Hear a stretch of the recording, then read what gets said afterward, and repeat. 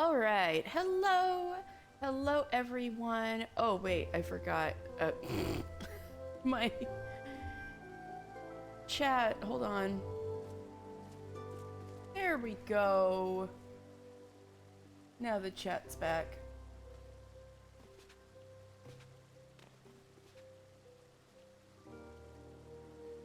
Anyway, how's everybody doing this fine Lore Sunday?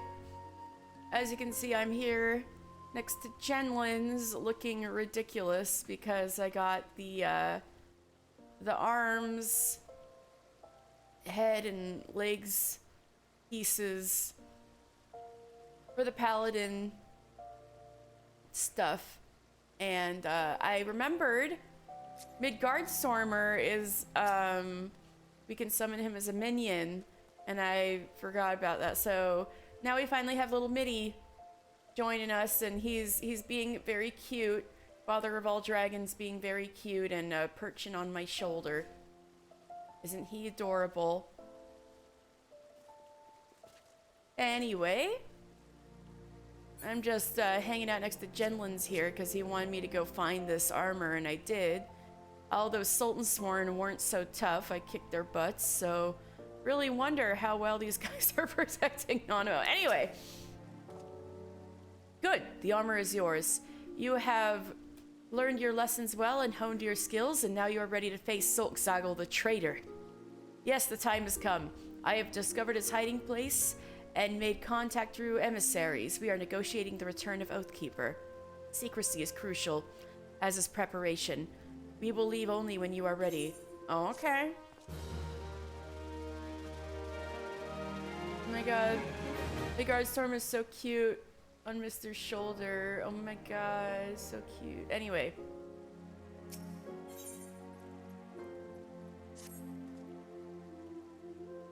The recovery of Oathkeeper will be the first step in restoring the honor of the Sultansworn. I have told Sulkzagel that if he returns the sword, we will give him a fair trial. Otherwise, he shall be captured and thrown at the feet of the Sultana for judgment. The parley is to take place south of Forgotten Springs in the Sagali Desert. Give me your map and I will mark the location. I don't know, if Fire Emblem taught me anything, it's that people in heavy plate do not move very well in the sand, almost as bad as people in on horses. Well, I believe he is acting alone. We must be prepared for anything. You may be certain the monetarist will not take kindly to his surrender. I don't know, he didn't really strike me as a monetarist type when I met him. In fact, I believe that should the monetarist discover Sulkzagel is willing to parley, they will surely try to intervene. Therefore, we must not speak of what we do, not to anyone. You say, and yet we just said this out loud in the middle of the fucking Hustings Strip, where there's surely, like, somebody listening in the walls every 2 feet. Great job, Jenlins. We should travel separately so as to not to attract attention. We shall meet again at the parley. It's a pleasure to see you again, Paladin. I trust you have been honing your skills. Okay, yeah. Anyway, on top of everything else, today we will be doing a little sightseeing. I should see if there's anything available right now around Old Daw. Let's see. There's one at Horizon's Edge. Alright, let's go to Horizon's Edge real fast then.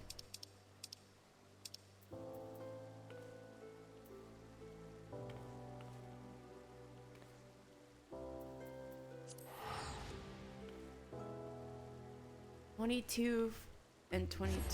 Okay.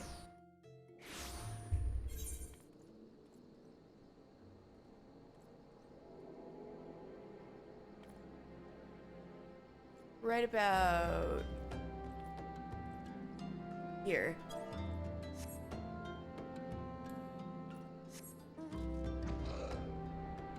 Oh yeah, by the way, here's my little battle drake that I got from Amalja Quest. I have my own Amalja battle drake now. Isn't he cute?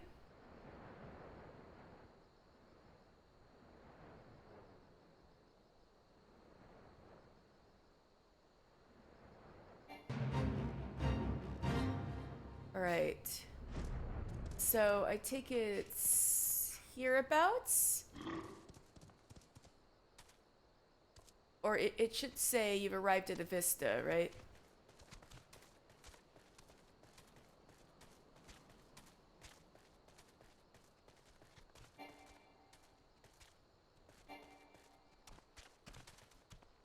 Ah.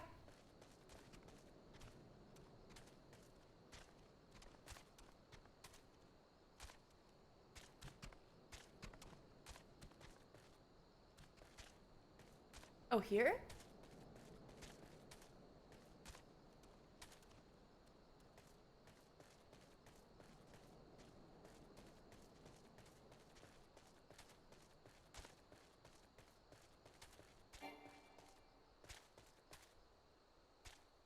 It said 22.4 by 22.4. Let's see. Oh, on this platform then?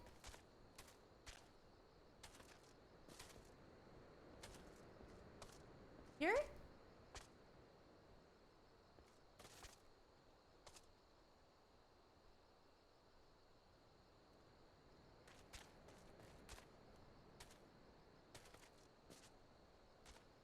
I guess I should try looking out.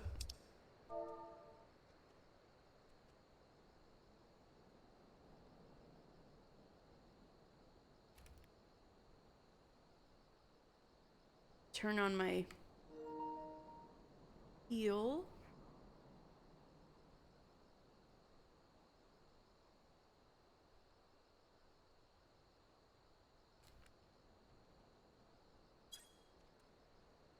Hmm.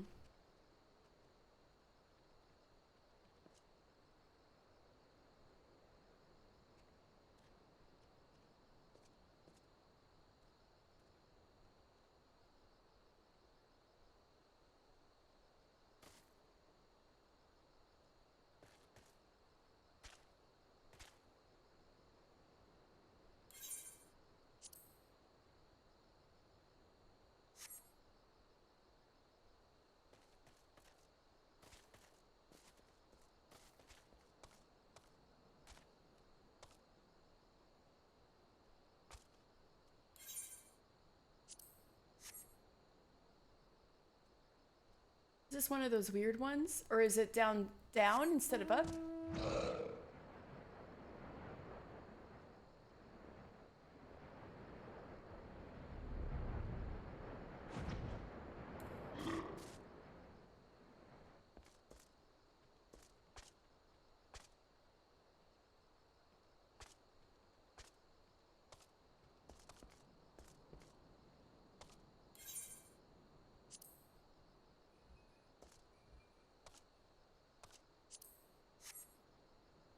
Maybe it's down here? Oh god, I'm already not doing a great job at this.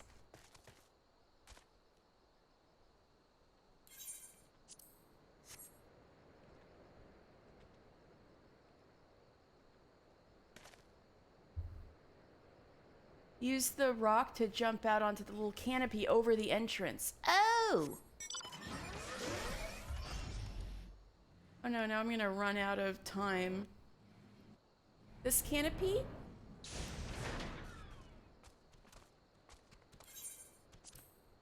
No!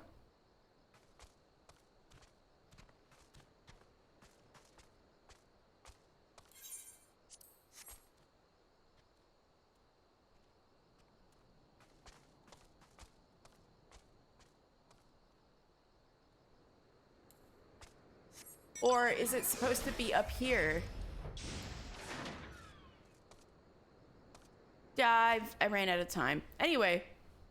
Alright, that was bad, but we'll come back to this and do try the sightseeing again. I missed the well, we can do, oh, the weather counts too, that's right. I'll need to double check the weather. There's something available in northern Thanaland, so let's see what the weather's like over there.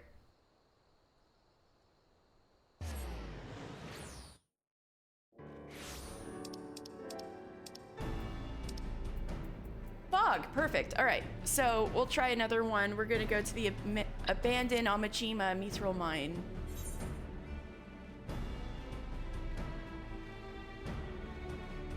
And it's 26.5 by 22.8.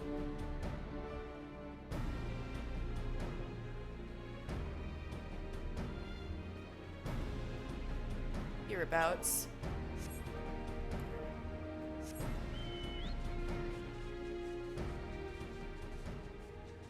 Oops.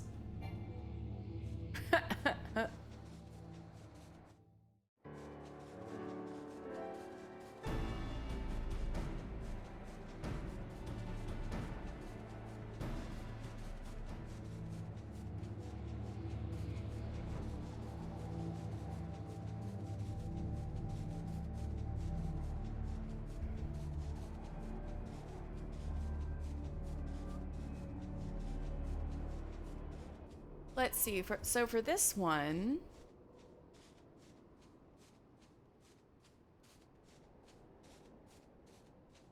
oh, there's an image. Wow, this thing really is really helpful.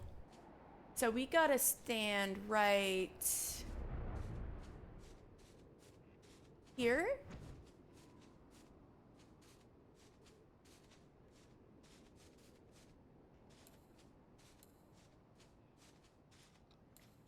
Oh, I literally got to jump. That's funny.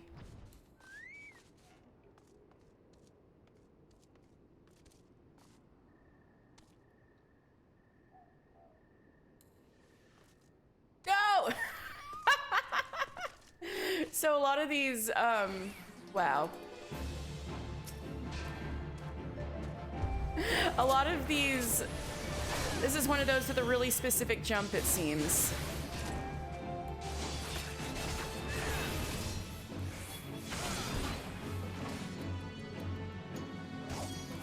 Anyway, yeah, my paladin sword is on fire because I found there's pretty decent eye level stuff available for wolf marks, and since I've been leveling with frontline roulette, I have a lot of wolf marks, so I was spending them on some decent eye level 50 weapons. Maybe I gotta jump from over here? Only the horse would let me land here.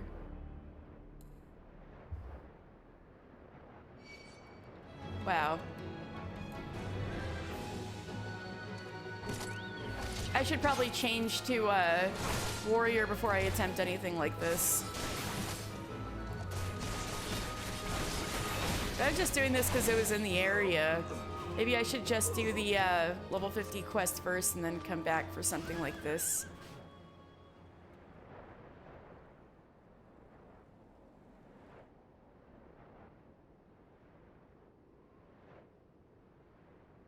All right, let's see again. You have to jump from the railing and hope to catch the corner. Okay.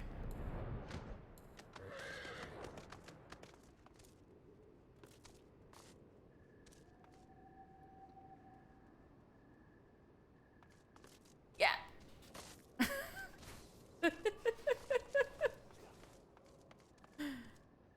Or maybe I should jump from over here?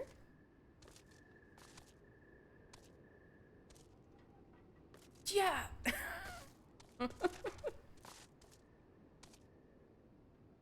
Yeah, by the way, I've never done any of these before.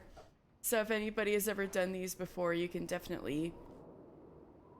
I would appreciate advice. Anyway.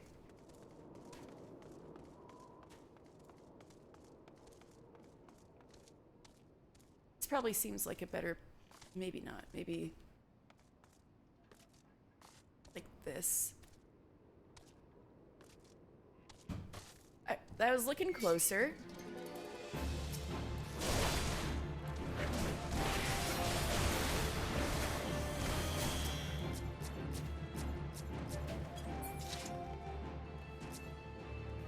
Hey. Rip on.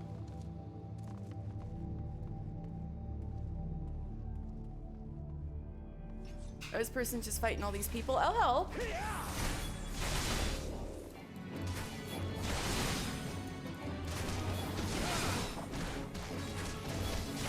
I can help out a fun boy in need.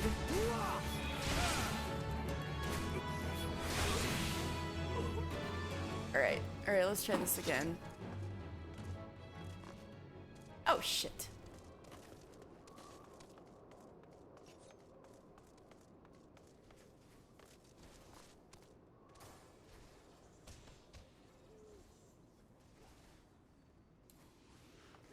Yeah! Nope.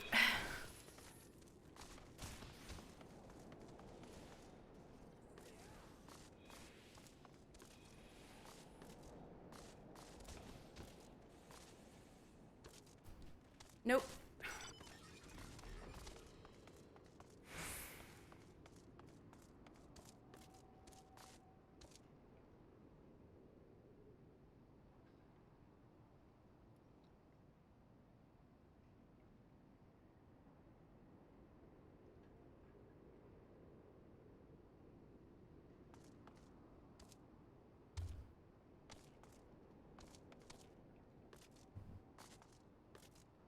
No!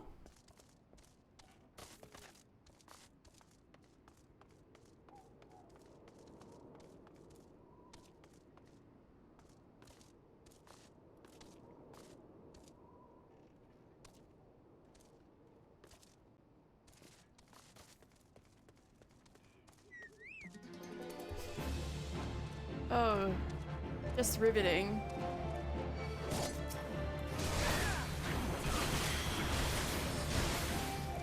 Let's see how many minutes left I have. I still have about 6 minutes to attempt this one.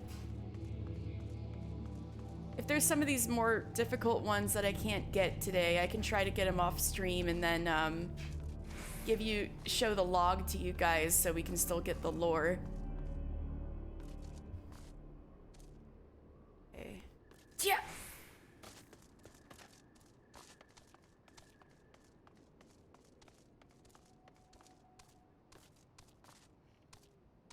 Yeah.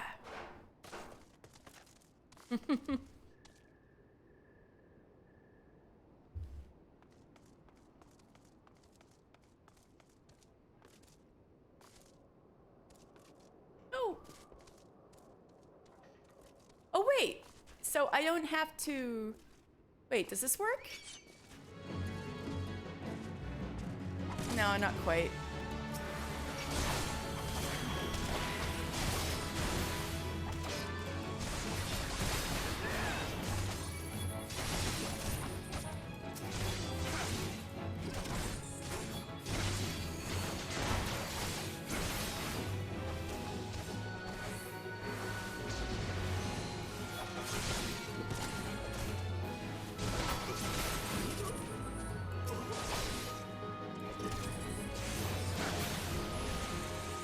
All right, let's see. I have about 5 more minutes.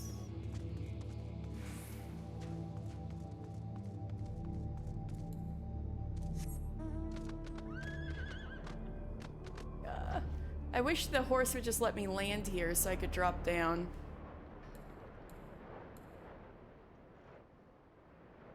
Or even here. Oh, oh! Oh! Hey! Hold on. No, come on. Does it not let me do it unless I jump there?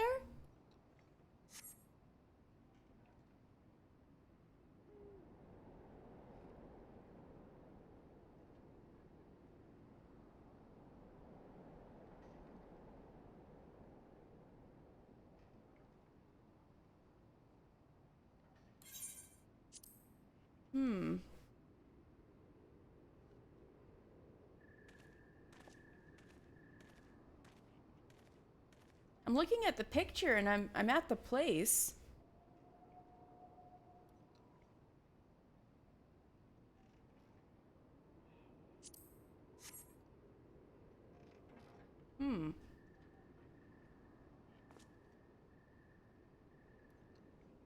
Man, these are super specific. Hydrate. Hi, Kosen, have you ever done these before? I thought I was doing what I was supposed to be doing, but apparently not. Ugh. Sightseeing logs for Realm Reborn. Thank you for the stretch and hydrate.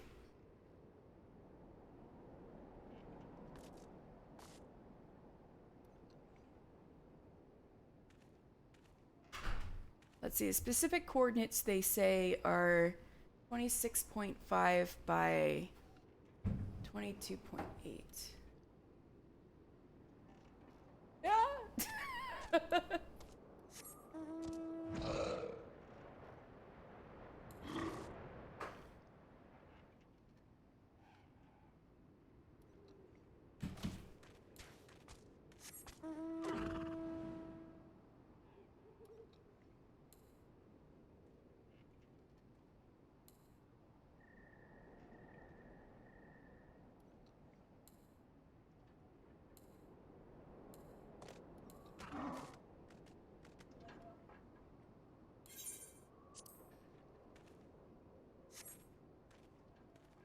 It looks like everything's right as far as I can tell, but I can't.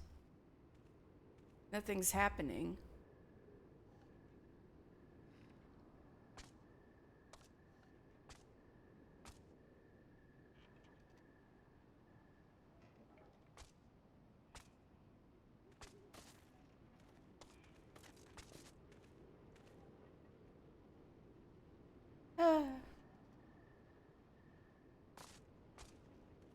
But I can always do this off stream and figure it out some other way for this particular one, because there's more than one.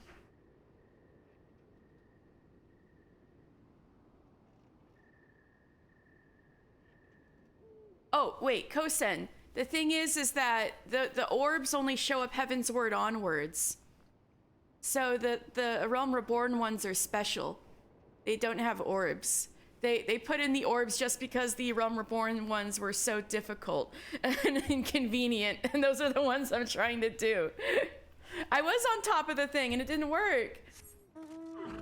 Anyway, hi Rowan. It's not dinner time for you yet, is it? Up here and it doesn't do anything. But let's see. It says I have less than a minute left. Great.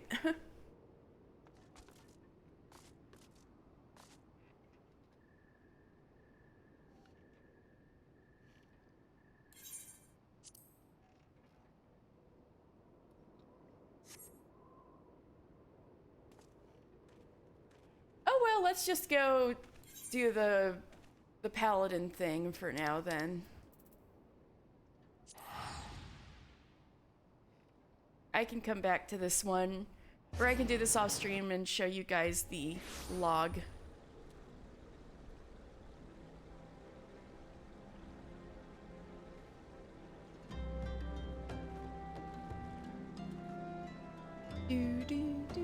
All right.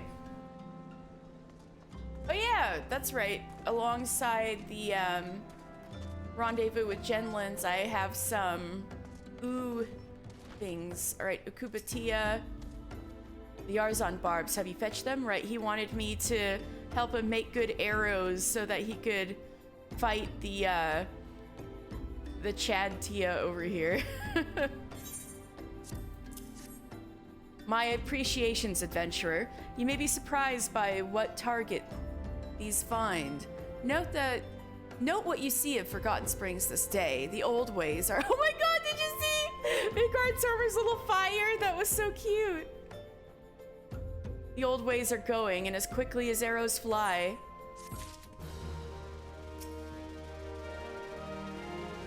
We must think beyond our ken. If you have ideas, bring them to me the next noon in Forgotten Springs, no matter how peculiar they may seem. He wants to be noon so bad. He wants the bitches so bad.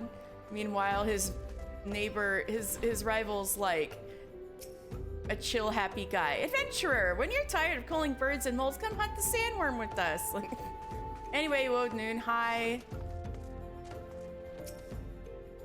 You have returned, but I would ask you to leave. I am first and foremost new to my people, and their needs concern me more than yours. I mean, fair.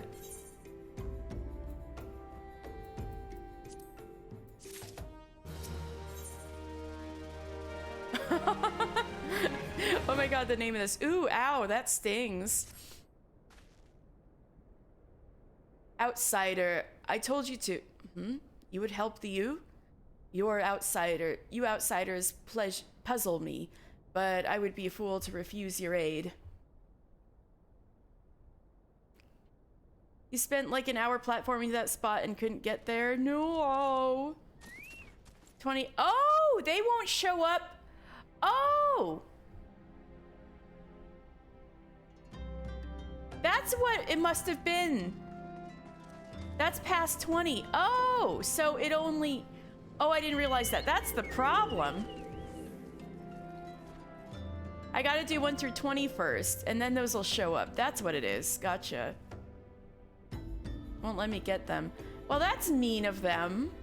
Well, I guess, oh, so that's why this little log has hide logs above 20. All right, that's what I'm gonna be doing then. Well, let's get this out of the way first. All right, I have a better idea of what I'm doing now. Thank you, Rowan, for your help. 21 through 40 is way harder in your onion. Yeah, it seems that way. Those are the only ones in Thanalan I've had available at the beginning of the stream. All right, I have a better idea of what I'm doing now. I am told that some of my tribeswomen have been ambushed and captured by the lizardmen. Oh, yeah, I've saved like dozens of them. It happened again? If the rumors are true, they bear grave wounds. Oh, that's not good. The Ooh are no strangers to death, but to die without a fair fight? That is no way for an Ooh to die. I asked you not to rescue them. If they are truly you, their pride will not allow it. Ease their wounds with the salve and they will take care of themselves. Okay. Although your victory over Titan was a foregone conclusion in mine eyes, I am nevertheless relieved to see you healthy and hale. Suddenly it's very crowded in here. Did you guys notice? Very crowded. Anyway, let's go see. Oh wait, there's another quest over here.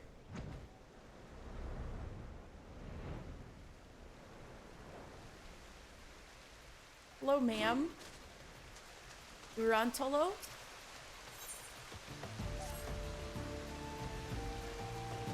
Oh wait, I know what this one is. Oh, I'll just do this off stream.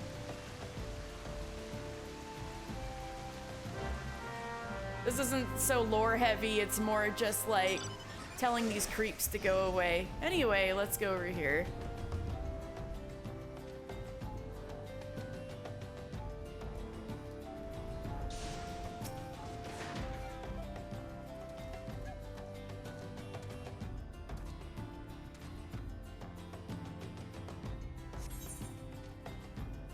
Yeah, exactly.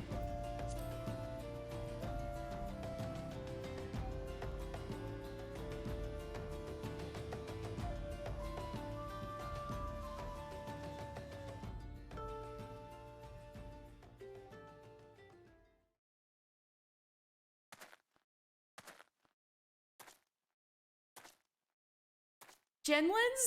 Is that a thigh gap? Like little Zetai Ryoiki you've got going on there on your legs? Oh my god. Genlin's little skin gap. So you dared to come. You are a brazen one, I will grant you that. But did you really think I wouldn't find— What are you talking about? Somebody pulled the wool over your eyes. Come, confess. My allies within the Sultan's Sworn have told me the truth. I know you're working in league with the traitor and the monetarists.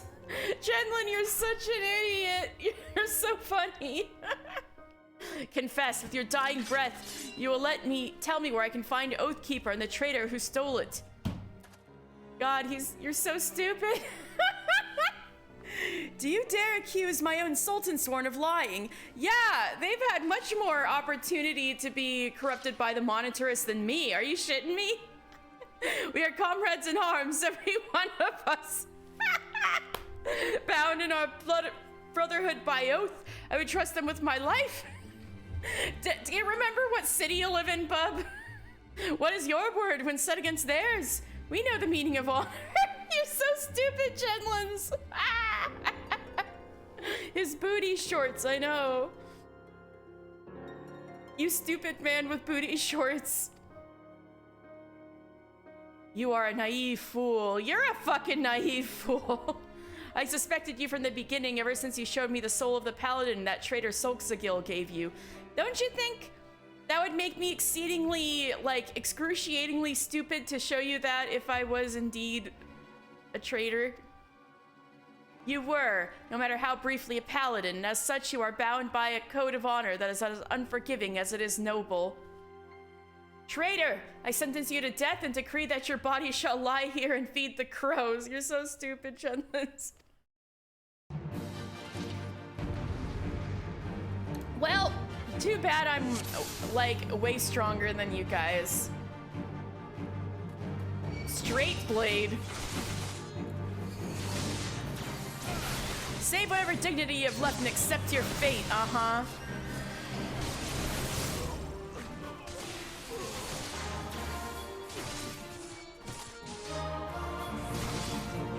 God, these guys are so tough. How dare you use your arts against us? Bro, you said I was a paladin. Or however brief. Confess, damn you, confess. No, sorry, Genlins, you're just being an idiot. The monitorists got you guys under their spell, not me.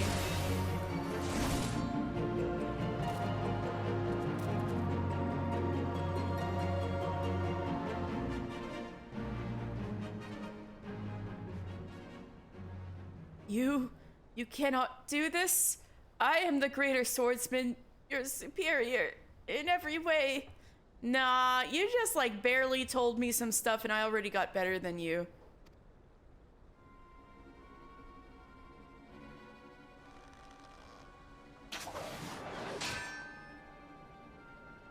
You were blinded, Genlins, by your own conviction. Wow, and now the traitor just saved your life, Genlins, from a Sultan Sworn, suspiciously Sultan Sworn looking archer. Isn't that funny? Genlins, remember your own lesson. A paladin does not exist to defend his position or the honor of his fellow Sultan Sworn. Yikes.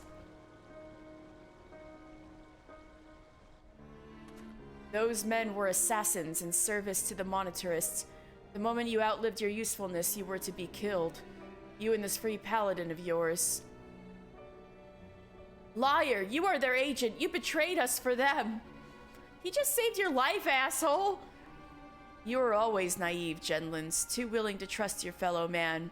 It's one of your virtues, but you have a deplorable habit of turning your virtues into vices. Think. The information you uncovered, how did you come by it? Did it fall into your lap as if, oh, I don't know, someone was feeding it to you for their own purposes? You and the paladins under your command are the monitorist lapdogs. Genlins, you've been led a merry dance and followed their lead at every step. Who's shocked? Not me. Then, you were never a traitor? You were innocent? I have wronged you, bro. And you're convinced that easily?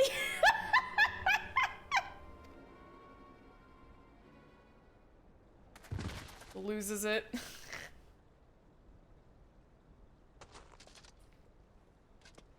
Easy now. Your wounds aren't mortal, but you still need to rest. Like, tosses him over his shoulder. I'll take care of the captain. He's had worse, and we'll have him back on his feet soon enough. There's his booty shorts again. You become a fine warrior and learned all there is to know about the way of the paladin. I think perhaps you are not just aware of how much you've grown. Well, this time you were made aware, paladin. Oh yeah, by the way, while we've got this amazing shot I'll look up what Solkzagil means.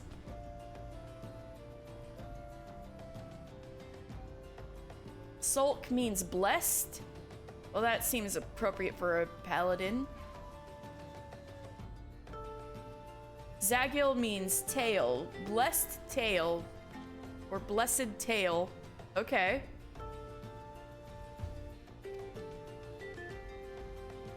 When the captain's recovered, keep an eye on him for me, will you? Also, interestingly, Solkzagil is, Hellsguard. Well, I mean, makes sense for old Daw. Let me look him up. Maybe he's related to, Beergeist.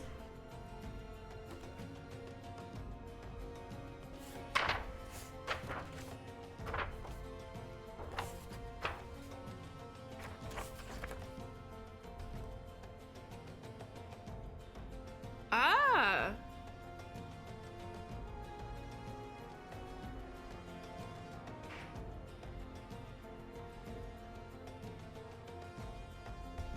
So, Solkzagil's grandfather was a sea wolf pirate, and I'll read this in more detail later, but, Solkzagil's grandfather was a pirate who was saved from nearly drowning off the coast of Thanalan, and then, I guess he stayed in Thanalan since then, so I guess Solkzagil must be part,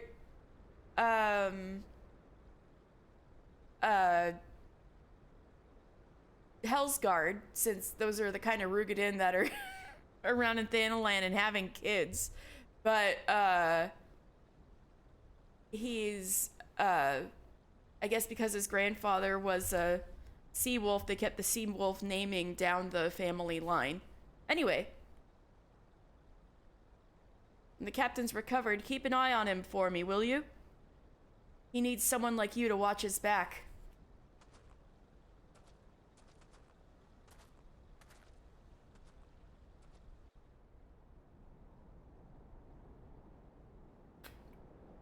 The words of Solkzagil have woken to memories in your past.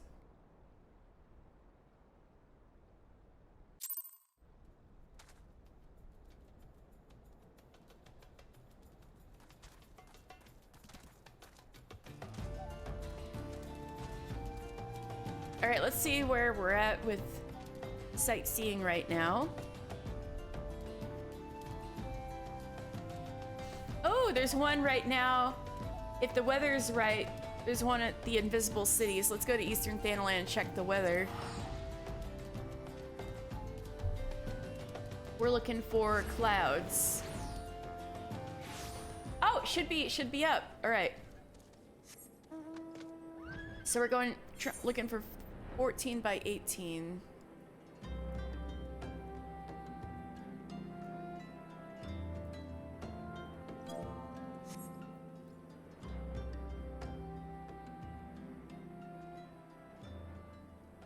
Doing a little sightseeing.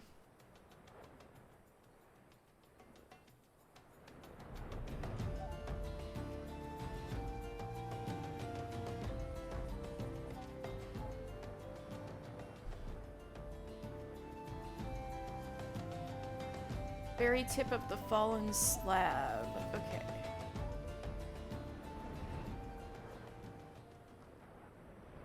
Here? Aha! We got our first one, the Invisible City. Buried under nearly a malm of solid rock, if not for the gaping rent torn open by the calamity, these ancient ruins may have gone undiscovered for another 1,000 summers. Scholars sent to Highbridge to study the site are currently of a mind that the structures are not a city, but in fact a tomb of one Lalafuto IV, famed Sultan of Beladia.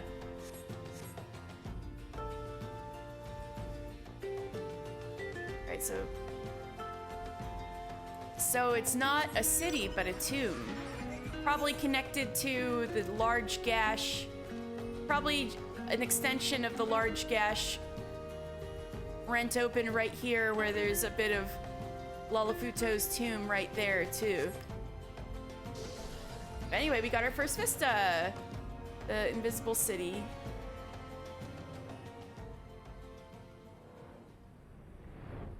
Beladian ruins uncovered by the calamity. And I think this probably got ripped open too. That is quite some damage.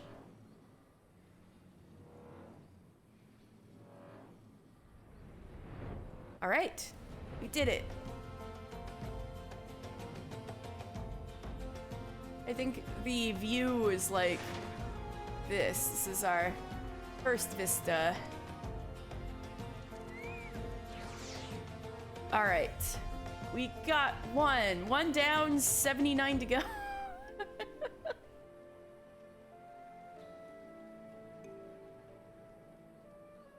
All right, let's go back to Old Daw.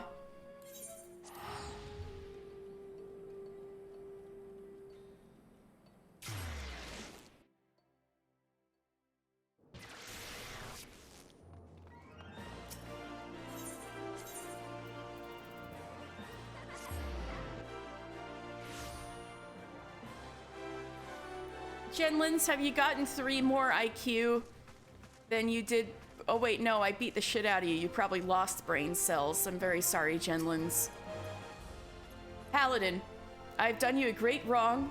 I allowed myself to be hoodwinked, accused you of treason, and even turned my sword against you.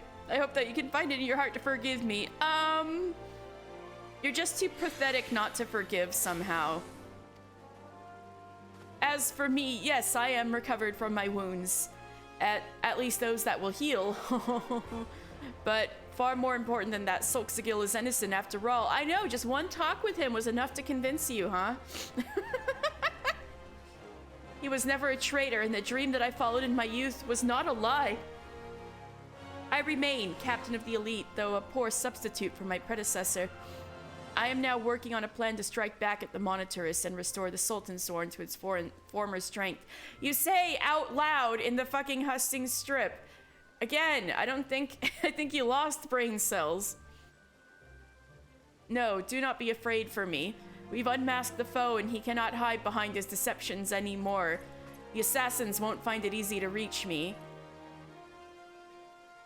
If you say so, again... There were fellow Sultansworn who were in on it. For now, I will bide my time, marshal my strength, and when the time is ripe, strike hard at our enemies. Is that cover? Is that what I got?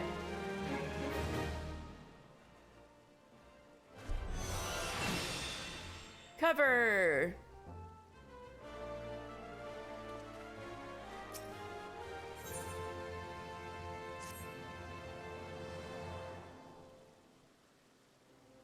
Welcome, Paladin.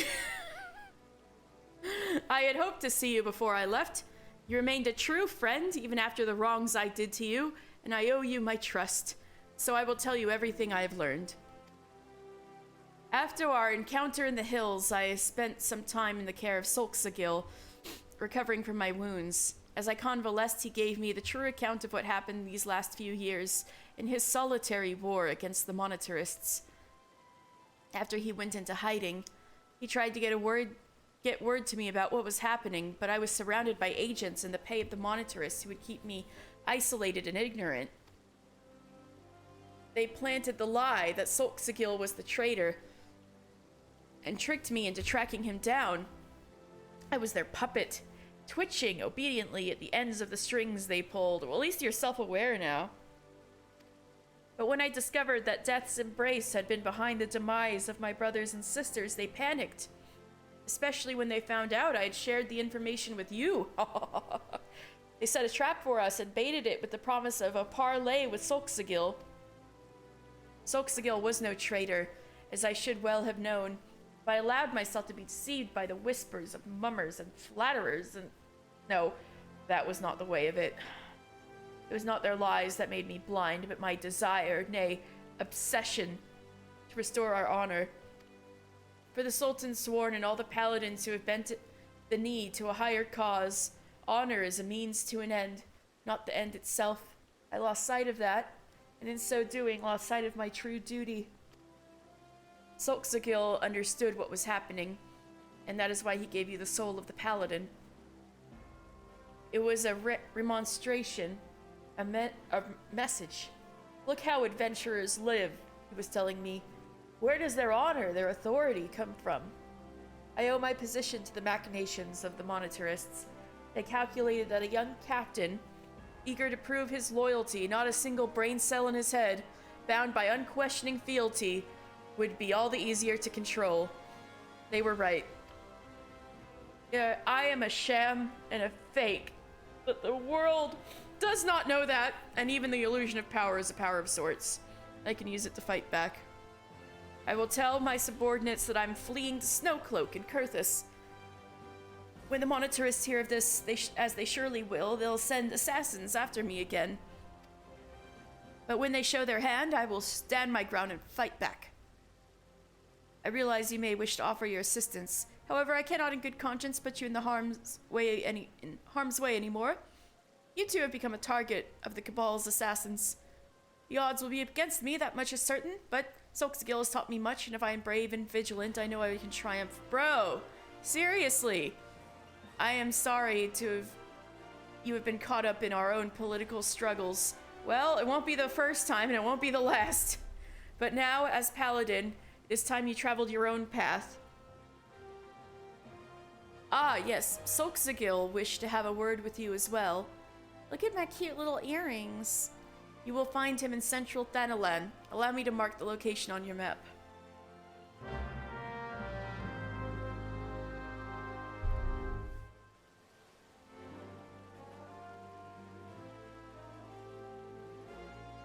Alright, so...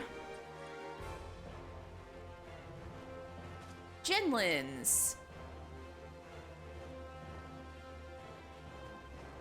So I've got Genlin's lore right here. The gradual erosion of the Sultan Sworn's presence and authority has been exacerbated by the loss of Oathkeeper, a legendary blade passed down from captain to captain. And Genlin's, current captain of the Sultan Sworn, has begun enlisting worthy adventurers to offset the Order's decline. A young Genlin's first dreamed of donning a paladin's silver armor when Solxagil himself, the then captain of the Sultan Sworn, rescued him from a beating at the hands of bored ruffians in an old Dawn back alley. Genlin's enlisted in the Order as soon as he came of age, and his honest and forthright nature saw him rise quickly through the ranks. Promoted to captain following the mysterious disappearance of Solxagil, Genlin's now shoulders the difficult task of preserving his ailing brotherhood. Well, we know all that, but he's 29. He's my age, which is embarrassing. How dare you be my age, Genlins? Anyway, Central Thanalan, huh?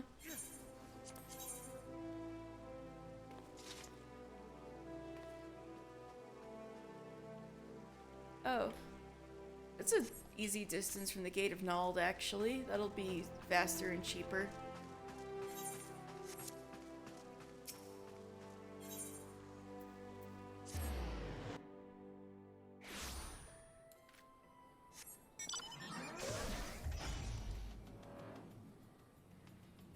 Alright, let me check sightseeing bits. Oh! Hold on.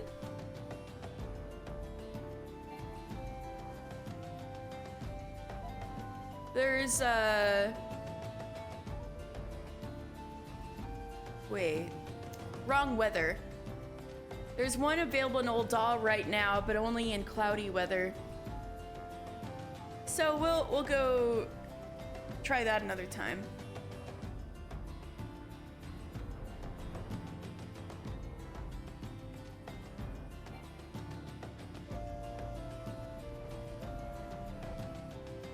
Is he in a cave or something?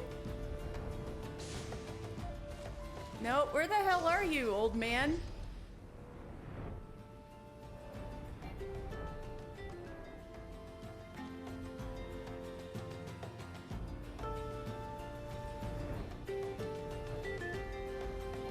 Why are you doing this to me, old man?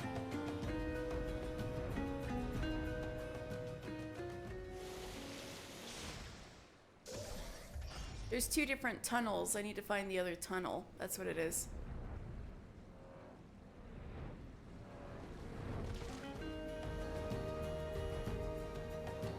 This tunnel with the tracks.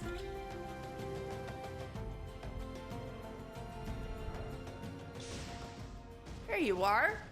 Sup? Thank you for coming, mister. We haven't much time, so I will be blunt. Genlins will die if he faces death's embrace alone. I could have told him that. I know what I must do, and I suspect you do as well. If you are the man I believe you to be, then we shall meet again soon.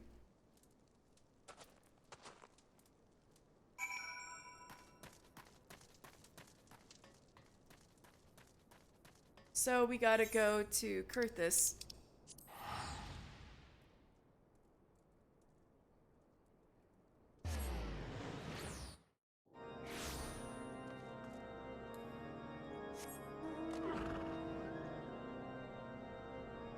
Oh, don't I look gallant on the back of my reindeer? Wow! The weather is never this nice in Kurthus. It's kind of nice today. You can see all of the snow.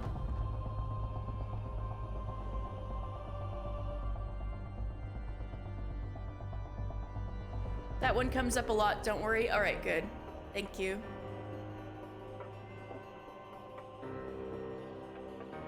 Oh yeah, if anybody wants the list that I'm using and wants to look up sightseeing log stuff with me, let me know. And I can put it in the chat. And you guys can always yell at me if I get distracted and say there's something up at this location and I can look at it myself. Let me know if you want me to link that in the chat.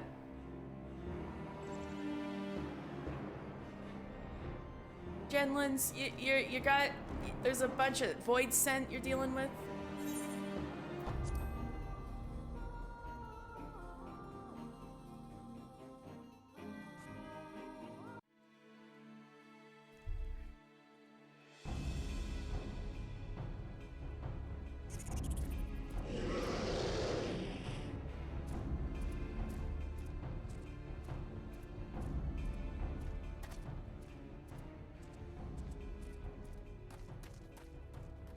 You as well? I told you to go to ground. This isn't your fight. Shut up.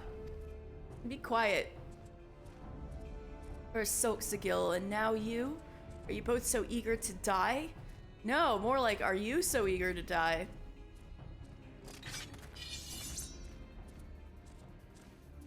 You forget that we are paladins. Wheresoever our duty leads us, we go, and do so of our own free will. To abide by one's own sense of justice is to embrace the Paladin's creed. Sworn or unsworn, we are Paladins true, and the only true oath we swear is the one we swear to ourselves.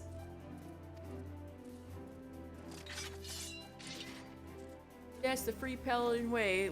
Don't look at how crusty my sword and shield is. Now come. Let us stand shoulder to shoulder and show the blackguards the metal of our souls and the steel of our swords.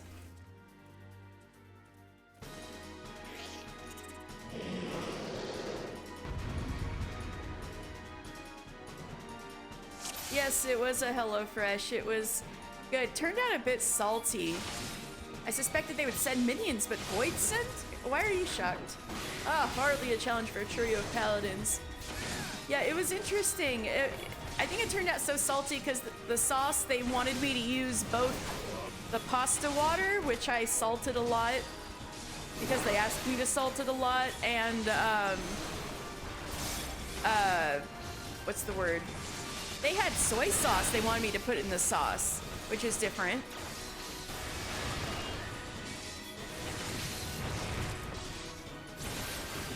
You do that too, you so over salt a lot, yeah. But otherwise it was good, it was filling. I just had the rest for lunch right before I started streaming. Surely the monitors would go to greater lengths than this. The void scent we called forth by a mage. A mage, I suspect, is observing as we speak. Spread out and search for anything unusual, but tread lightly. This could well be a trap. Yes, yes.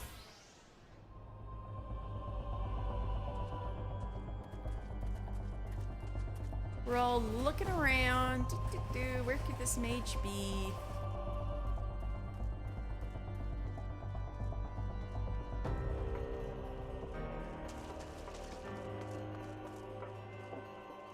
Oh, a glowing grimoire.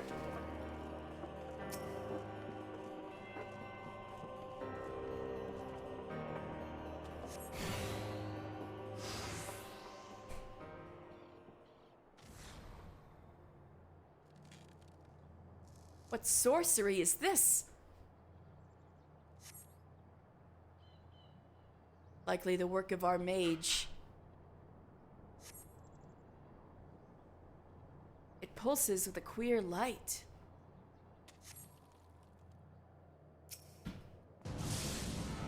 Up above, the mage, the grimoire, it's a trap.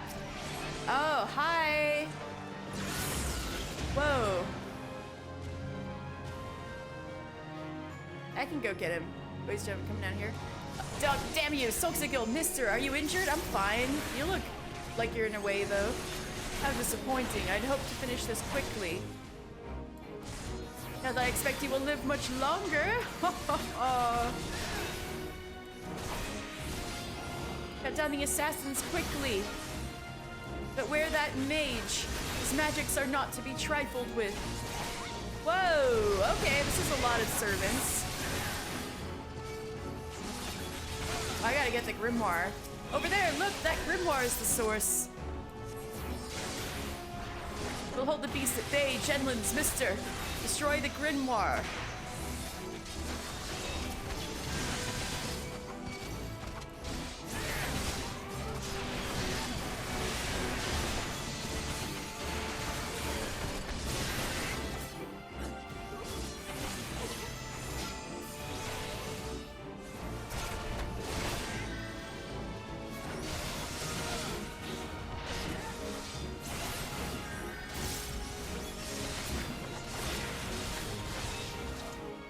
We got it. You woke up to a text from your neighbor saying you should get a box off your porch because you saw a squirrel eating some garlic? What? No! Oh, the garlic was not yours. Okay. You've done well. You never flinched from your duty. You followed the path you knew you had to take, and you showed us what it means to be a paladin. Oh, well, thanks. I just fought some things, but I'm glad you got all of that out of what I did. This is honestly mostly what I usually do, even before I was a paladin. And you even managed to prize the scales from Genlin's eyes while you were at it. I know, that is truly the biggest victory here. It's been an honor to know you and to watch you grow.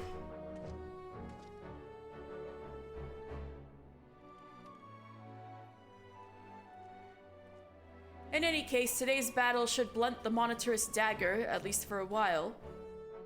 They'll think twice before sending assassins after the Sultansworn again. I trust you will see to this mess, Genlins. Right, well, while we've got a good look at Solxigil's face right now, let me talk more details about him. I did mention that his father was a pirate. I mean, his grandfather was a pirate, but anyway.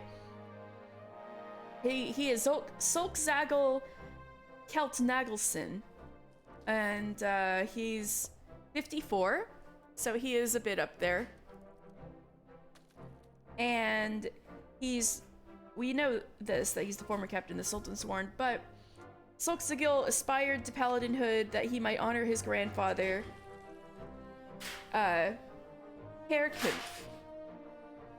So actually, I can look the entire family line right here. So his grandfather's name was Herkunf. Her means sad. Oh no. Himph means champion, sad champion. It was his grandfather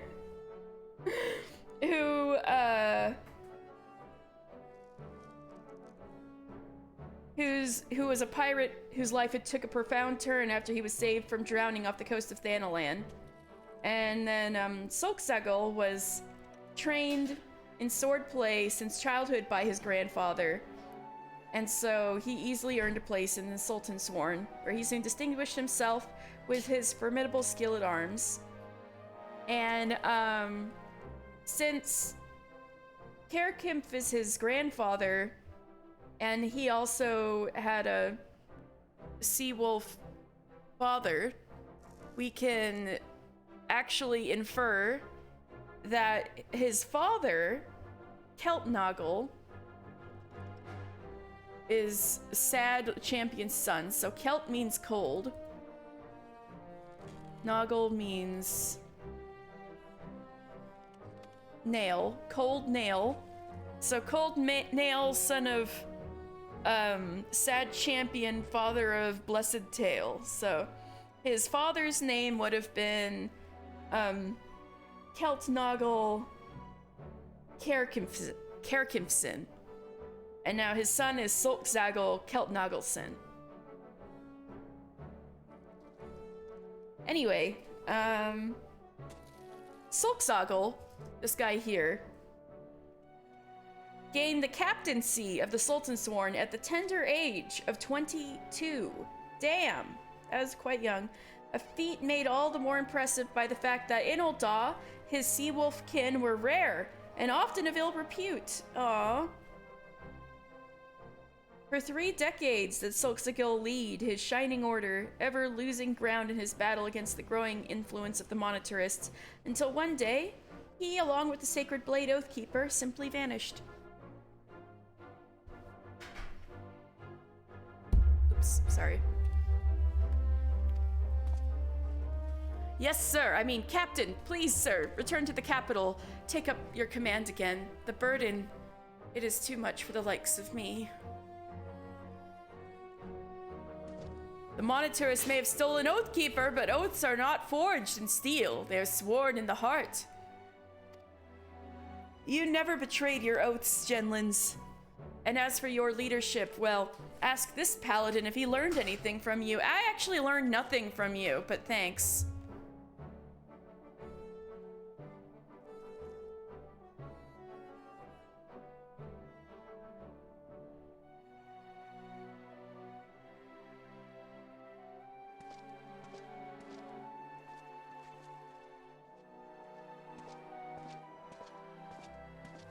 No matter the circumstances, once a man has left the Sultan's Sworn, he cannot return. No, I followed my own path, and on it I will stay. Y'all, okay then.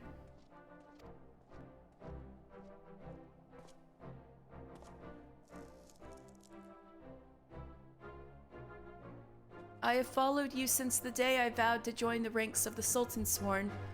Has the time come for me to stop following and begin to lead? I thought that's what you were trusted to do anyway, even back when you thought he was a bad guy. Get your shit together, Genlins.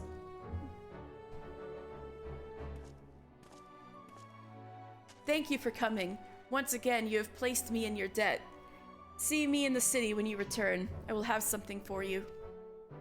Alright. Is it my cool rest of the armor?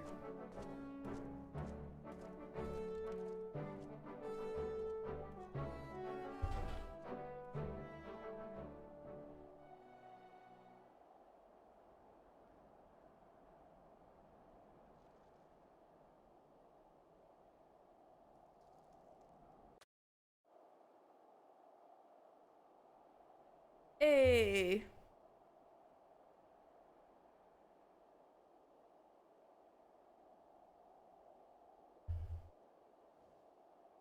Oh, okay.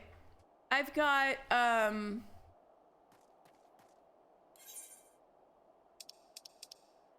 the original one that I tried to do is up again, so let's see if I can actually do it correctly this time.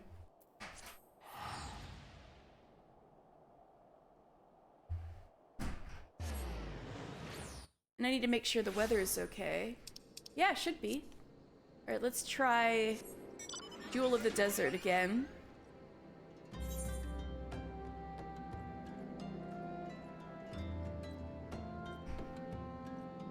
Hereabouts.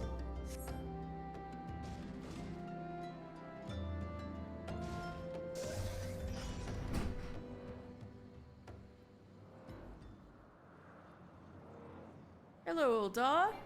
Actually, old Daw looks quite nice tonight with the full moon and stuff.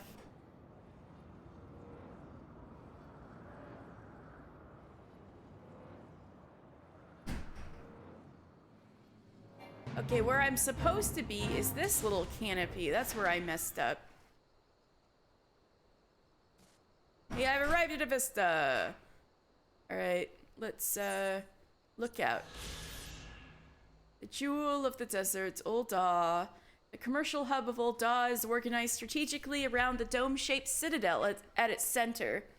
Its towering fortifications and protective outer walls, bedighted with myriad glass panes and colorful mosaics, are visible for malms in all directions and serve as a stark yet dazzling deterrent to would-be besiegers. So this is just simply a place to look at Ul'dah from, but this isn't actually a good place to look at Ul'dah from unless you wanted to look. Oh, it's supposed to be like this. It's supposed to look out like this. Okay, I guess that is kind of a nice view. The jewel of the desert. Yeah, Ul'dah does look quite nice tonight. All right, we've got another sightseeing log down.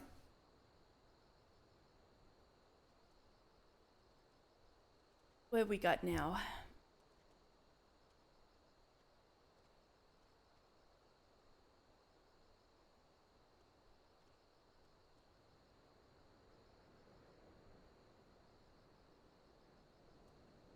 The other ones are in Lenosha. Let's just go back to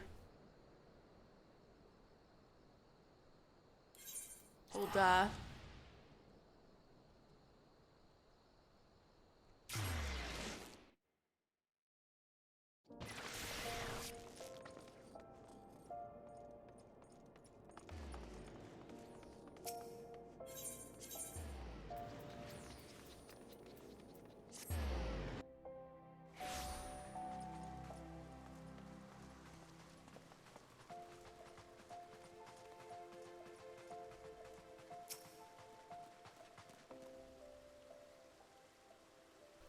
Welcome, Paladin. These have been troubled times for the Sultan Sworn, and you have served us loyally. You did what was just, followed the Paladin way, defended the weak and needy. You are a true Oathkeeper. Honestly, this is the kind of stuff I was doing before I even showed up with you guys. Honor and right were yours from the very beginning, and that is what made you strong. Strong enough to defeat me. I'm pretty sure I could have beat you even if I wasn't wielding a sword, just saying. The sword Oathkeeper has yet to be found, but I've come to realize that I do not need it.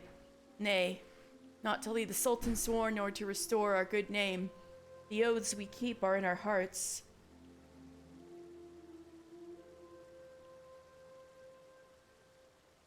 So the sword that,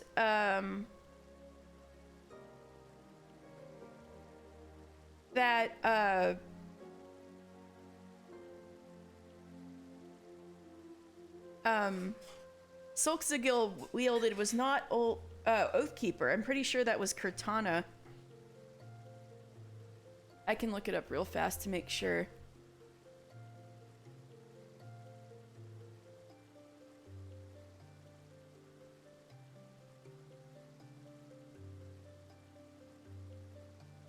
Yep.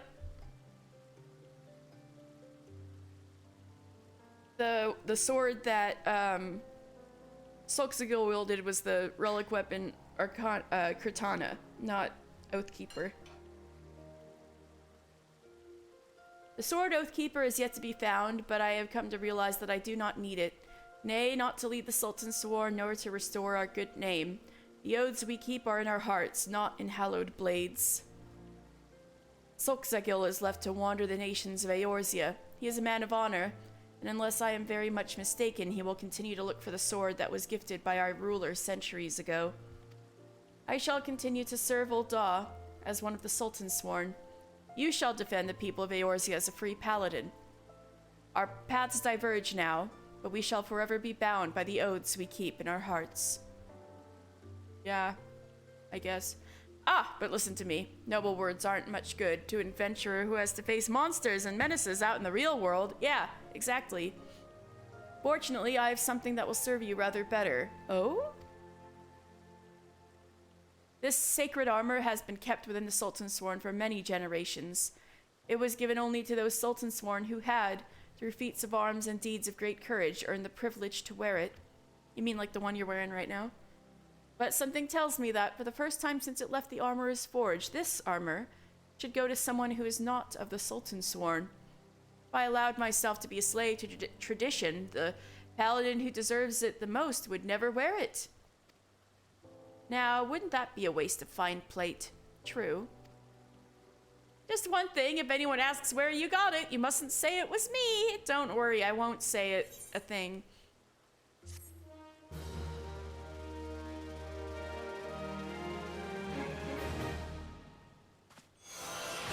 Hey, all right, hallowed ground.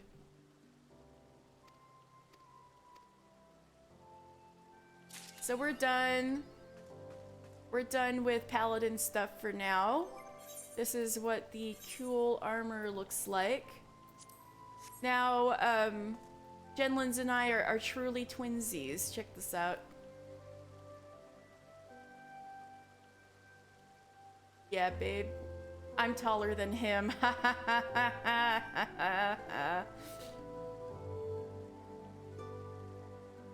Anyway, let's open up our little cool chest over here.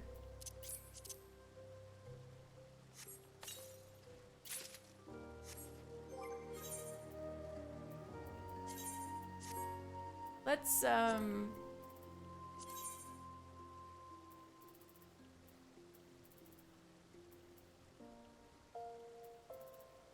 put this Valor stuff on so I can be a recolor.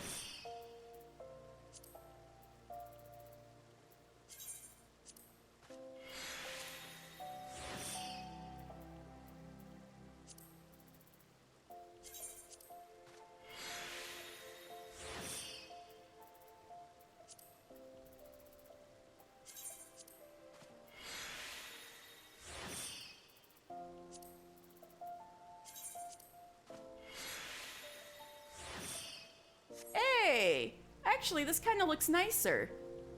All right, I'm down with this. This is Paladin Mister.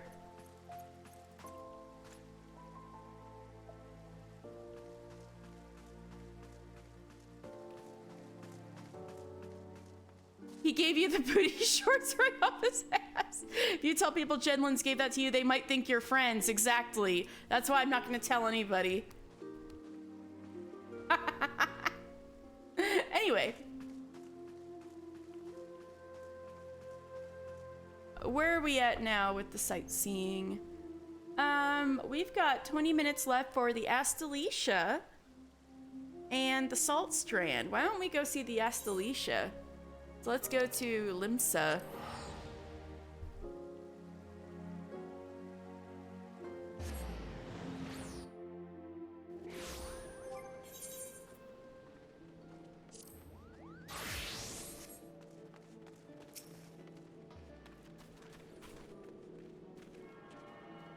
Oh yeah, by the way, I keep forgetting there's like weapon lore.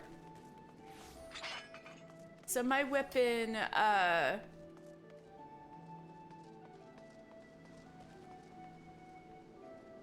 Bravura right here, the classique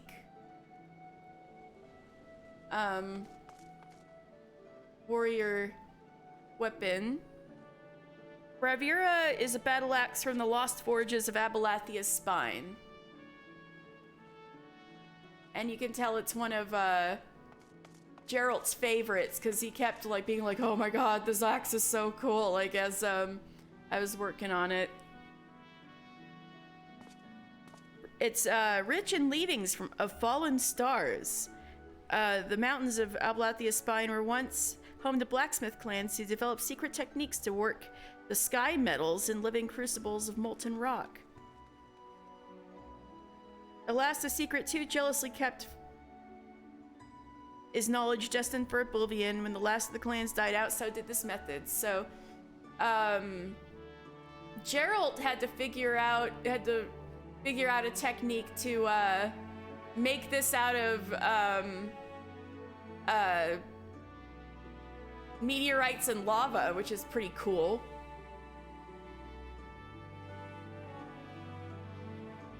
I can't believe it's Mr. Final Fantasy. Yep, that's me. Hi, Spectre. Alright, I shouldn't get distracted. I need to go to the Astalicia. I guess I could walk there from here. It's the proper way down. I should also pick up these post-Moogles. Death of a mailman. Ooh, a letter between seed seers. An assistant in need is assistant indeed, Kupo. Your postal career has been a series of pleasant surprises. What a journey you've had, from dubious to glorious. You're unsinking dungeons for relic stuff. Finished with Jim? Alright, sweet. They made you go to Ormvale again? I kind of like Ormvale. I just think it's kind of hilarious at this point. But I certainly have to be in a certain space of mind to be able to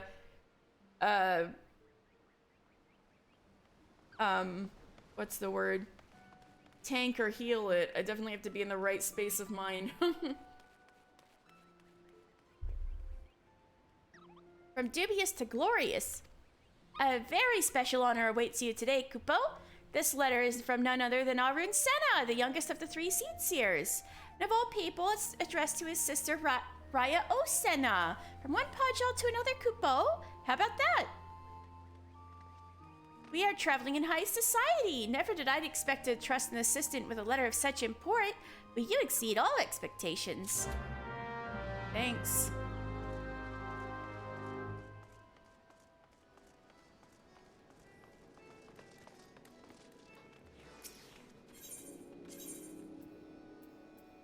You don't like all the gold?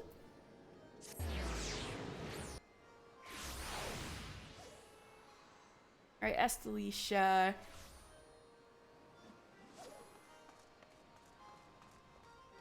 So we need to go to the upper deck and then the bow. Alright, that's not so hard. Right, so this is where we're going. The Astalicia, the flagship of the Bloody Executioners. It was a naughty sect of the Bloody Executioners that tried to blow up the mizzenmast when we were doing rogue quests. Y'all be swabbing the decks? The decks they be stained in the blood of more men than there be in all of Limsa. Right, here we are on the deck of the Astalicia. We have Hastvab here. Some captains claim to have the biggest, toughest pirate crews in Limsa, but the no bastard that boasts before the gathered axes of the Bloody Executioners. We've been to the very edges of the eastern seas and plucked treasures from the olds of imperial ships. These other scrags ain't naught but piss and wind. Right, Hastvab means...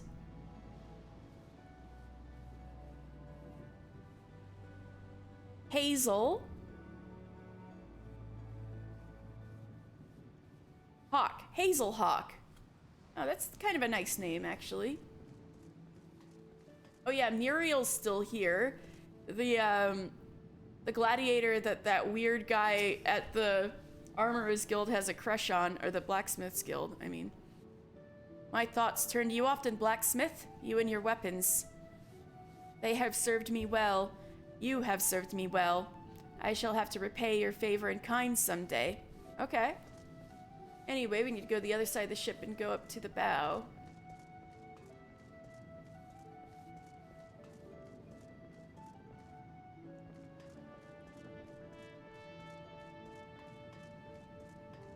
Whee!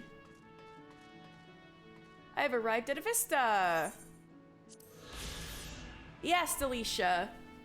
Registered as a trade vessel hailing from foreign waters, this battle-scarred warship captained by the Lord of the region's underworld, Hillfear, who we have said before, his name means Hellfire. He has the most badass Rigadan name. Hillfear serves as a gathering place for brigands, cutthroats, and purveyors of sundry other breeds of villainy. It is here that the city-state's many pirate crews find new recruits to join their ranks.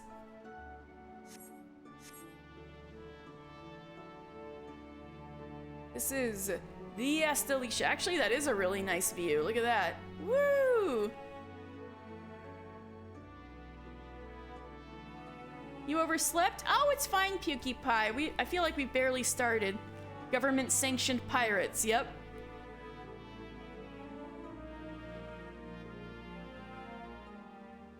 Anyway, where we at? Where we got? So Astalicia's done. We've got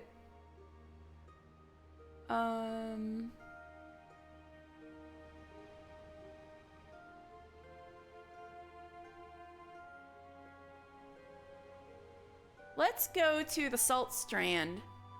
See what the weather's like over there in Lower Lenosha.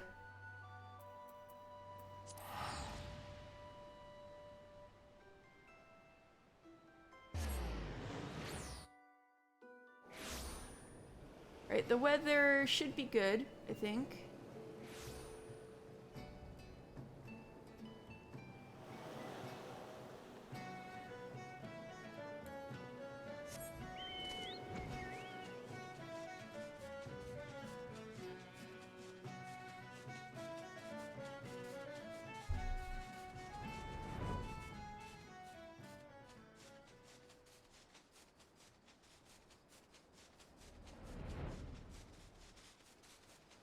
So I'm supposed to go to the lower part of the rock to the west of the lighthouse.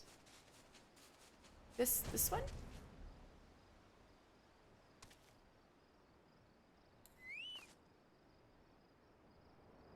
Now let me see the image. Oh. Oh, that. Okay.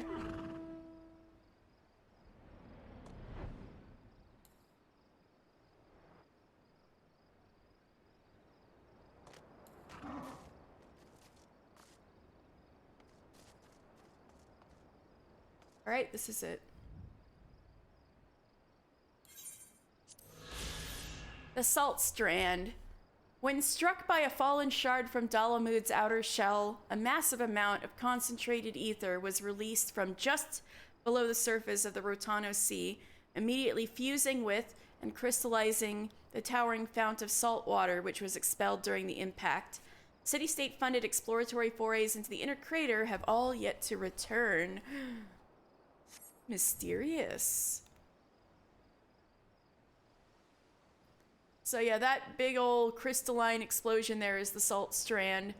Crystallized seawater from a bit of Dalamud falling right there.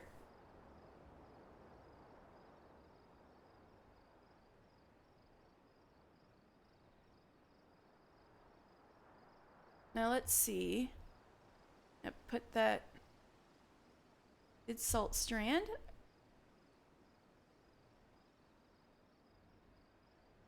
Your taxes at work.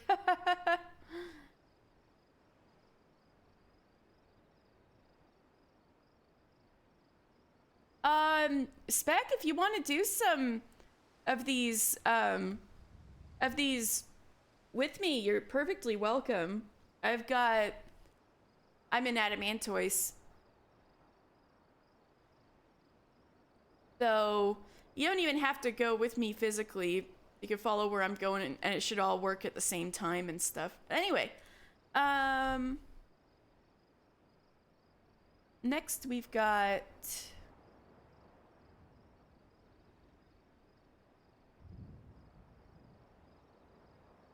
Gridania. Let's see how the weather is like in Gridania. If it's fair skies or clear skies, we're good.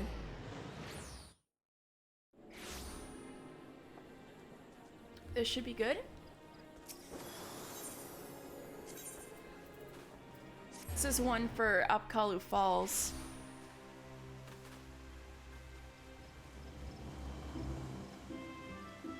This one's a little jump puzzle, I think. Oh, that's interesting.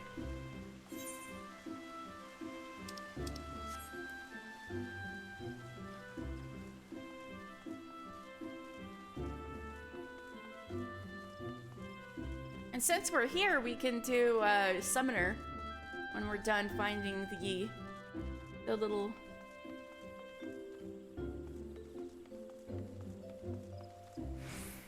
Okay, we need to stand on top of this. All right, how do we do this?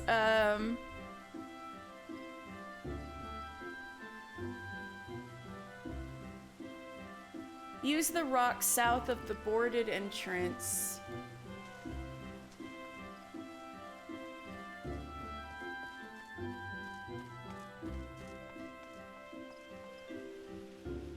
This rock?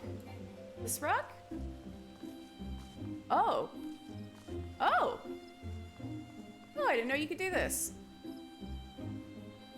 To get on a cliff above the post, then jump to the post closest to the water. Oh. Oh, this is scary. No!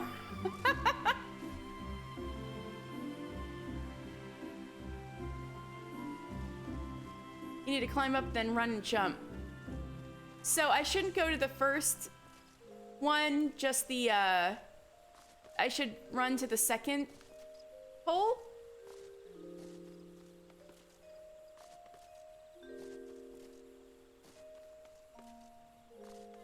Wait.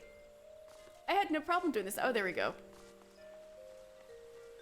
So I should run to the second first? Oh, I just missed it.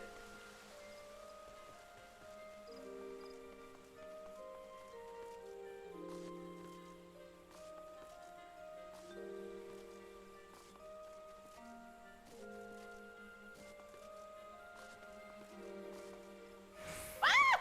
No, I was just up there. I was just there.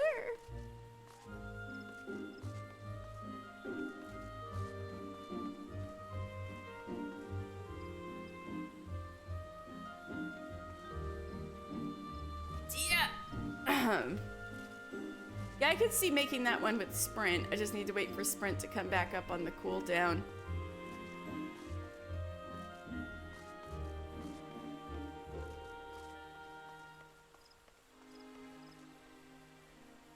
Three, two, one. Zip. No, I was there. I just need to jump and then, like, take my hands off of the control sticks.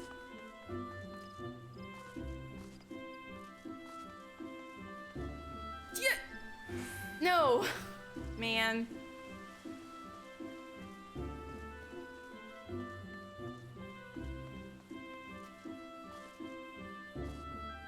Oh, you remember this one? It's tough? No. Where?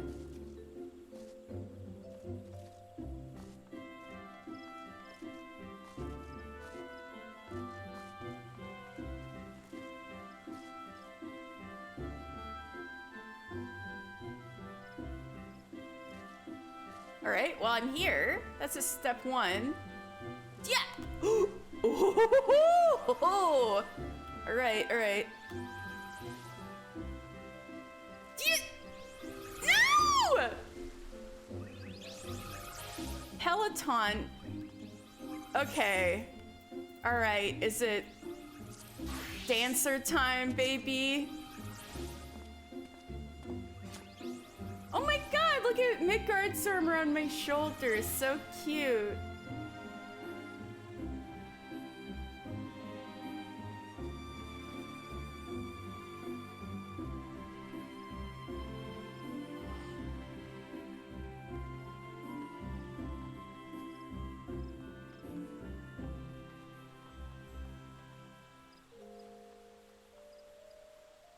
All right. Sprint's back on. Wait, shit. Wrong freaking button. What's wrong with me? The nerves are getting to me.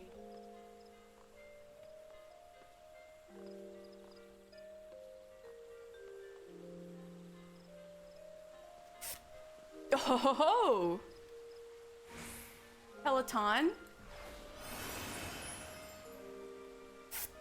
Nope.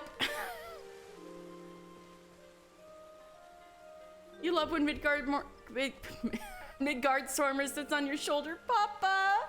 I know, Papa. Where'd you go? Oh, he's still there. Aww.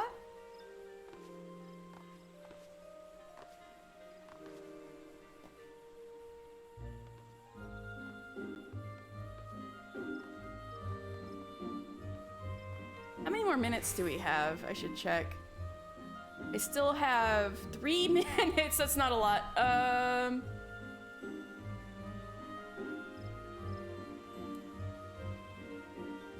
No!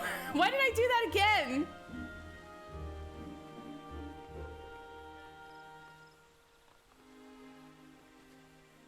Oh no! Oh no!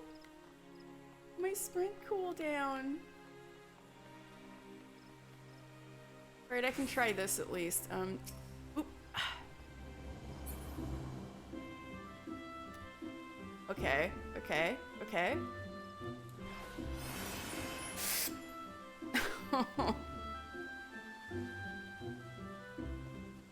I gotta get a little bit of a running start. I can't just jump from standing.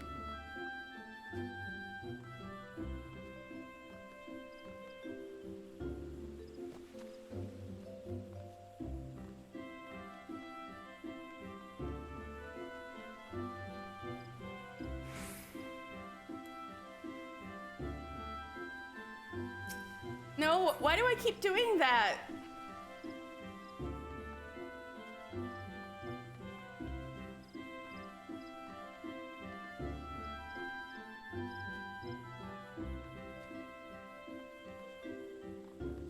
I'm not gonna have time.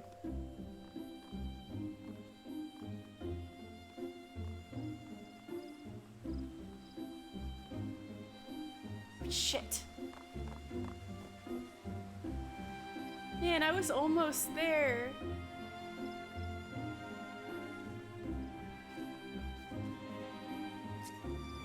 Oh, Mizuna, this person's trying to do it now too. Saw me doing it.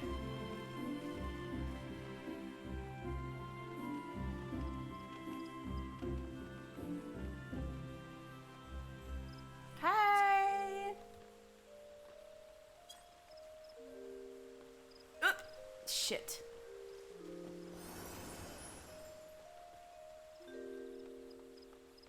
Oh, now third person is doing it. Oh, it's Spec! Hello, Spec! It's Spectre! With your cool ultimate weapons.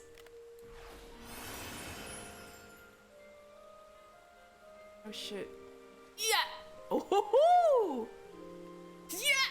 Oh, I gotta do this fast! Ah! I got it! We had like literal seconds left. Oh! Upkalu Falls, named after a failed attempt by an ambitious Gradonian merchant to hatch and breed Upkalus in the Lin. Upkalu Falls is most remembered for serving as a place of meditation for the late Louisoix Levayor's Circle of Knowing Archon and Hero of Eorzea, which is why Ymitra and Yeshua hang out here. Also, Millith Ironheart, who I got the sightseeing log from. She'll probably be proud to see me up here. Yay, thank you guys. All right, now that I'm here, let's talk to Ymitra. Thank you for the moral support, Spectre. Buzzer beater, that's me. Mesh the frick out of triangle. I got it though.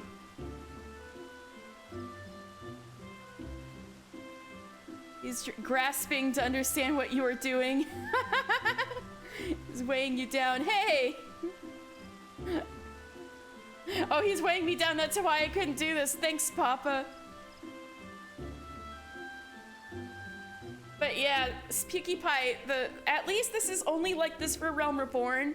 They realized how much of a pain in the ass this was, so that's when you get the glowing ball-looking things in Heavensward onwards. Anyway, get Carby out. Wow, now I look even more summoner-like with Midi on my shoulder. Anyway. I must say, I did not expect to meet another practitioner of the summoning arts. Oh yeah, that weird guy? Yeah. I also did not expect to suddenly be fighting for my life. What precious treasure do we carry that this callous stranger was so willing to kill us to possess it? Such mysteries aside, I am most glad that you were able to secure Titan Eggy before the summoner decided to unleash his fiery avatar. Without its protection, I doubt we could have survived that conflagration. You want to give him a little snack, right? Me too. The Eggy of Earth, as was so aptly demonstrated, is not a force to be trifled with. You should certainly take the time to explore its capabilities, as well as its limitations. Be careful, however, not to neglect other magics at your disposal. Meanwhile, I shall confer with my colleagues in the Sons of St. Koinoch and see what I might learn of that hostile summoner. We shall meet at Non. Alright, alright. Now I got Chicken Nuggy. You have learned a new summoning spell, Chicken Nuggy.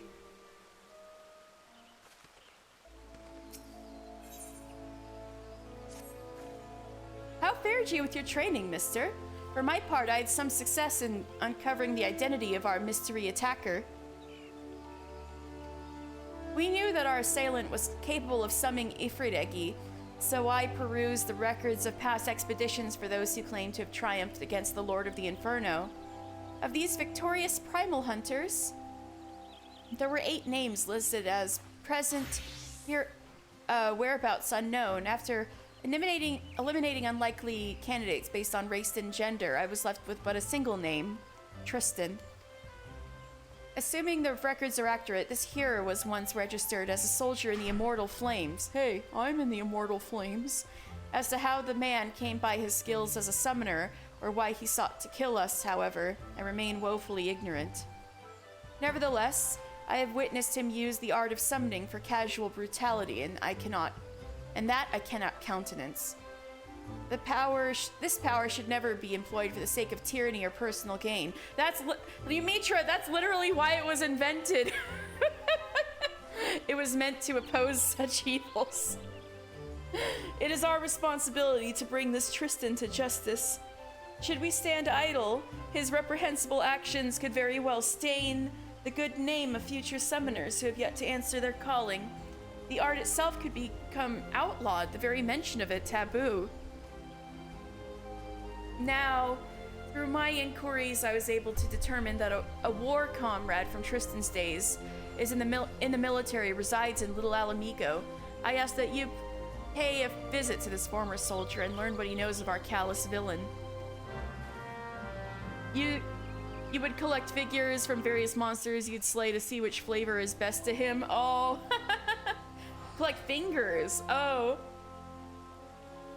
yeah. Mitty, which finger is the best to snack on? I know, right? Everything pioneered by the Elegant Empire is wholesome and ethical. Isn't that right, Yamitra?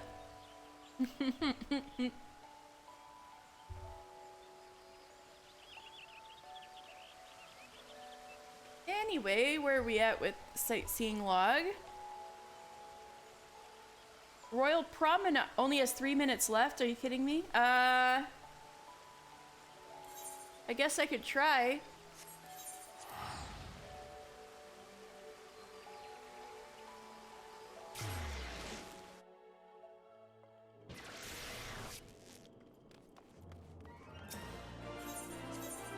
This one's a salute, not a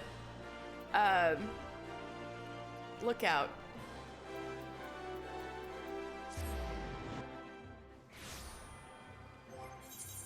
I guess I gotta be paladin for this.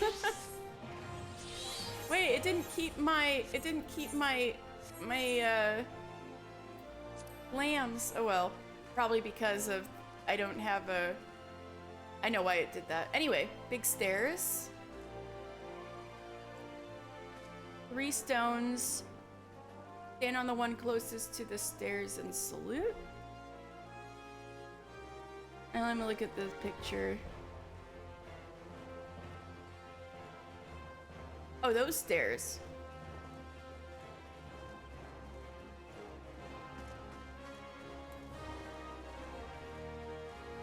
Oh, right next to Papalimo.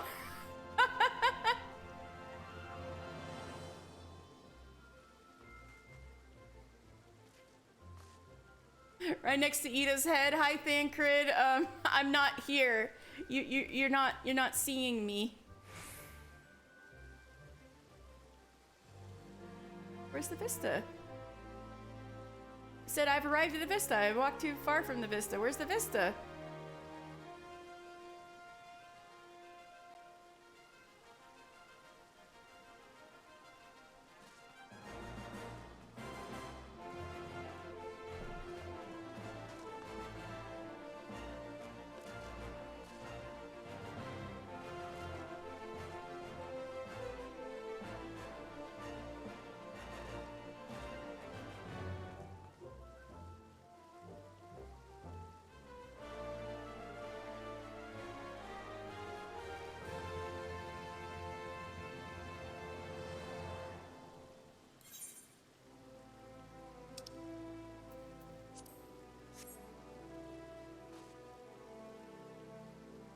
Here it is.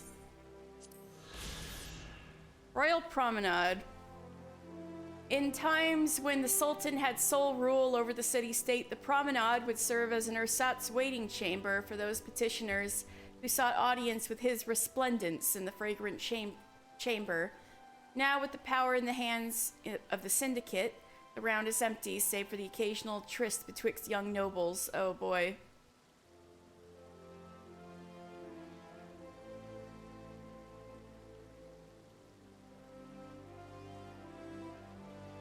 It's pretty empty, but there used to be lines of people out here. Gotcha. Right, so we're done with that.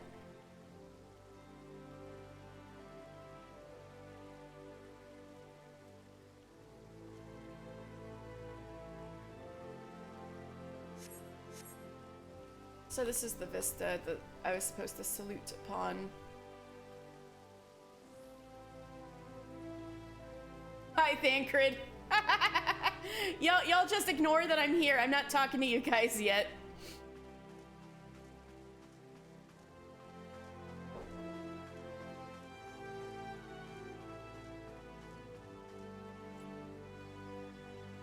The squares, Katie. Phew. Yeah, thank you. The middle square. You gotta stay on the square. I'm so sorry. I was like, scaring you guys. I didn't mean to scare you guys. It's just that I've only got one tab open at a time. But I guess that got your blood pumping, I hope. Hydrate, thank you.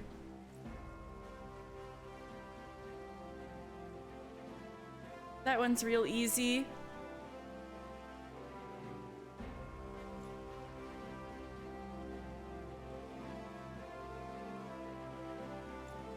Market board ASMR 8 hours. Gotta stand on the squares! The square!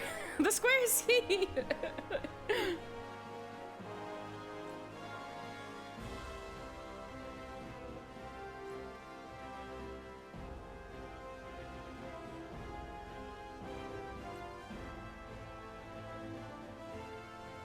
You win, I didn't know the DDR. Yeah, for real. Now you know how it feels. No, I'm just kidding. I'm gonna go refill my water real fast. So thank you for the prompt, Peaky Pie.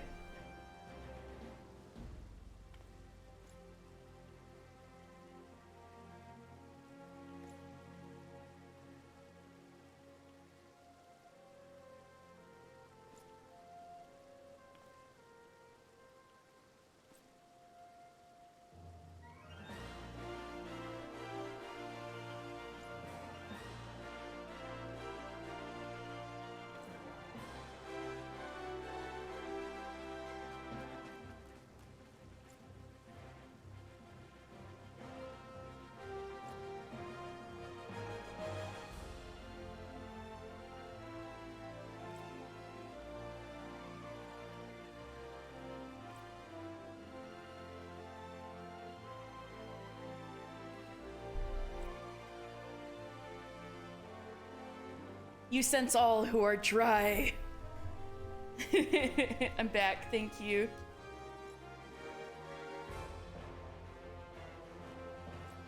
Alright, what do we got now? We've got Limsa. We've also got marriage. Let's check marriage.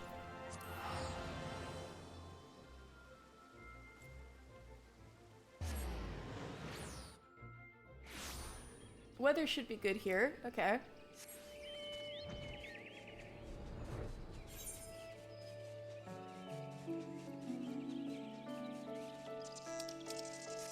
There's marriage.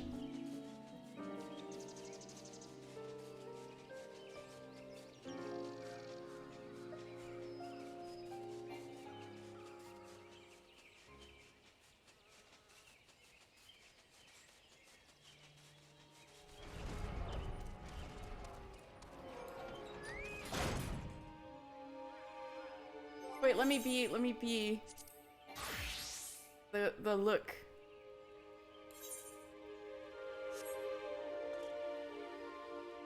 Alright, there we go. What's the emote?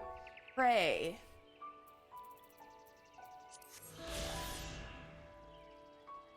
The skyscraping ivory cathedral.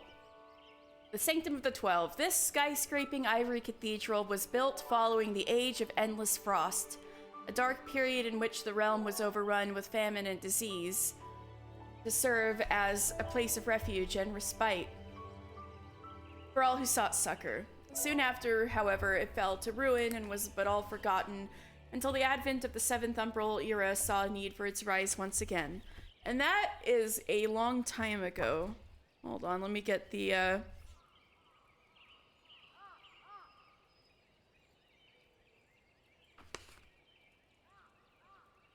Yeah, the Fifth Umbral Calamity.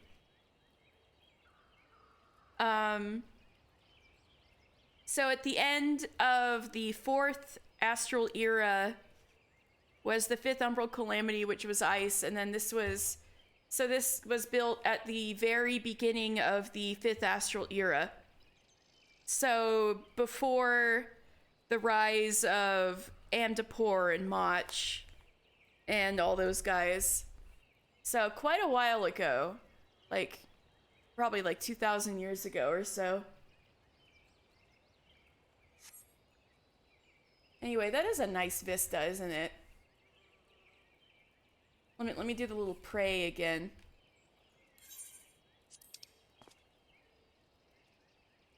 Yeah. Should I quiz you guys on the god symbols?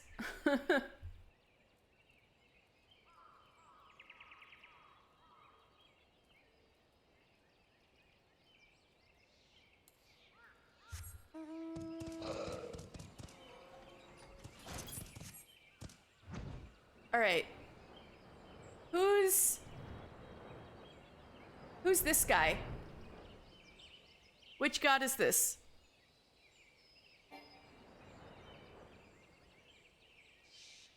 Ralger is this one.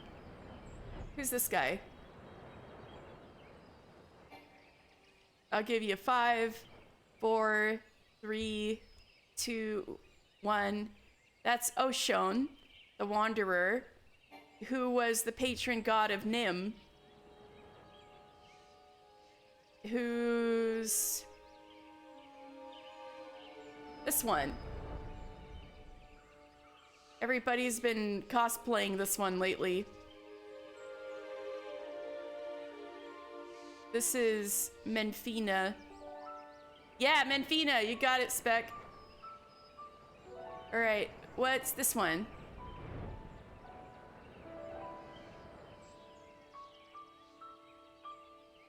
Five, 4, 3, 2, 1. That's Naldthal. It's a cowrie shell. Yep, that's Naldthal, yeah. This symbol is actually on the heads of the lions in the last part of Aglaya. And it looks like that because cowrie shell was an early form of currency. All right, one more.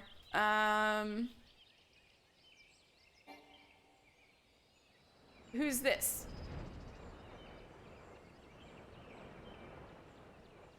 Five, 4, 3, 2, 1, 0.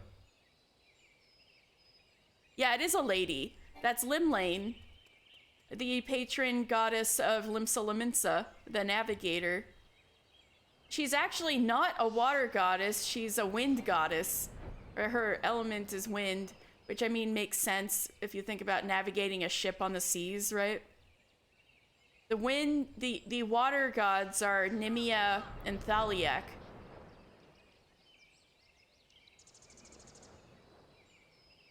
So the third Alliance Raid series, like, and maybe slight Endwalker spoilers, but the only ones we haven't thought yet are Thaliak, Limlane, and Oshon.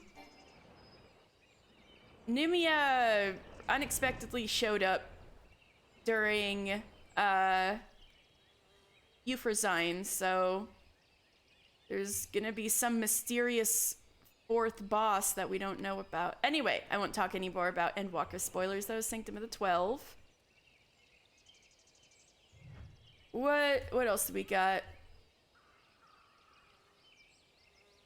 Oh, there's one in Limsa. Speaking of which, Barracuda Piers by the Culinarians Guild. Oh wait, shit, we only got 2 minutes for that.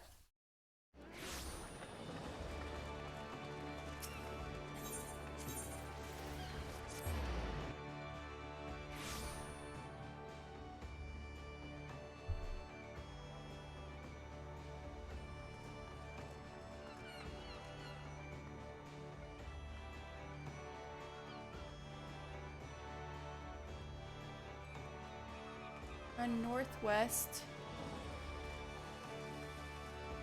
This one? Oh, dip in the concrete. Here? Aha! This is it.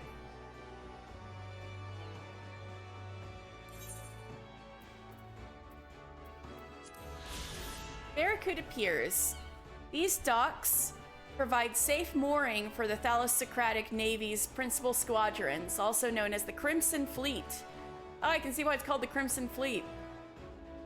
Prevent sabotage, admittance to the areas forbidden to the general citizenry.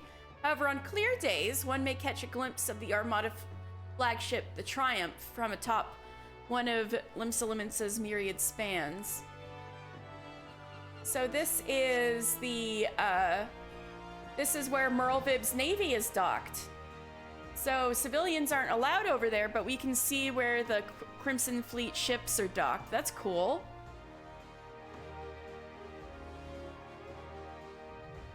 All right, so we got that one.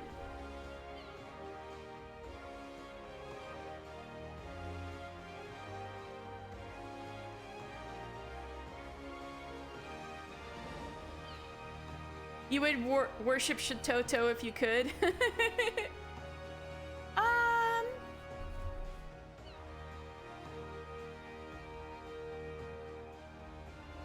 Did Mach?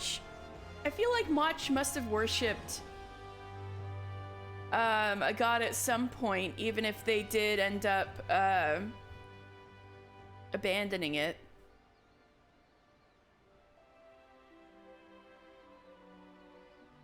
Let's see.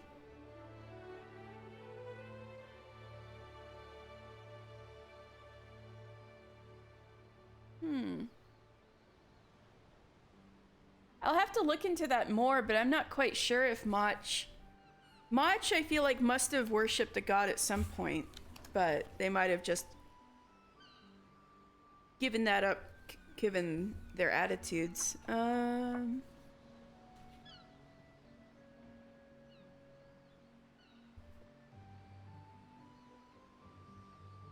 Yeah, Mach was amongst 12 city-states that, and each of them would have had a god. But I am not sure what god that was.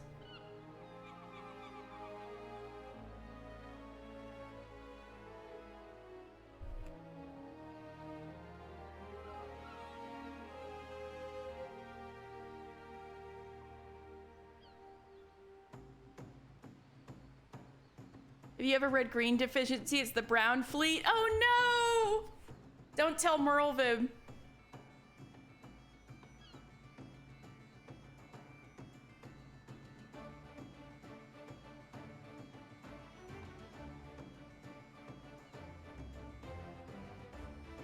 Alright.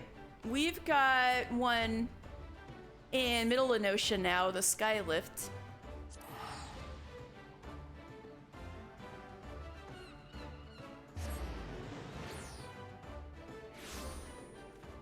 And the weather looks right.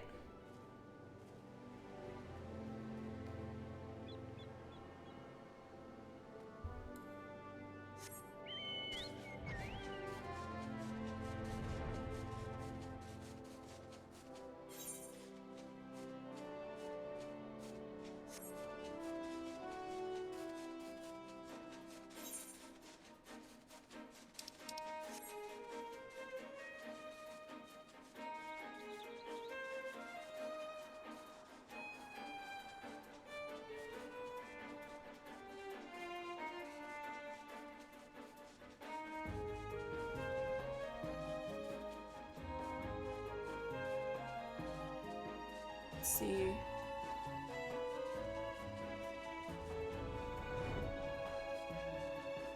Where this guy's looking out?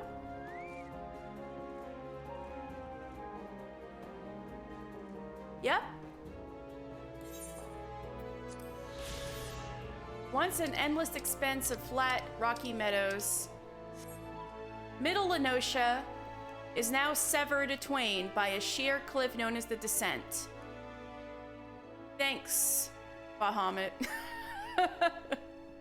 Thanks. Thanks, Garlemald. No. To maintain overland trade routes from the easterly outposts of Aleport and Bronze Lake, Lominson engineers created the Skylift, a tower of wooden scaffolding outfitted with pulleys, winches, and lighter-than-air balloons. So this is the Skylift. That was... We did some quests around here really early on in Lore Sunday, where everybody was talking about how much of a pain in the butt this, big ol' ridge in the land was that was ripped open by the Calamity, this whole deal.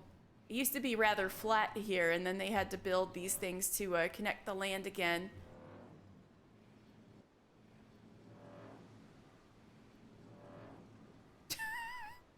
Just...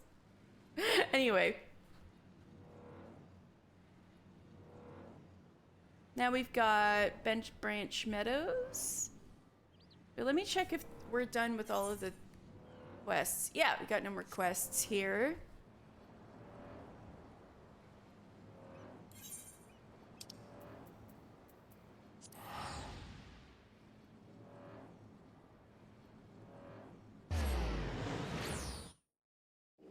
Oh, one of your favorite views is from one of those bridges? Ooh. They are nice. I do really like that part of Lenosia. I think it's pretty. All right. This one is the stump north of the Aetheryte.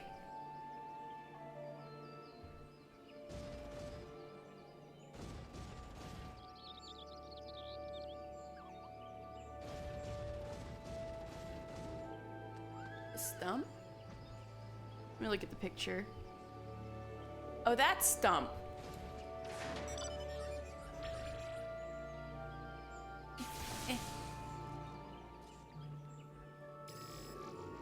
So what's the emote? It's lounge. Okay.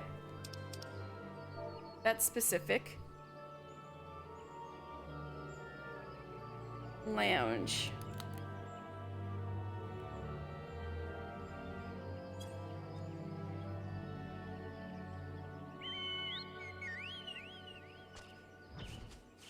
Wait, was that not it?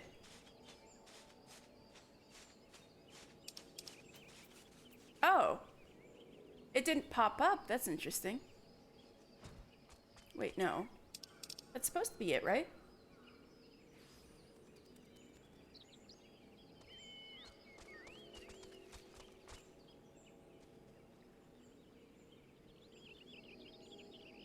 You went underground in Charlian. That was cool and unexpected. Oh yeah! Welcome to the area starting with an L and ending with an S.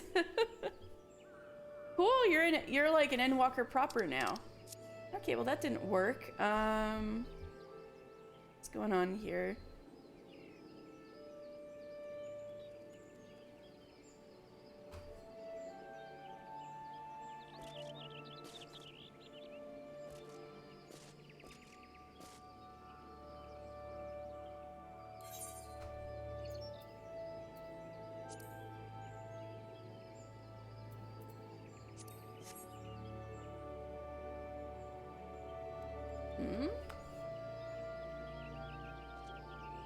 Is it this one?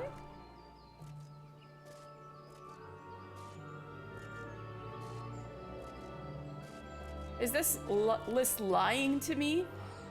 Oh, I've arrived. Oh, it must be the stump then. Because it's saying, like, you've arrived at the Vista. You strayed too far from the Vista. All right, let's try this now.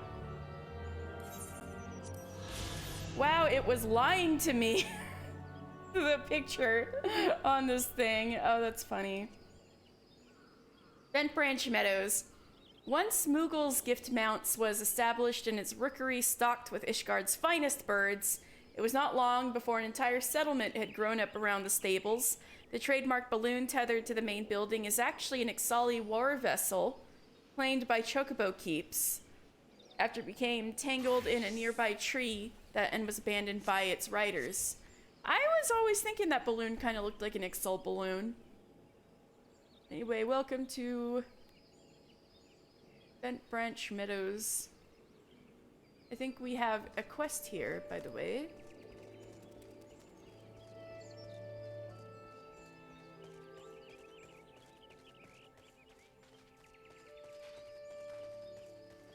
So this is Luculo.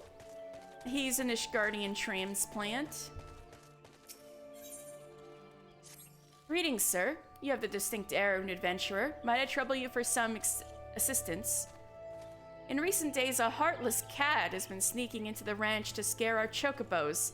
The poor birds are in a state of constant unease, wondering when the next fright will come. Oh no, poor babies. It's my hope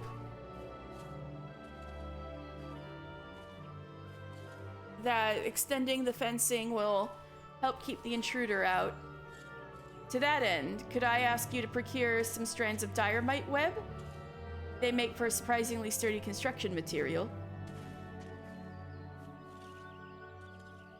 Oh god, you can't wait for the first sad thing to happen. Oh, great, Pukey Pie, you're in for it. Can't wait for the first of many sad things to happen.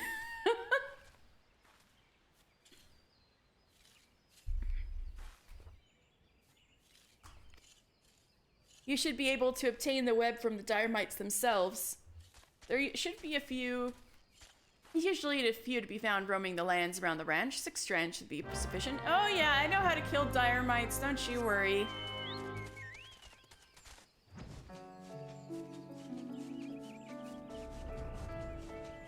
Diormites.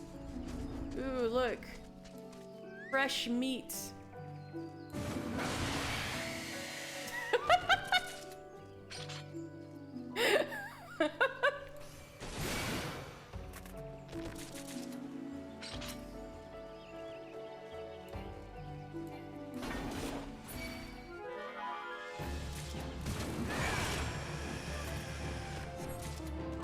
Don't say that.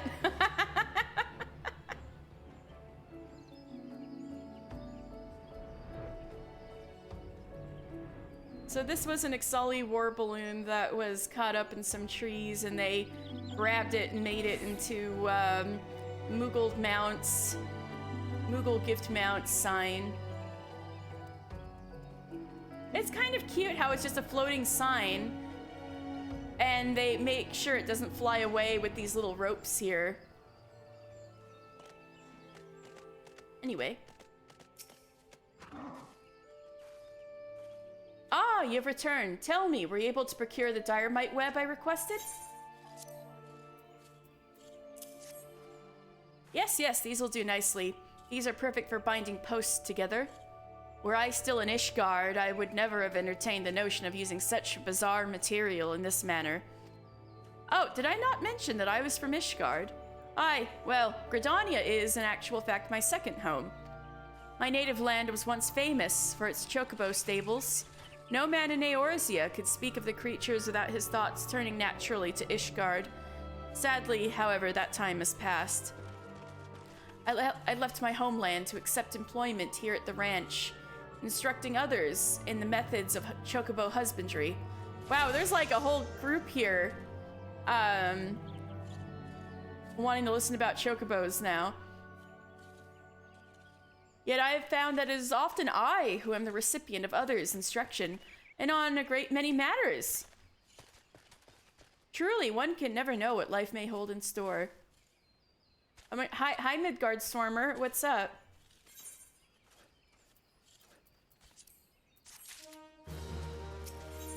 What? Oh. That's for the housing thing. Well, that's not relevant to me. We've also got some ones down here, but let's check the sightseeing log. All right, we've got nothing up yet that I haven't done.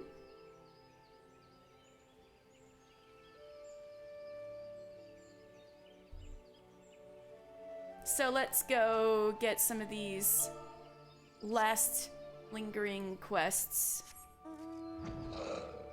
I love my little battle drake. It's so cute.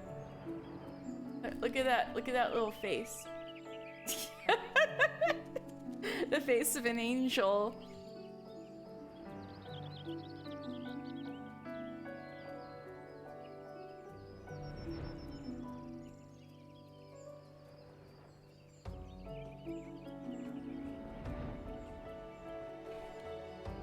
Enya.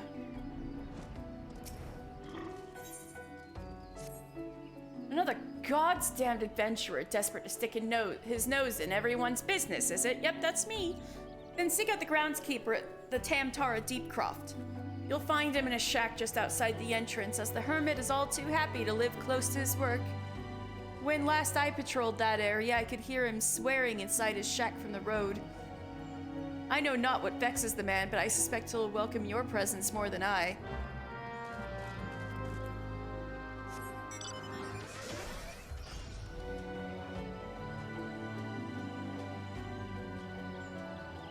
Here we are at the Tam... Oh, the groundskeeper lives in this little shack? Hi, Valar. After a bit of work, are you? I have a task what needs doing. Take these Nimia lilies and leave them at the top of each barrow. Yeah, we talked before about how Nimia lilies are used to, as offerings for the dead, right? You've doubtless seen the bones returned to life by foul magics shambling around and harassing their surviving comrades. Hurts me soul to see it, adventurer. I cannae abide such blasphemy. 'Tis me hope that these lilies soothe their spirits and help them return to the matron's bosom. See me out when you've finished. Well, I know lots of people who every Tuesday want to return to the matron's bosom. Anyway.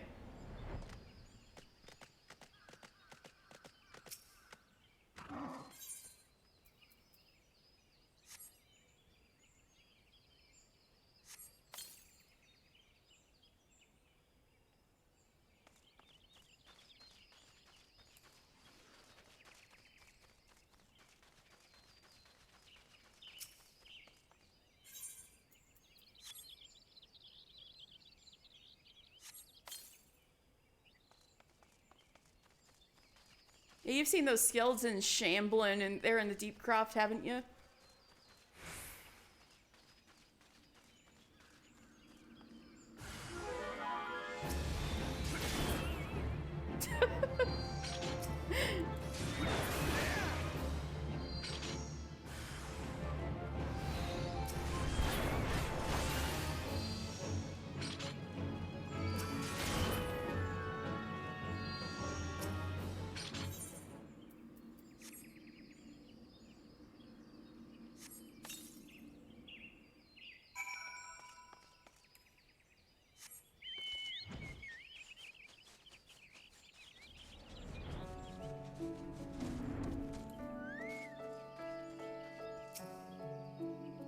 You've done holy work this eve, lad.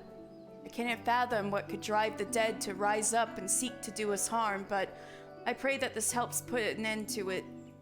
May the matron watch over and keep you safe. Thank you, sir. Tread softly if you mean to head west beyond Mishak, lad. The Tamtara Deepcroft is hallowed ground. The dead don't take kindly to him, forget that. Speaking of which, this might be a time to do Tamtara Deepcroft hard. Does anybody want to go to a spooky dungeon with me?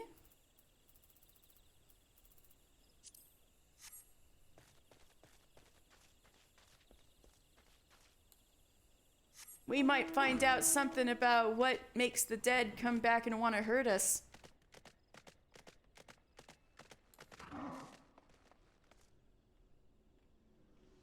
You're on one, you're in one right now? Oh, that's fine. Give you like 5 minutes and you'll be out. Oh yeah, no problem, guys. I'll catch you guys up to speed. So, towards the beginning of the game, when we were going to like Sestasha, Copperbell Mines, there was a party of a light party, you know, of adventurers who were not getting along. And their journey ended here at the Tamtara Deepcroft when their tank, Avir, lost his head, literally. He got decapitated by some monster in here. And everybody was being bitches and blaming it on Edda, who was the healer and was his betrothed. It was Avir's fiance, and he was also not treating Edda very well while he was alive, but Edda could not handle all of this after he died. And Leoben, who was their archer, ended up working for the Waking Sands. She was a scion of the Seventh Dawn for a hot minute, and kind of wanted to work for the Scions as a way to atone a bit. She was treating Edda so horribly because she had a crush on Avir and also couldn't handle it very well after he died. And so things were just starting to turn around for her when she was working for the Scions, when Livia led that Garlean raid into the Waking Sands, and Leoben was one of the people who was killed in the raid on the Waking Sands. So Leoben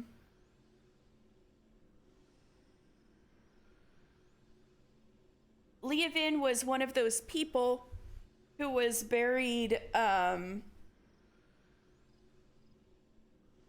at, you know, like the Church of Saint Dama, Landama Lichyard. And so most recently we came upon Pio Reo, who was their thaumaturge, the fourth person in the party, the only one who's still alive besides Edda. And he was like, oh my god, you remember us? So I just got invited to Edda's wedding, because apparently Edda was sending him a wedding invitation for her and Avir's wedding. Remember, Avir's head got freaking chopped off.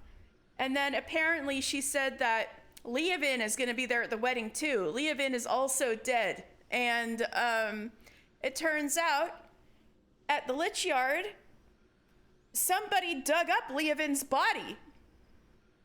So Pio Reo is like, some shit is fucked here. You gotta help me out and see what this is, because yeah, he's doomed if he's going there by himself. So that's why we're here. Anyway, Yugamon. Shit is fucked, apparently. A Lullafellan thaumaturge. Just so happens a fellow like that went into the Deepcroft not a minute ago. There was a young lady with him, dressed head to toe in white. Maybe that was Edda? The last was all smiles and giggles, like a maiden on her wedding day. But your friend looked stiff as a board. Can't say I blame him, though. Crypts do strange things to the best of us. You mean to head inside as well, do you? Well, take care you don't wake the dead, eh? Ha ha ha! Oh, yes! Ha ha ha! Ha! Dear.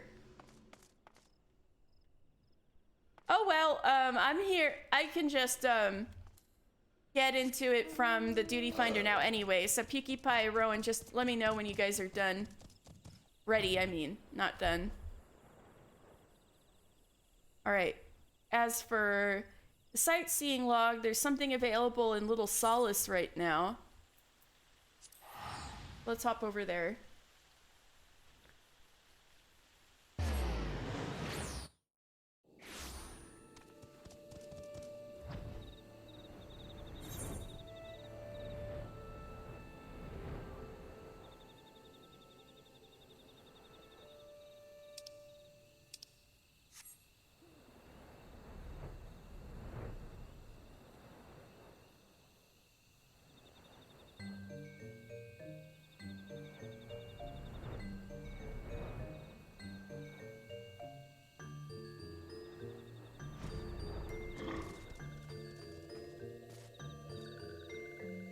It's on this branch, I guess.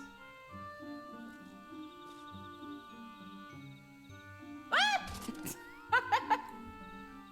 Let me look at the image. That's where I was standing. I thought.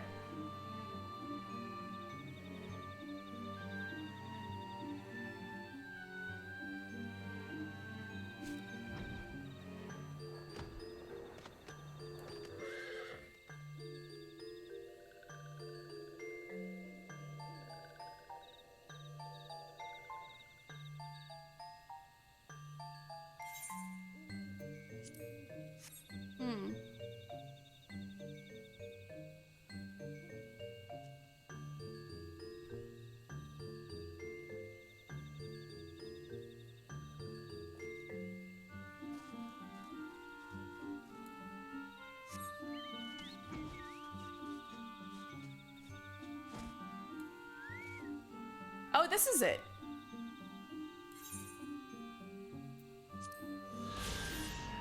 Little is the solace granted to those sylphs who would voice their opposition to the summoning of the Lord of Levin, who is Remu.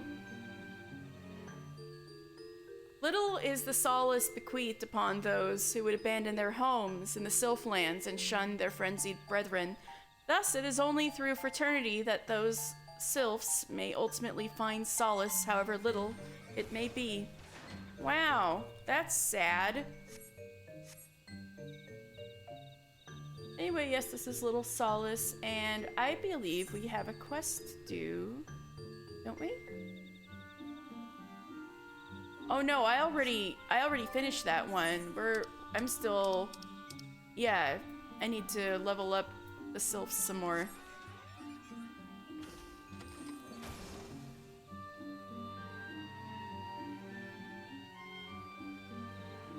Happen to have astrologian, not a word to Google. Oh no.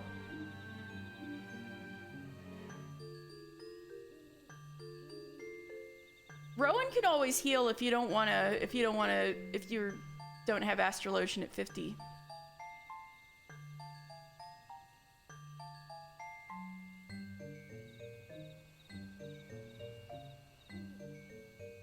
Anyway, let's see sightseeing log. Little Solace is done.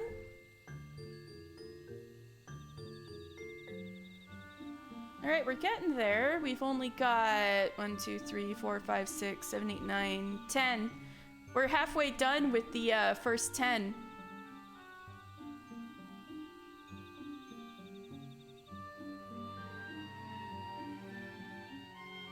Alright. What can we do until then? Oh, I know! I can get the relic quest going.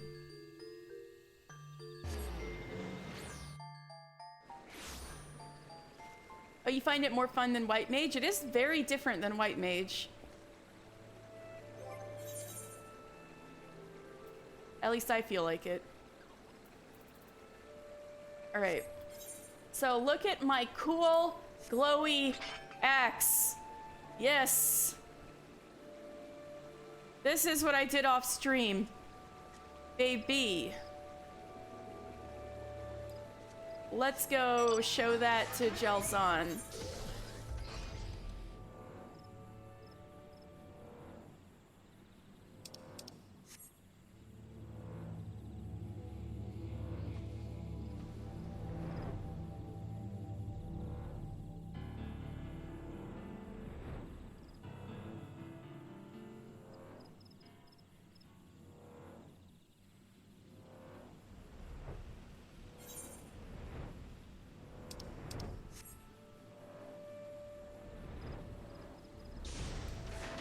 Gelzon, look at my cool freaking axe. Oh my god, look at the little corgi.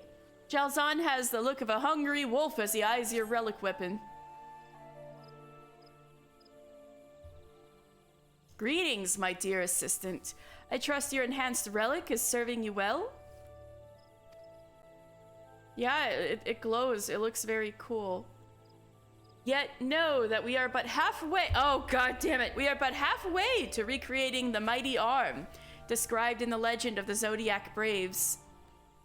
Your weapon can house power even greater than now, and I believe that this power can be attained through the use of materia.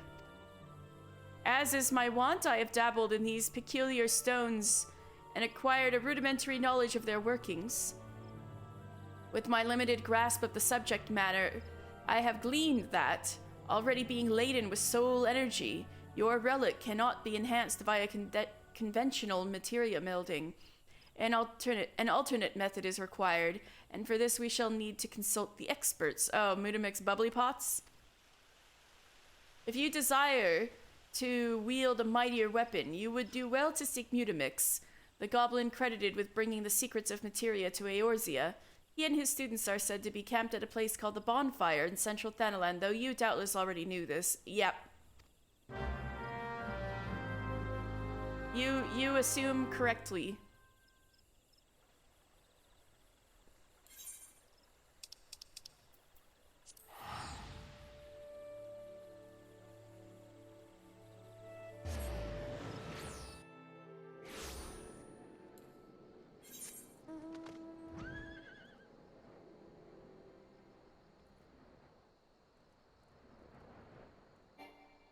This way? Or is it that?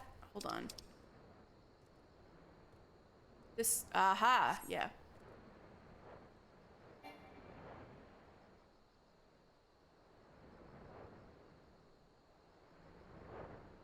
My bloody axe.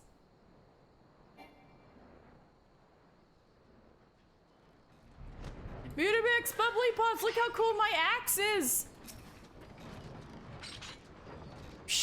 Go? What brings Uplander to tent ring of Mutamix bubbly pots? Uplander has fighting tool already filled with airy self. Wishes it to gain power of materia. Uplander has difficult desire. Such knowings do not exist yet. Mutamix has new underlearner, name of Ubertin. Ubertin seeks to outdraw power of materia, but is having brain blocks muchly. Next time I can't write, I'll say I'm having brain blocks muchly. If Uplander gives lent hand to Ubertin, brain blocks may be broken, yes? Hi, sup?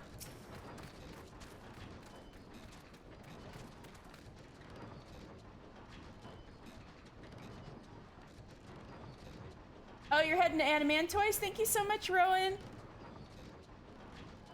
Gah, why won't it work? Wow, you're kind of pretty. Why won't you bond, damn you? Forgive my outburst, adventurer. I have hit a proverbial wall in my research and has driven me nigh insane. What? You've been working with a man from Ratzat Han, and this Hanish alchemist has you infusing your relic with soul energy? And now you'd seek to further enhance it with materia? Yep. Huzzah! The builder be praised for guiding your steps to me! Begging your pardons, adventurer. The prospect of a breakthrough so excited me, I took leave of my propriety. My name is Ubartin, and I have but recently joined the carriers of the Cauldron. I seek to overcome the limits of advanced materia melding, also known as secret joiny skill. This guy's a nerd. As you may already be aware, an object can safely host only a limited number of materia, but by extracting the soul energy held within the stones and converting it into light, we may circumvent this constraint. Or so my theory goes. While I have succeeded in transferring this light energy to a transitory medium, all attempts to then have it bond with equipment have ended in dismal failure. I had all but given up hope when you arrived. Your soul-infused relic, I believe, is an ideal vessel for this light energy, and with the revolutionary techniques possessed by Master Jalzan, I am confident that our efforts will bear fruit. Aye, our efforts, I say, for we share the self-same goal. I trust you shan't object to a collaboration, and so without further ado, I bid you fetch me enchanted ink. Not any enchanted ink, mind you, but one that boasts superior ethereal conductivity. Well, guess what? I have some on hand, because I looked this shit up on the internet. After this, you're actually for real gonna go cook dinner, but I'll keep the stream up on my phone. All right, I'll make sure to not be on this for too long. Sorry. The ink is central to our endeavor, but I have recently depleted my stores. For a blessing, to it seem that can be had at Revenant's Toll from a merchant named Rowena. Yeah, I already got it. Why are you frowning? Did I say something inappropriate? If so, please accept my apologies. My mother always said that I lacked tact. But to return to the matter at hand, for our purposes, I must have no less than 3 bottles of ink. Pray return here when you have procured the requisite amount. Well, I got it, bro. Don't worry. Oh, it's Meow Meow. Hello, Meow Meow. What's up? The way you pose at the end there. Have you procured the 3 bottles of superior enchanted ink? Without it, we cannot proceed. Such... Wait, but I have it. Did I put it in my saddlebag? I swear to God, I have it. What? It's right here. The superior enchanted ink. Take it.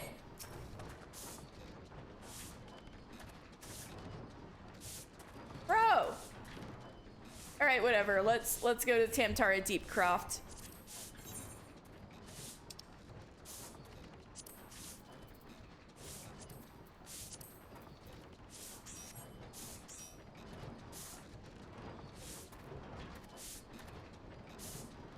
Three? I have them. I have them, though. He's just not taking it from me. Maybe he expects me to literally go to Revenant. He expects me to literally go to Revenant's Toll. That's the next part of the... Wow. I do need more than one. It's just that they literally need me to go talk to Rowena, even though I can already buy the ink. It's really silly. Anyway, are you guys both good? If anybody wants to heal, that'd probably be faster, but if not, I think we got 2 deeps, which is good. Let me know if you guys are ready.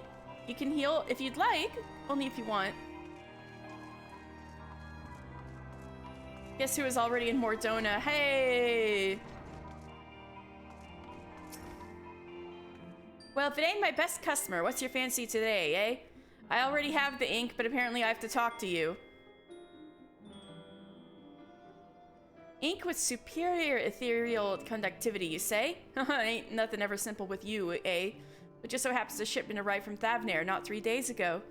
Ariana can fix you up with the stuff. I already got it from her. Oh, in case you're wondering, you won't find it elsewhere in Eorzea. I make a point of being the sole supplier for whatever it is I sell. That's just good business, see? Okay. Anyway, you're ready. Are you ready, Pinkie Pie?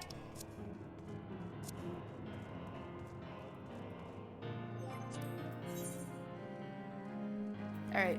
Oh yeah, you said R. That means ready. All right, let's go.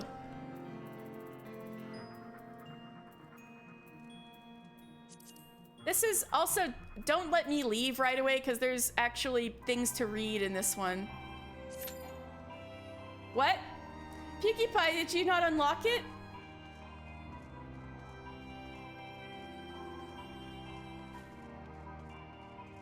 It's in Ul'dah.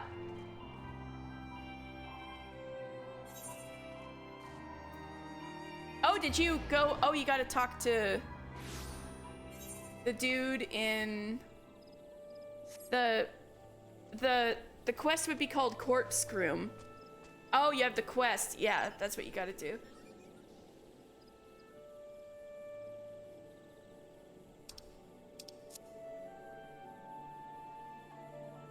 Oh! Well, I can always backtrack also.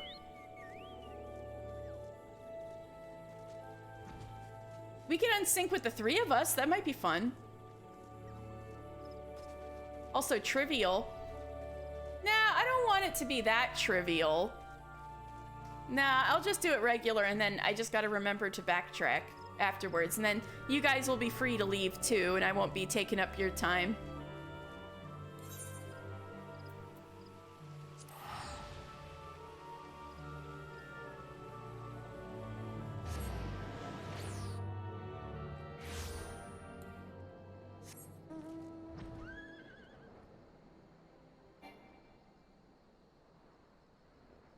Okay.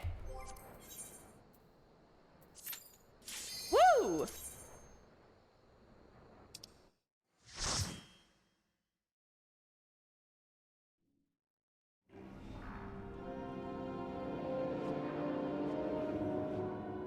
Ooh, spooky.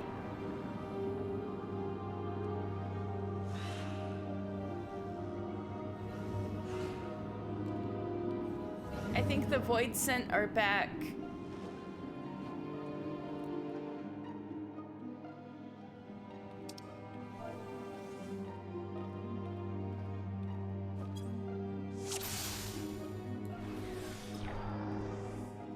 Meow meow! A plus.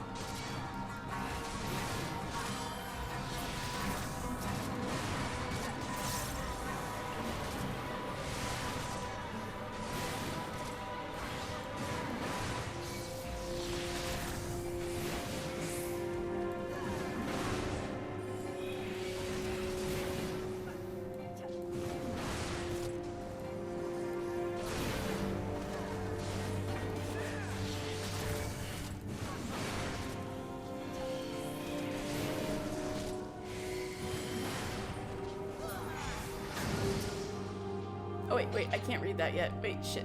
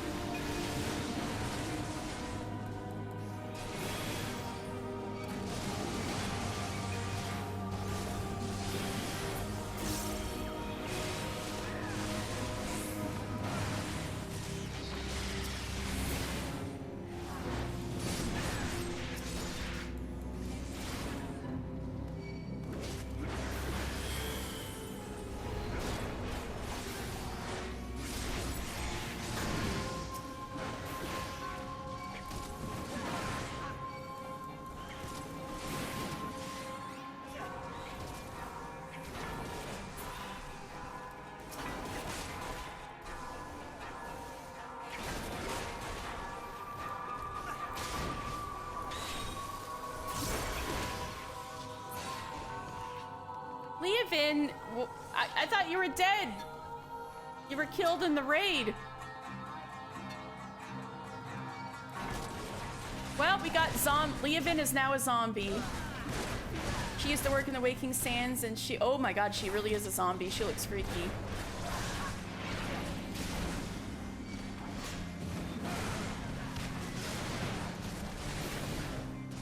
Okay, the secret to this one is when she starts doing big AoEs. Keep the AoEs around the zombies. Meow meow, over here. This way!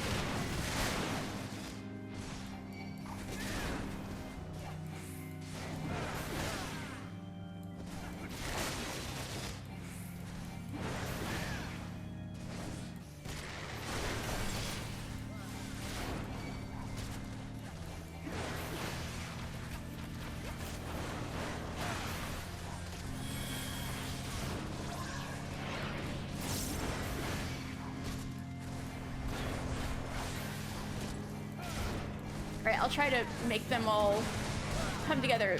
Bring the AoE over the zombies. Over the zombies. Burbs, no! Alright, we somehow survived.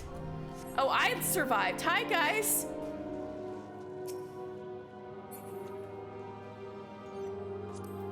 I'll wait here. Tank privilege.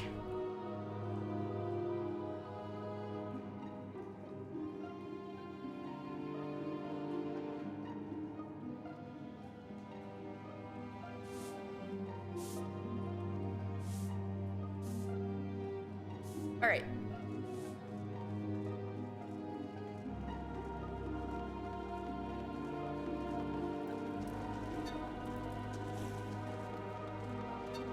Defiled coffin. Oh dear.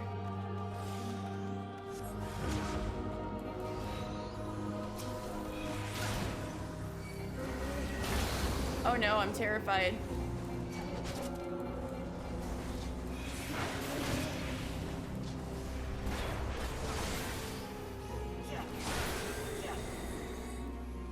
Oh, this is terrifying. Discarded body? Spare soul? Spare will?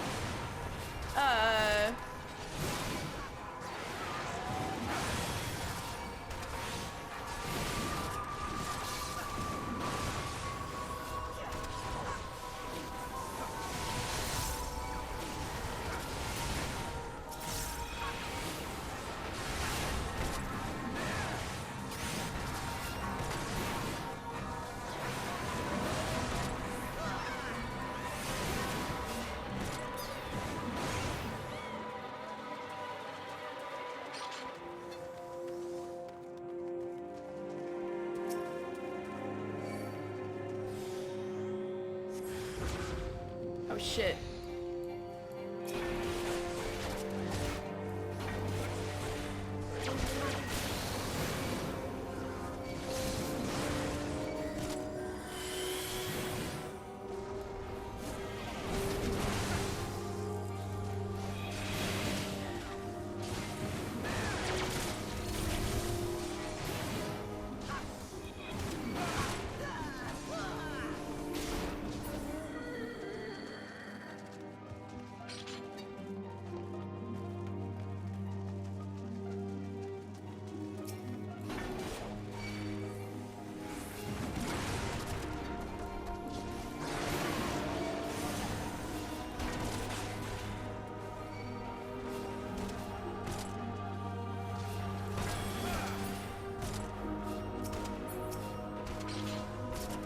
Oh, I can't open the coffin while they're all hitting me.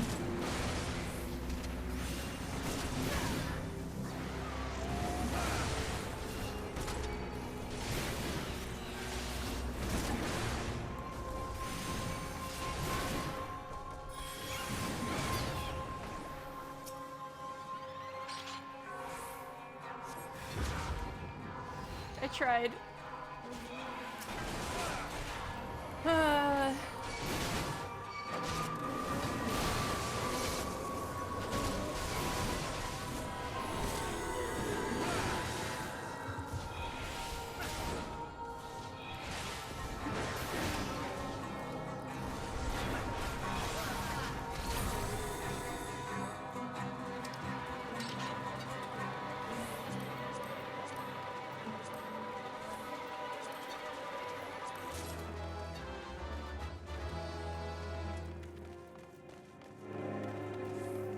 Oh, Pyoreo, that's who we were looking for. He's still alive, so we need to save him.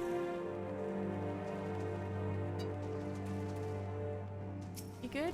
I can't move my body. Help me. Oh, Jesus. I need to protect Pyoreo.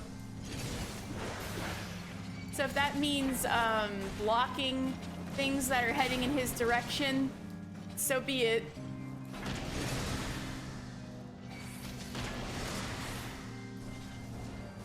Thank you.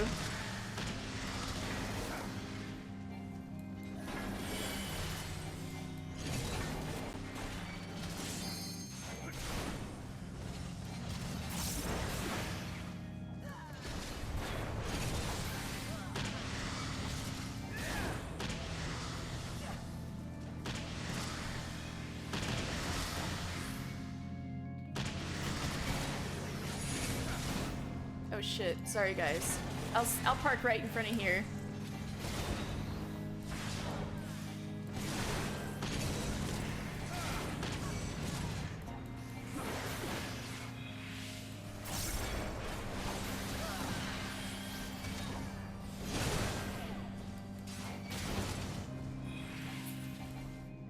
Whew, I thought I was done for. I owe you one. I can't stand being here any longer. I'll see you outside. At least he's alive.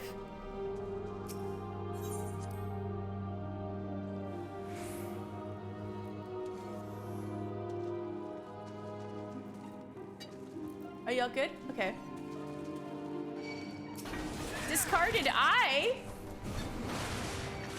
Discarded lung? Spare lung? Ew!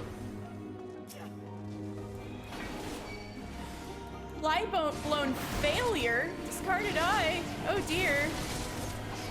Y'all think there was some necromancy going on in here?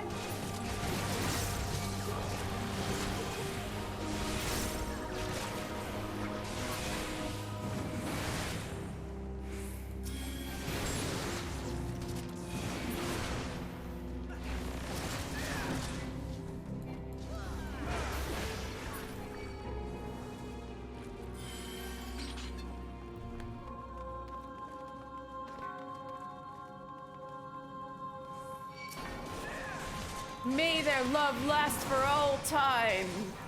Oh, that's very nice to hear coming from a tentacle demon void scent.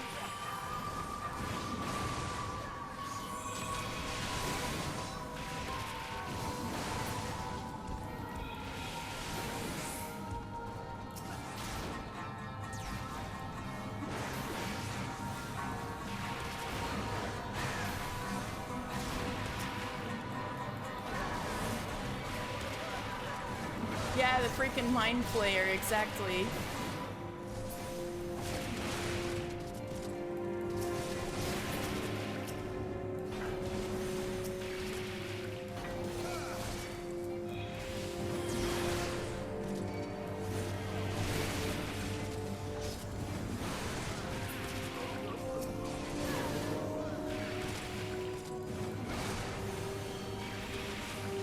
They are interdimensional beings in D&D, so it makes sense. Oh.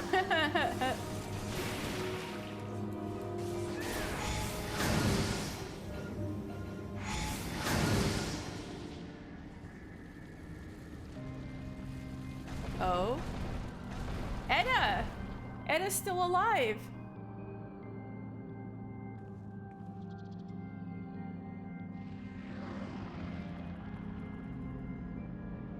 Oh god, Edda, what did you do?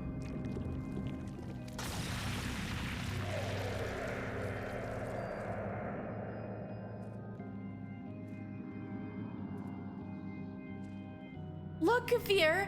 All these people have come to make you a gift of their souls! Isn't that kind of them? Even Mister is here! Now your dream of becoming like him can come true! Oh god.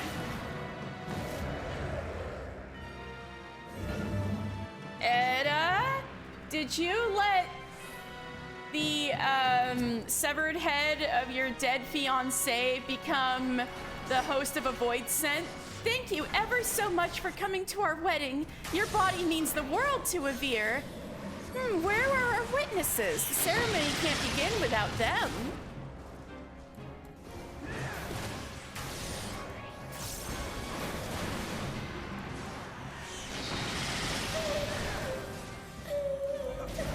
Your wait is over, my love. All you've ever dreamed of is right here. To have, to hold, better for worse, for richer, for poorer.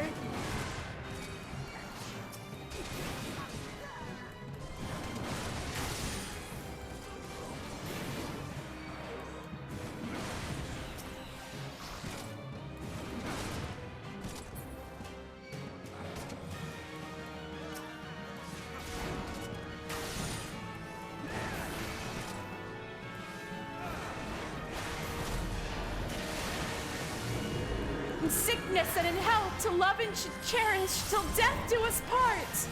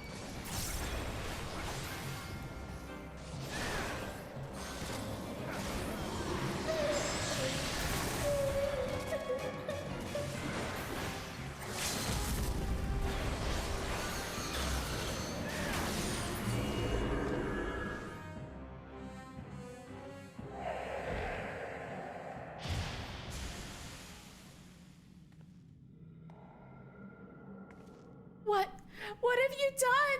A veer! No!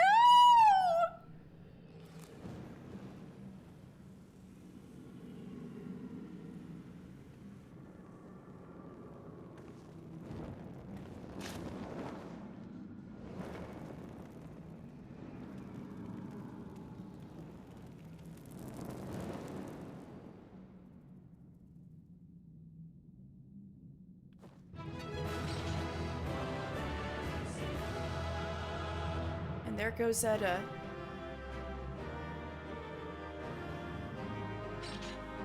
It's gonna take forever to clean all this up. That's, oh yeah, part 3's Palace of the Dead, true. Don't feel good about that. Yeah! You wanna do Palace of the Dead with us later, Kiki Pie? We'll go see Edda again. Oh yeah, I gotta go back. So if you guys want to leave, you're more than welcome to. Y'all should roll on the loot for burbs. Because I'm gonna go back and look at the folio. Does triumphant music to play over the side of a man falling to his... Oh, that was a woman. That's Edda.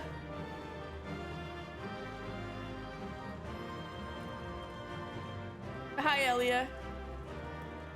Okay, they did do the triumphant music, but Mr. Final Fantasy looks sad about it. That means it's okay. Wait, how do I go back to the front? No! The starting point. Oh, thank goodness. Okay. You were reading while fighting? It should be an event section of chat. Oh. Oh, good. It was just a woman who died. Hell yeah. Oh my god. No, I know that's not what matters, but... Oh, poor Edda. Let's see what got written in here. I mustered the courage to speak with your hero, my love. Mr. is as kind and wise as he is brave and strong. He listened attentively as I told him all about you. About us. I remember when she showed up to talk to me by herself after Avir died. Though he is a man of few words, or perhaps because he is, everything he said seemed to inspire me. Why, his gaze alone instilled with me a confidence I never knew I had. Truly, I feel better prepared to face the future for having met him. How right you were, my love.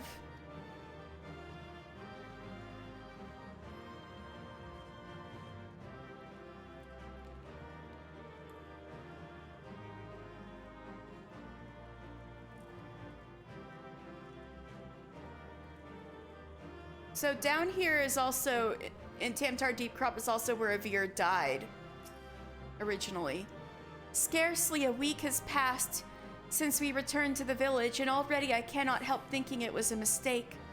There was a time when this place seemed just large enough, but having seen the wider world, it all feels so insufferably confined that I often find myself struggling for breath.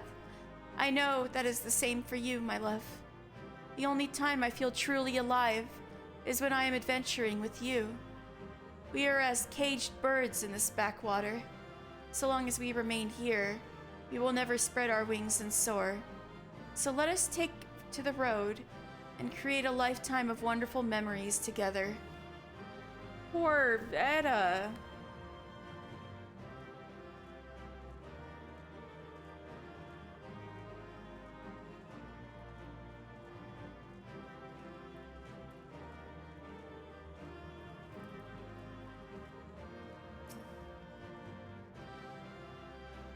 I could not have hoped for a more romantic first visit to Mordona.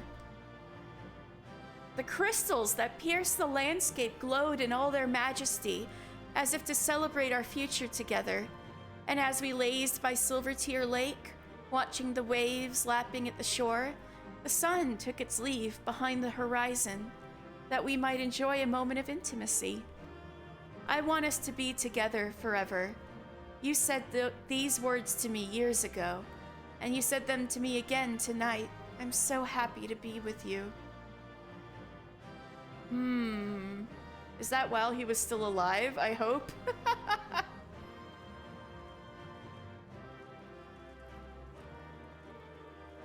So, yeah, Edda digged Leovin's corpse out of her grave and reanimated it, so that was zombie Leovin that fought us in this room.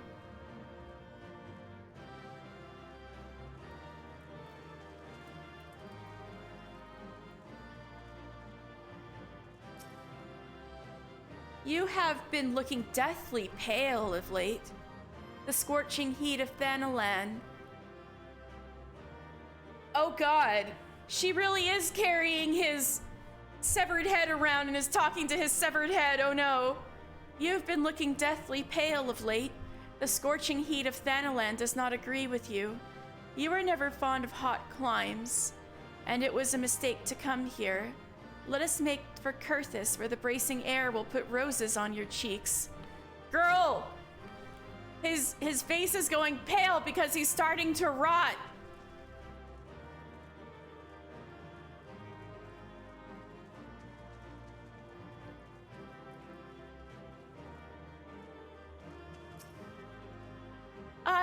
I know. It is not easy being without a body. I fucking knew it! Ah! I promised to find one for you, but you must have patience. You are my husband-to-be, and there is nothing I would not do for you. So please, have faith in me. Give me time, my love, and I shall make you whole again as you make me. Ah! So she was like, oh, mister, he'll love your body. She meant to fucking kill me and sew Avir's head onto my body. Ah!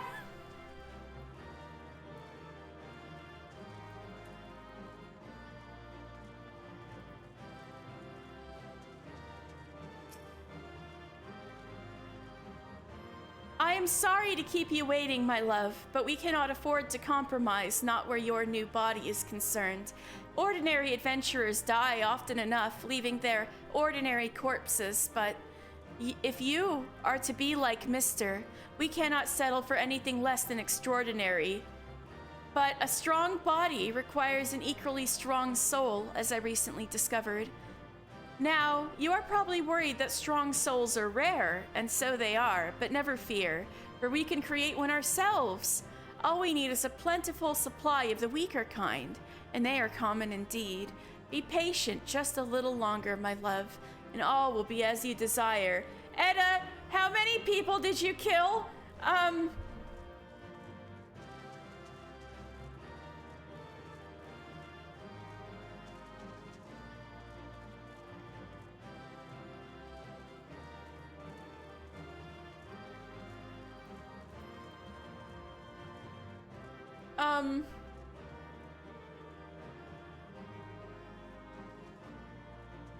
So she was just about to, sacrifice Pio Reo, but now he's literally the only survivor from their original party because we saved him in the second boss fight.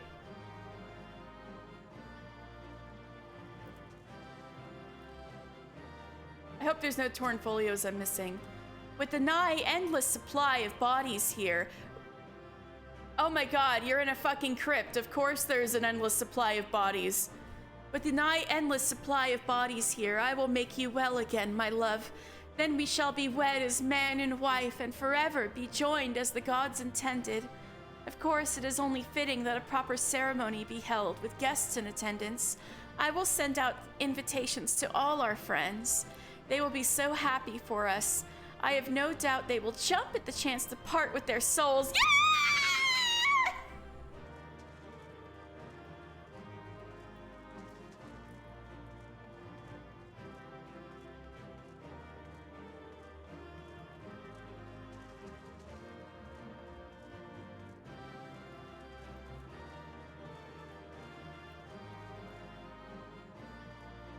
Did she bring his severed head to Mordona too? Probably, huh?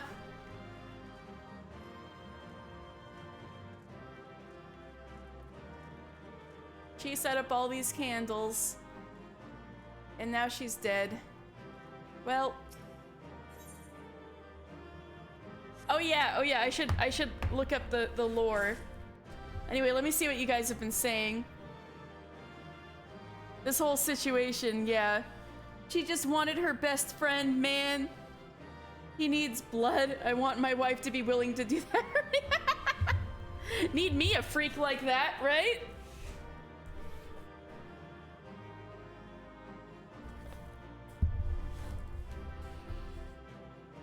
All right, where are we at?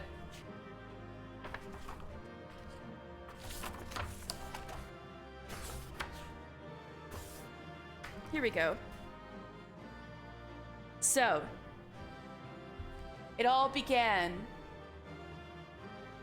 with a letter to Pio Reo. The sender was a former adventuring companion, the conjurer Edda, and the content was an invitation to her wedding to her deceased fiancé, Avir. Though the bereaved maiden had put on a brave face in the beginning, it would seem the weight of her loss was too much to bear. Suppressing a welling sense of dread, Pio Reo decided to confront his past and set forth for the ceremony's ominous venue, the Tamtara Deepcroft.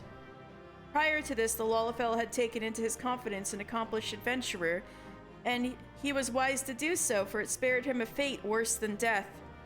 Having freed him from his entrapment, the adventurer descended into the bowels of the crypt, where he came face to face with Edda herself. The grief-mad maiden commenced the dark ritual using Avir's macabre remains, but her plan was thwarted when she slipped and fell, plummeting into the abyss. So what we fought, Avir Bravearm, a ghastly being quickened by means of necromancy, using the head of the deceased gladiator Avir as its vessel. While it may never be known how Edda came to possess knowledge of the forbidden art, entries from her recovered journal suggest that towards the end she suffered from hallucinations. When tormented souls walk in solitude, it seems their path shall ever lead to tragedy. That's right, no one was there for Edda when she needed him.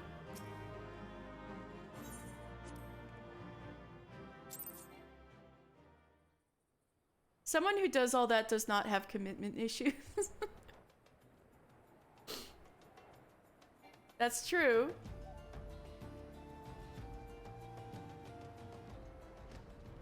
I'll go talk to Pyoreo in a second, but let me give this man his inks. Ah, you're back. Have you acquired 3 bottles of superior enchanted ink?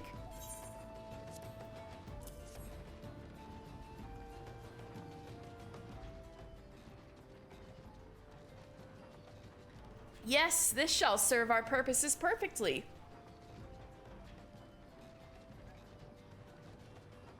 With this ink, I shall draw arcanima patterns of power upon parchment to create a sphere scroll, the medium for storing materia-derived light energy. This, my friend, is the key to raising your relic to the next level of might. We want but for the catalyst by which the power of materia may be converted into light and infused into the scroll, a rare stone known as alexandrite. Being a variety of dark matter, alexandrite possesses light-altering properties. When placed beneath a light source, it bursts into a dazzling display of colors. Owing to its singular beauty, alexandrite was highly prized by ancient civilizations, and so nigh every natural deposit has been exhausted. However, the stone is known to emerge amongst hidden treasures. We just need to know where to look. It may behoove us to consult dealers of artifacts from bygone eras. Gods, I cannot recall when last I felt so invigorated. Many and more things remain to be done, but any sort of progress is better than none. Give me but a moment to gather my thoughts, and I shall resume my explanation. Okay.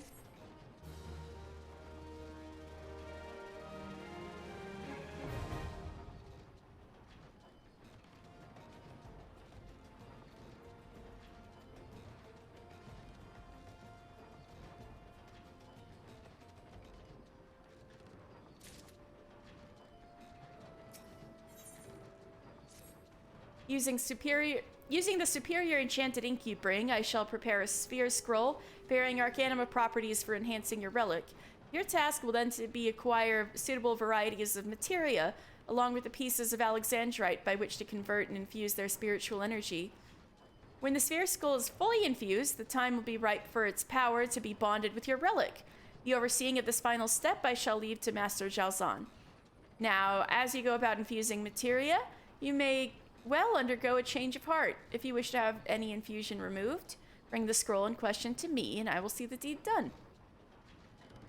Lastly, pray relay to Master Jalzahn all that you have learned from me. His wealth of knowledge, I believe, will be instrumental to our success.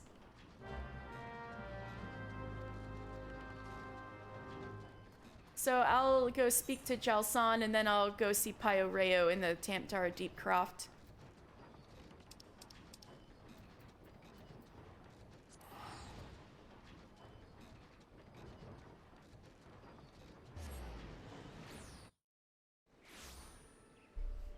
Jalzahn, I found a nerd.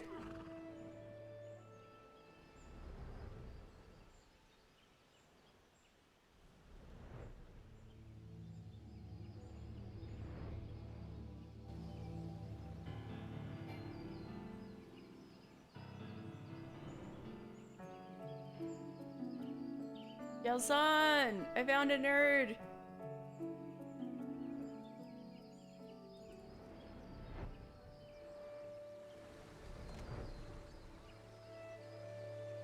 Yes. Wait, you're that map guy. Wait, let me finish talking to Jalzahn first.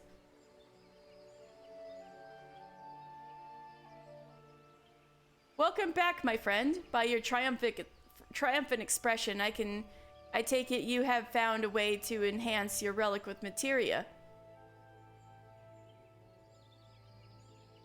Converting the spiritual energy into light for collective transference. A truly inspired idea.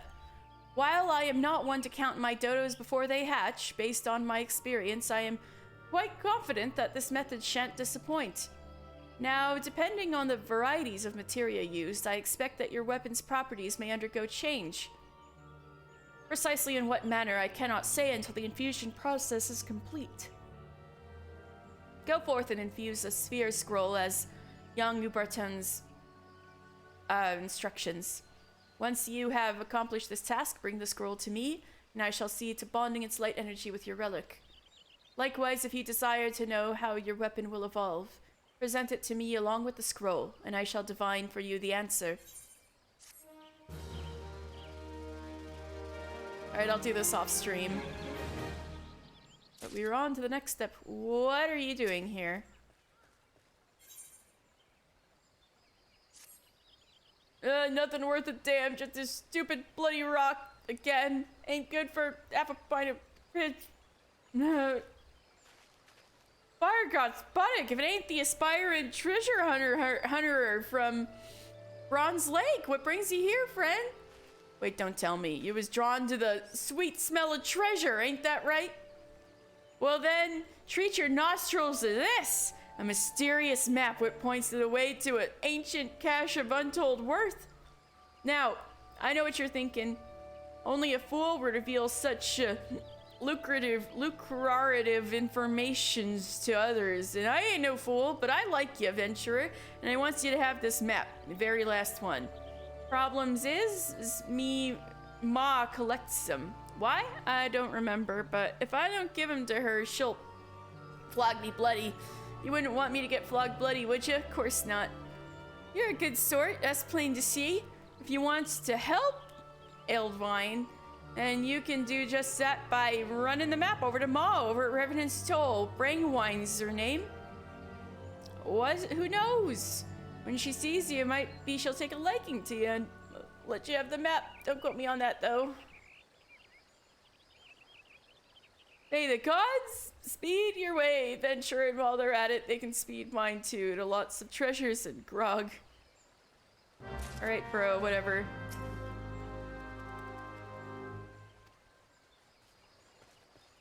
Anyway, I think that's a way to get more Alexandrite, right? Where are we at? Nothing's available right now. All right, I'll go see this guy's mom then. Oh no, I need to go to see Pio and tie up our loose ends.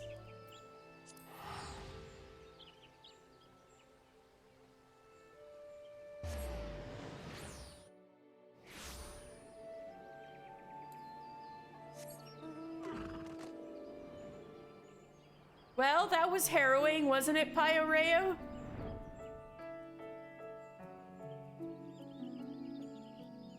Oh, what a nice day.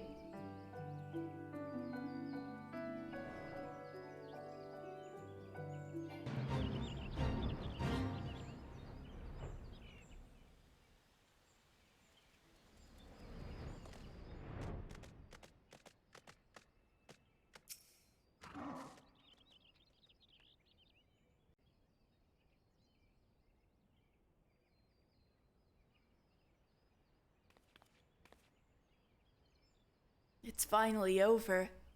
Would that it could have been different. But what choice did we have?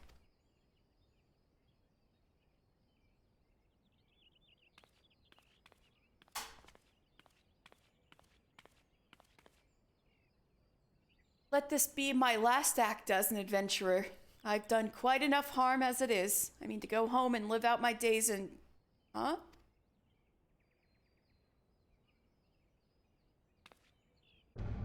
Oh shit, Etta! No! It can't be!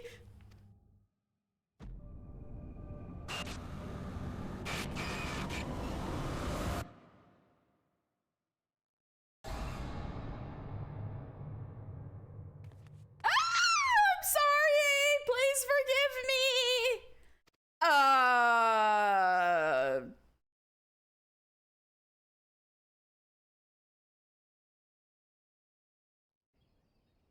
Well?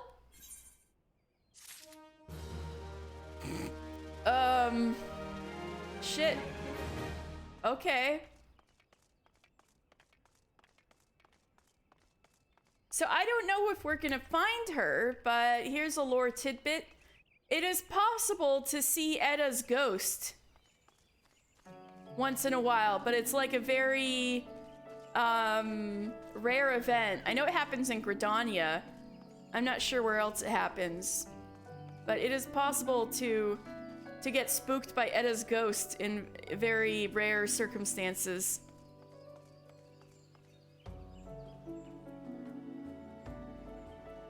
But anyway, let's see, is any sightseeing's up? Not right now.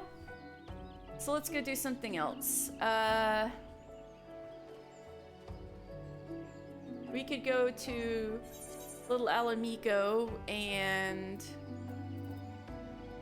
Oh wait, hold on. Let's go back to North Shroud real fast. We can take on the next Ixal quest.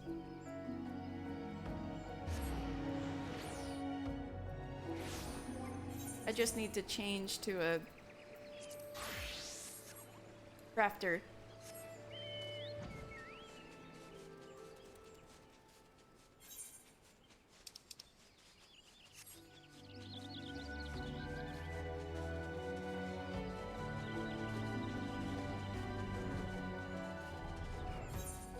Oops, wrong way.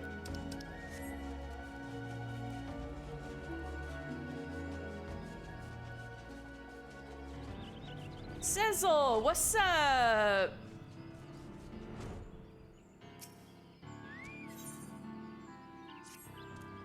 What? Have need of Mister's help, Sizzle does. So close we are, taking shape before our very eyes, Dezzle Qualon is. Yeah, it's looking pretty good. Hull for body, engine for heart, next fashion muscle to transfer power to wings we must. Developed by featherless ones, ceruleum technology was very advanced. First Ixal in history to design and build our own engine we are. Functioned perfectly, main engine components do. Flawless was Tataramu's design, and abundance of materials for upcoming tasks we have. But tiny problem there is. Maybe not so tiny. What? Machine tool for cutting transmission parts we have not. Many intricate gears and cogs harness power produced by engine, propel propulsion system. They do. With one precision gear wheel, then make lathe to grind such parts we could. Our best hope, Mister, is big, borrow, steal, but have that gear wheel we must. Only featherless ones have items that we seek. Rest on Mister's shoulders, fate of Dezzle Qualon does. Well, where am I gonna find the gear he's looking for, Tataramu? I was listening in on Sezzle's lamentations. It would seem that we are in need of a new lathe, or failing that, a part that will allow us to build one. A gear wheel, such as the one we seek, must be of the highest degree of workmanship. Should it be warped by even the smallest fraction, that imperfection will be reflected in the turning of the lathe, and make the crafting of precision components impossible. No, it must be made to extremely exacting specifications. I speak of the difference of a single's hair's width here. In the entire realm of Eorzea, I could count on the fingers of one hand the master artisans who are capable of forging such a piece. And should even we be so unfortunate as to secure the services of such a talented individual, we must consider the time it would take to craft the gear wheel. Our project might languish for weeks, if not months. It would be far better that we focus on obtaining an existing gear wheel and somehow convincing the owner to part with it. A lathe. A lathe. Where have I seen a lathe before? Ah, yes. I have vague memories of seeing one in my grandfather's workshop, which was somewhere outside the city. Mister, that's it. You must return to Gridania and speak with Coulson once more. He's gonna be so mad. He's been with Hyoen Skyway since the beginning. If anyone were to know what become of my grandfather's lathe, it would be Coulson. He would likely be in or around the Carline Canopy. The old man is never far from the airships when not attending to business. Hippo.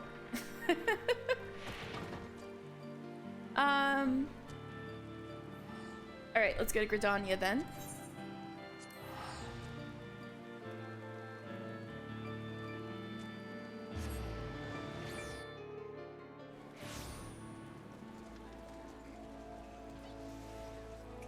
Go this way. Everybody's got their umbrellas out.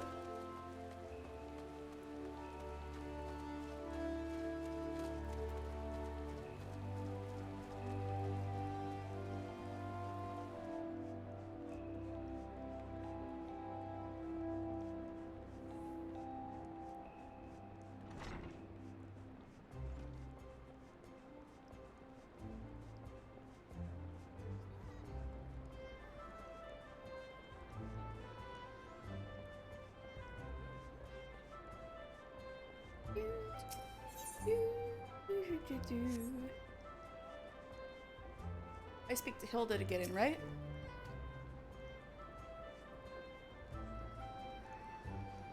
Let me in!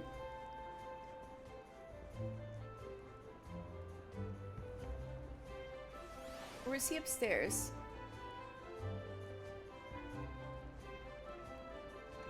Oh, is he? Oh, he's right out here. Okay. Hello. Yes, yes, I remember you. My eyesight may be failing, but my mind is yet sharp, thank you very much. You're the lad Master Tadaramu employed as his delivery boy. Surely the materials I provided you with were sufficient, yes? The young master wishes to know what became of the lathe from his grandfather's workshop? Well now, that does bring back memories. It might be nigh on 50 years now that I began my apprenticeship with Tatanora, a famous adventurer and businessman. I still recall the day when he conceived his revolutionary enterprise. He proposed the idea of building passenger balloons that shared the principle, if not the purpose, of Xali dirigibles. His company was the very first air travel service in the realm and marked the birth of Highwind Skyways. Of course, it was not until around 30 years later when Sid Garland brought airship technology to Eorzea that flights between cities became a regular occurrence. Those were the days, though. If I close my eyes, I can still see the workshop. I can still hear our excited optimism as Tatanora and I worked tirelessly on the construction of that first balloon. Ahem. Pray excuse an old man who's reminiscing. What were we speaking of? Oh yes, lathes. I believe the lathe Master Tataranu refers to was the one we used in the old Falgord workshop. I was just there.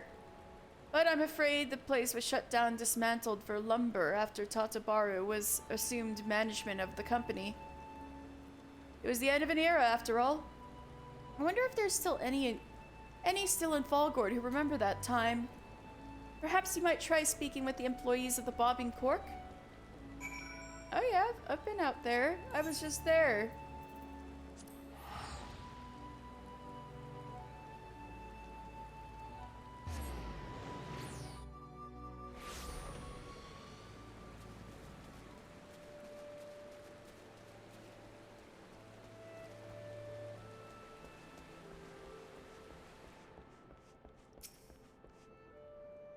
Welcome to the Bobbing Cork, friend. Will you be needing a room? No? You've come for a drink and some gossip, then? A lathe? I'm afraid I'm unfamiliar with the term. Some manner of tool for the old Skyways workshop that used to stand here in Faldgord? A pity our previous owner has moved on. 10 years I've worked here, but never have I heard talk of any such workshop. Well, I may know not of any lathe, but we do have a mountain of unclaimed possessions that we've been adding to since the dawn of bloody time. Well, at least they don't give up their lost and found. That's nice of them. The inn has the largest storeroom in town, you see, and it's the favored reliquary for all manner of unwanted or forgotten artifacts that once belonged to either residents or customers. Only just this morning I thought to clear some space by throwing away the oldest and dustiest relics. You're more than welcome to sift through the pile outside and take whatever you wish. Wait, holy shit. A day later and you would have thrown it out? Oh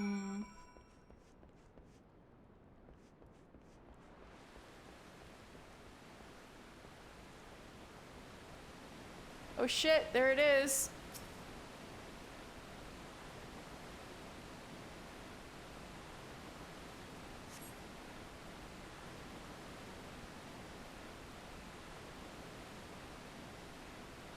Mister, is that what I think it is? How did you find me? I guess you were in the area, but still. The gear wheel from the lathe! I came to Falgord on the barest of remembrances, but I'm certainly glad I did. Oh, okay. The workshop itself is gone, but some things are too precious to simply fling into a midden heap. One of the artisans must have saved it. My grandfather was always well respected, you see, and even in his later years he would take me to see the workers practicing their trade. Listen well, Tataramu, he would say, coin has its uses, but aught of true value is bought with passion and persistence. To reach the highest skies, you must spread your wings and soar. His words of wisdom were as the sweetest lullabies to me as a child. It was likely his influence that encouraged me to pursue my love of airship design. What's this? The face of the gear wheel is engraved with a dedication of some kind. For my dear friend, Dezul Qualan. On these wings I pledge our everlasting bond, Tata Nora. Wait! So Dezul Qualan and Tata Nora knew each other. Oh shit! But this would mean... y'all are descendants of old friends. Where I guess Dezul Qualan's not blood related to Cecil, right? But still. Mister, let us return to Ekadal and deliver this treasure to Cecil without delay. There are certain questions which our Ixo colleague may hold the answers.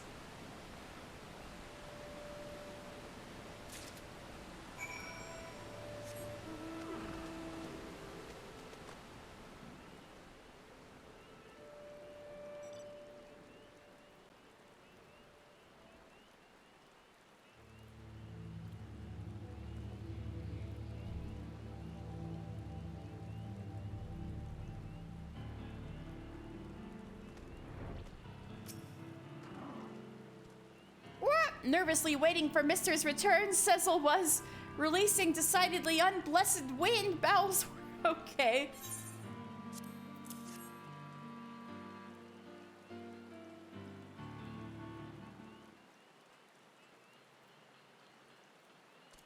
Ah! Yes, this is exactly what we need, this gear wheel is.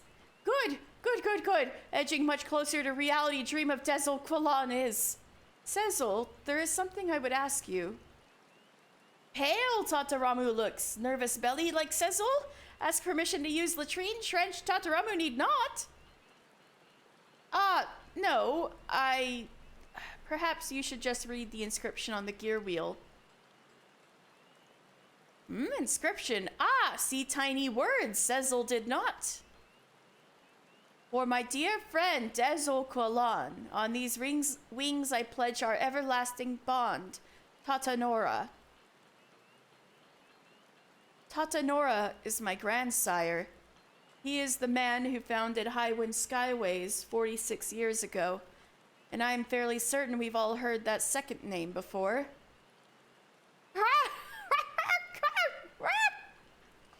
Care to share the source of your amusement, Cecil? Too perfect it is! Destined to fall into our hands, this gear wheel was. Dezul Qualan, outcast and genius, first chief of Ekadal 9, master balloon maker, and Sizzle's respected mentor. Your mentor? Wait, Tadaramu, you didn't know this? Oh, that's right, Tadaramu came in a little later. Oh, yeah, PewDiePie, these are the... Ixal tribe quests. And,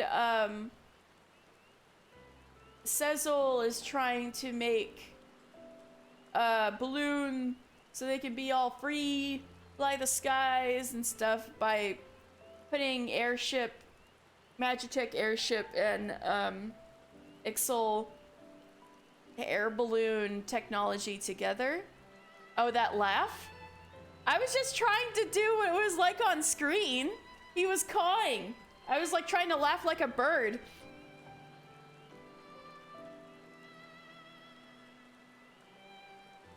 In the name of our hybrid airship? Yes, one and the same. Think of better way to honor Chief's memory. Cecil could not. Then it was true. What? I speak of an old rumor. 'Twas said that grandfather's company was built on his appropriation of Beastman aeronautics, that all balloons he flew were not more than base imitations of Ixali-made vessels. 'Tis a rumor that was officially denied, and any mention of it has been thoroughly expunged from the written records on the assertion that even unfounded claims of stolen Beastman technology would unduly harm Highwind Skyways' reputation. I had thought it merely the rumblings of rivals sick with envy at grandfather's success. Yes, envy it was. Wah! Envy that led to your ancestors to steal our genius. Thieves! Thieves and liars. Cecil, I...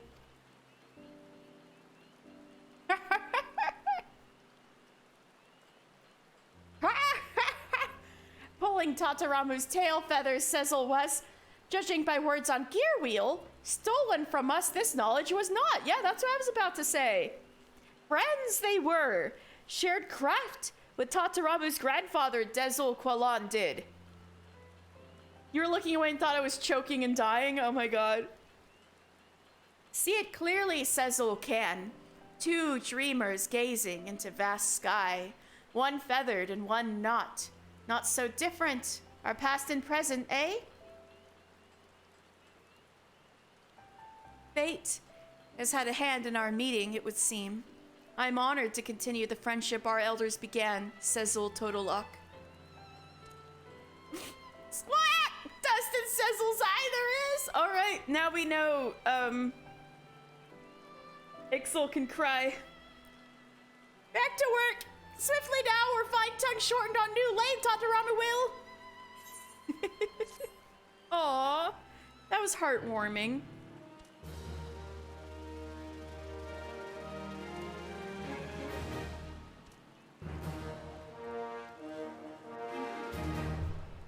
All right. Oh, they're working. Ooh, looking good. Ship's looking good. Thanks to your diligent efforts, Cecil's crew can now use their new lathe to craft the gears and cogs that will transfer power from the engine to the wings. Continue assisting the Ecotl 9 to see the airship hybrid reach completion. Yay!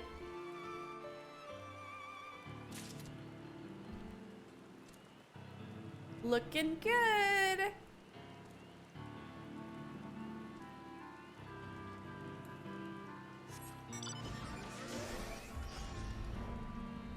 All right, well, let's see if there's any sightseeing things up. Nope.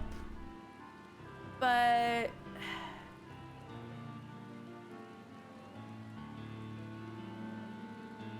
wait, why are these so long from now? Because damn,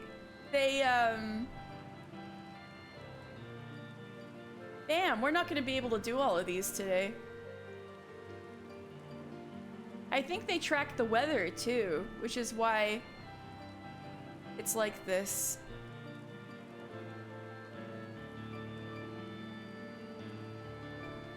But it looks like in about an hour there will be more sightseeing logs to do.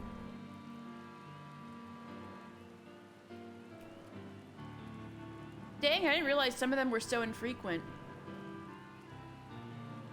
But anyway.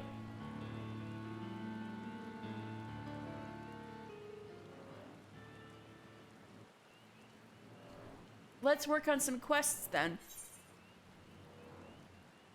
We've got a couple of lingering quests over here. Let's pick these up then.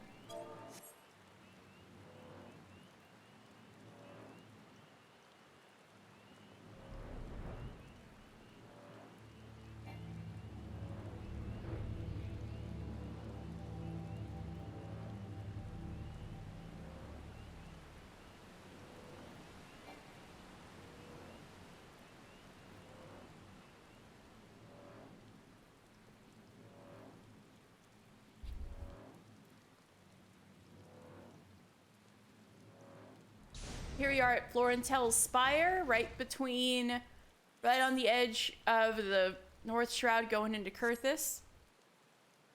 You have Orion here. As a wood whaler, it is my sworn duty to protect my nation from the Ixal. Yet as a Gridanian, it pains me to see the trees around me wither and die while we are off fighting battles. Shroud hares have grown destructive of late, gnawing away at trees and ripping shrubs from the ground, yet we cannot very well tell the birdmen to stay their spears while we hunt oversized slugs, can we? And so I turn to you, adventurer.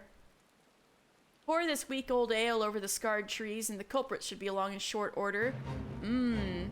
Yum. The slugs going after the old beer. You would bring the wood much succor if you could put them down. Alright. No problem.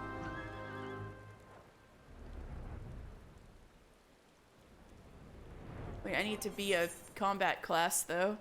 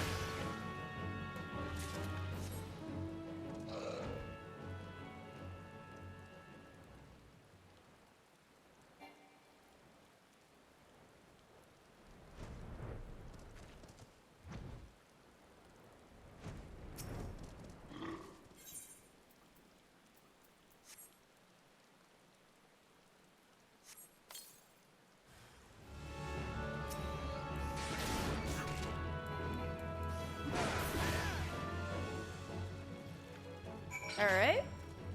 Orion.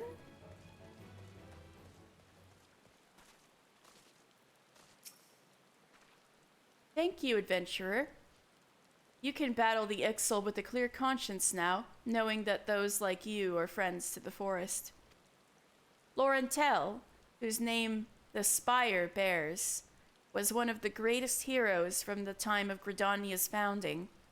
His martial exploits were exceeded only by his love for the forest, and his love for Eugenia, the namesake of our sister spire.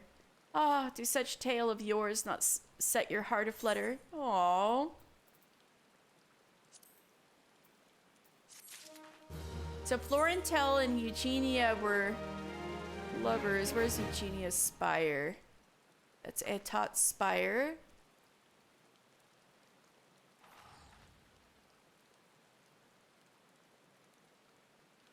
Eugenia's spire is over here. Let's check it out when we're done here. As you have proven yourself a capable ally, I would entrust you a task more ambitious than the slaying of hares. Perhaps you have encountered curious constructs of living stone in these parts. They emerged from the sundered landscape in the wake of the calamity, and their numbers have only burgeoned thenceforth. For each one we slay, yet another rises to the surface to take its place.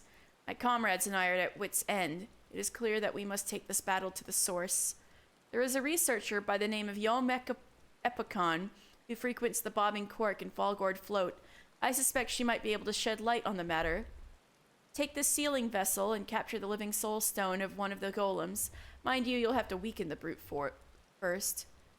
Deliver the soul stone to Yom Epicon and see if she cannot ascertain the golem's origin. Also, what about you, Idristan? The freeze that came in the calamity's wake has rendered Kurthus nigh inhospitable. Many of the creatures that once made their homes there have been forced to migrate lest they starve. Some arrive on our doorstep with naught else on their mind but to feed. The worst of the beasts are the jackals, who have been spotted not far from this very spire. Adventurer, we call upon your skill to dispatch these beasts before they make a meal of some unguarded traveler. This, begging your pardons, this fetid dodo meat will serve admirably as bait. Ew.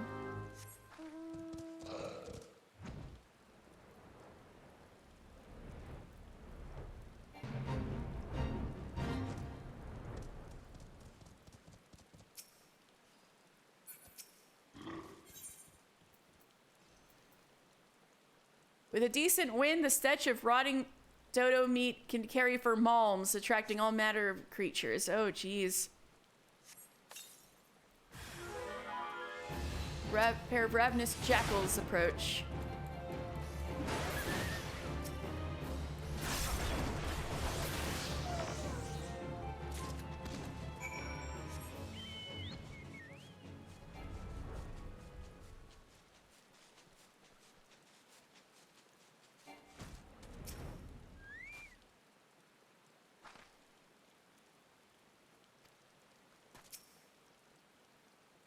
We are most grateful. This kind of situation would not have arisen ere the calamity came and made Kurthus nigh uninhabitable to its local fauna. With their water hoarded in vaults of ice and their herbage held under the snow, the larger beasts have become positively infernal in their need to survive. Take heed if you head northbound, or know that you are riding into battle.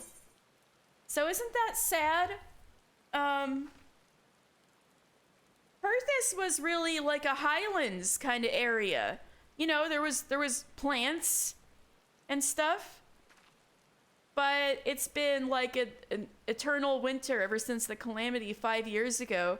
So that's also wreaked havoc on their native flora and fauna. All of these animals have had to flee, or else they'll die.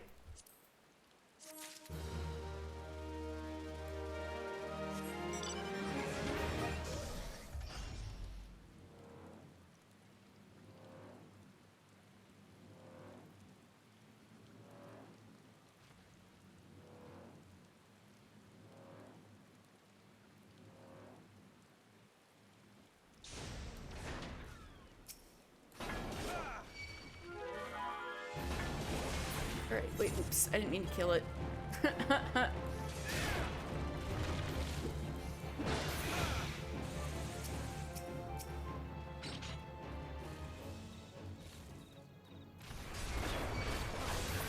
Oops, that hit it, killed it in one hit. How about... There. No more... Okay.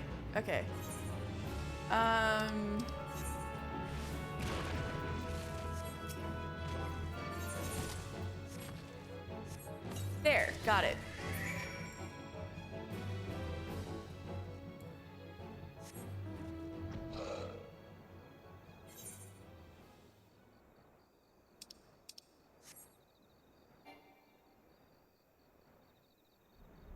The calamity also really messed up the North Shroud.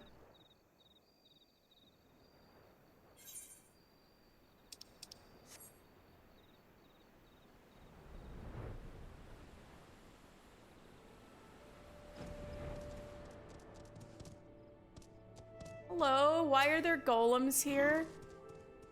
Yo, Mepicon? Why, yes, that's me. At least, that's who I think I am. Did you need something from me? Living Soul Stone. Gummus Polems? I fear I'm not familiar with them. Pumice Golems, on the other hand. Orion has told me all about them. Let us see what you've brought me now. Ooh, I can just feel it pulsing with energy. You've certainly found a live one, haven't you? I must begin my analysis straight away. Now, where did I put my glasses? All right, sweet.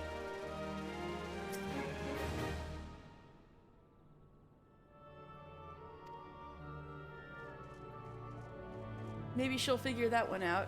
Anyway, we are done with Northern Shroud regular quests. So we still have a bit of time. We have about 45 minutes or so until our next sightseeing log. So let's go to Revenant's Toll.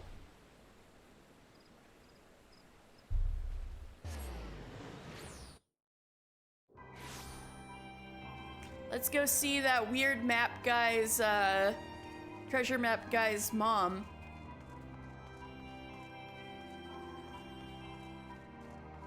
Lady, do you know your son is a disgrace? Why, hello there, young one. What can old... Oh my god. You guys got the same hair. Oh no. What can old Brandywine do for you, hmm?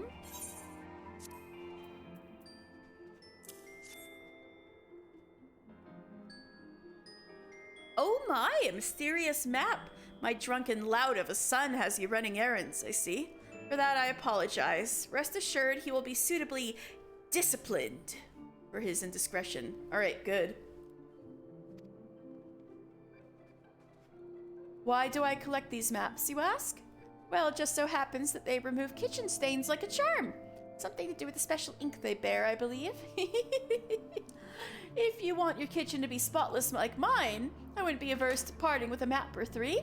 My son keeps my stores constantly replenished, you see.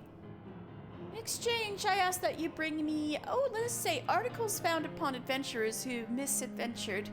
The gods know they have no further need of their worldly possessions, so you need not feel guilty. Okay, lady. Where are these articles like to be found? Why? Where the deadliest creatures prowl, of course. Adventurers are drawn to them like moths to a flame, are they not? By your questioning look, I take it you're wondering what interest I have in such salvaged items. You have secrets you would sooner take to the grave, do you not? Let me keep mine, young one. And I will let you keep yours.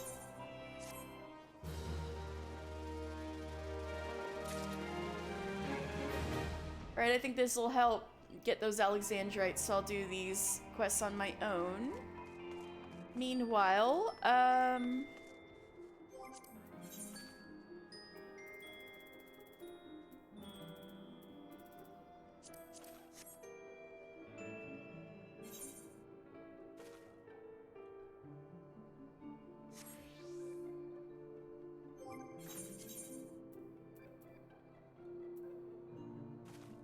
why don't we work on Monk? Oh god, all of these level 50 fits before I get my,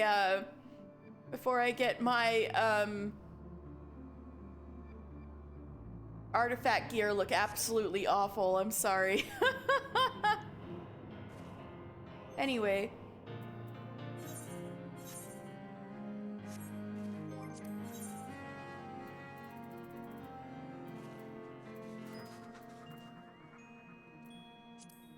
Aha.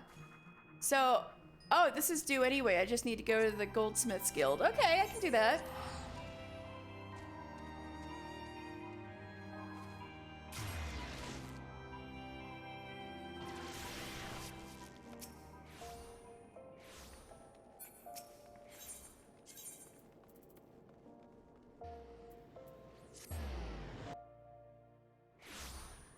Eric. This man distributes the lore. I very much look forward to the readings of both you and Wiedergelt's etherometers. What's this? You've already finished? Then what are you standing there talking for? Come, give me the etherometer.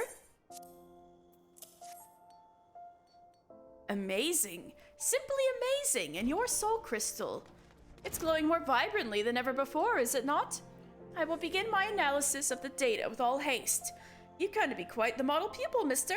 Would that I could say the same of the monk simpleton. Ugh. I can see the feeble gears turning in your mind. Come, there is no need to feel shame at your ignorance. If you wish to know what has transpired, you need only ask. I promise to use small words. Okay, Eric. Ooh, I can do a cool, I can fight like, Sanji in One Piece now.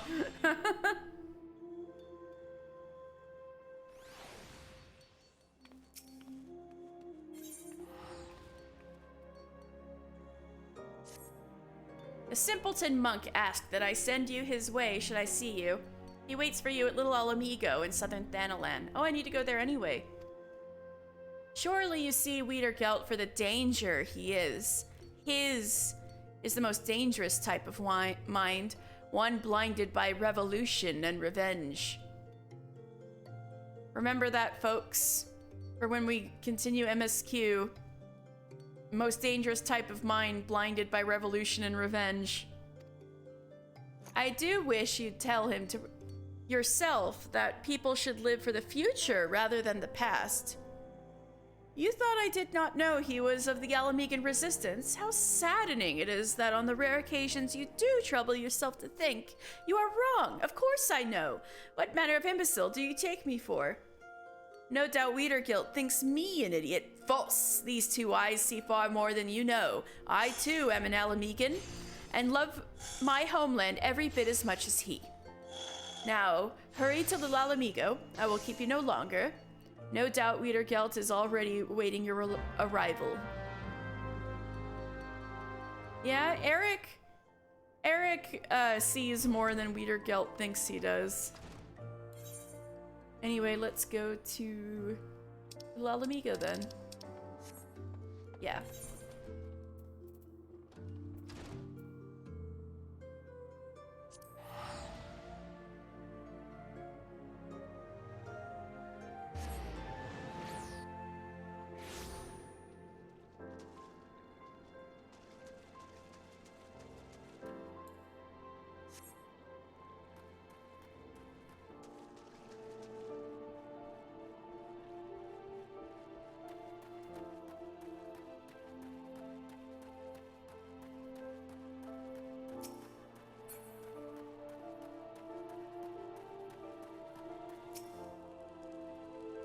You spoke to Eric.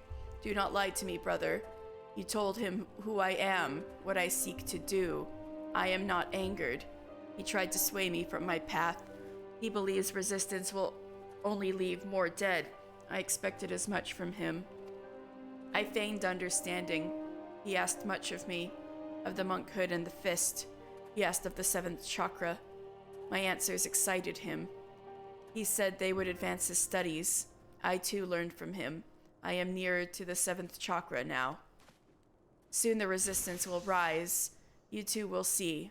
Very soon. Others do not understand. Alamigo tried to protect them. We were the shield of the realm. We bled to fend off Garlemald. None here know our suffering. None here can imagine it. The lives we led after the fall, after the shield was sundered. I have traveled far and wide. I've met many souls, but none are as you. You have a gift. Yours is a great strength. Unite it to ours, brother. Help us reclaim our home. Your efforts will be rewarded. Look upon my garments. This is the war garb of the monkhood. It attunes to the wearer's chakra, enables it to realize its fullest expression. The cloth is imbued with the power of Ralger. Only monks of his fist may don it. Only those who overcome many trials. I will tell you how it can be yours. Fear not. I require you speak no vows. I ask only that you fight with us. Give yourself to our cause. You long for adventure, I understand, but such longings can wait. This cannot. See Alamigo freed. Then enjoy your own freedoms. What say you, brother? I'd say no, but I know the monk quest won't progress if I don't, so I'll say yes. You have the heart of a true monk. You are different from the others in this realm. Hear this. A set of our war garb was stolen. The fist has tracked the bandits. We know now where the 3 of the relics are. Here in southern Thanalan, the Sepulchre and the Circle of the Tempered, and in northern Thanalan, the abandoned Amajima mithril mine. That's where it wouldn't let me do the Vista, because I hadn't done the first 20 yet. Your soul crystal will react to the relics. Draw near them and they will glow. By this power, you can find them. The fist's honor has been trampled upon. Make the heretics you find pay for their sins. Eric has sold his soul to this land, but he is a knowledgeable man. He knows more than I of the monkhood and of the fist. Speak with him if you would know more of our way. The man revels in hearing himself speak. Now that is true. I await the day we fight side by side, brother. Now go, and go well.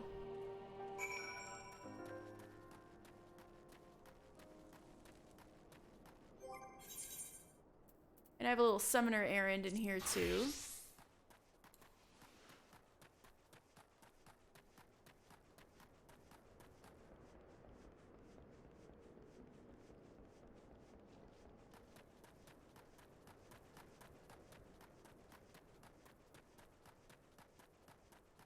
Below? Yep. Alright, let me get Carby out.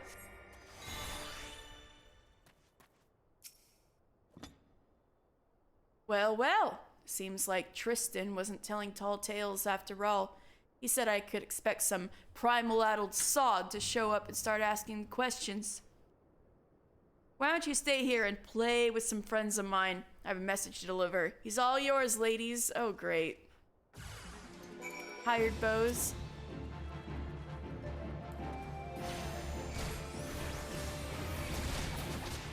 Youch.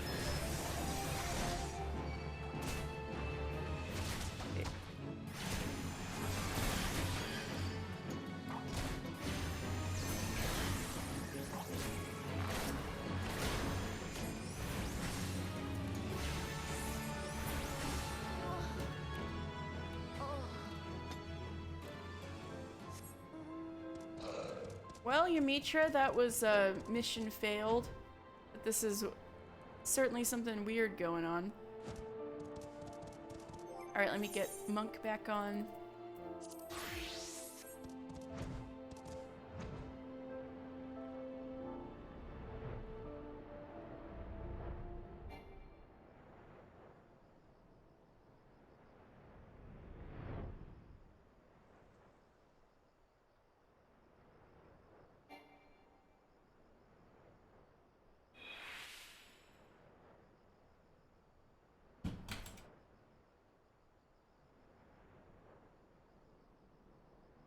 So Sepulchre is the home base of the Corpse Brigade, which used to be part of the Alamegan army and is now just a bunch of bandits, pretty much.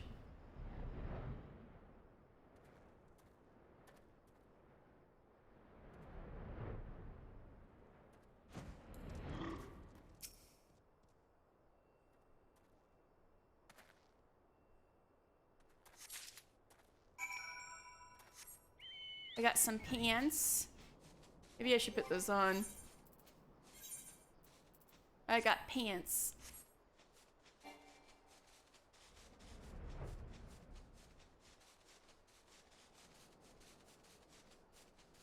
Next.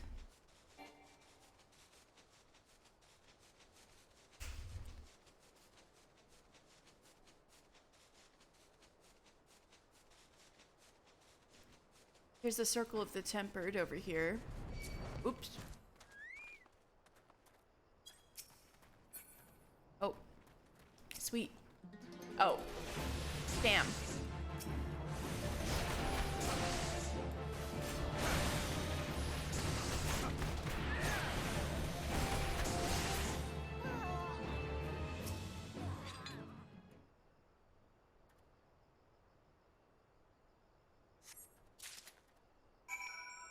And now Northern Thanalan.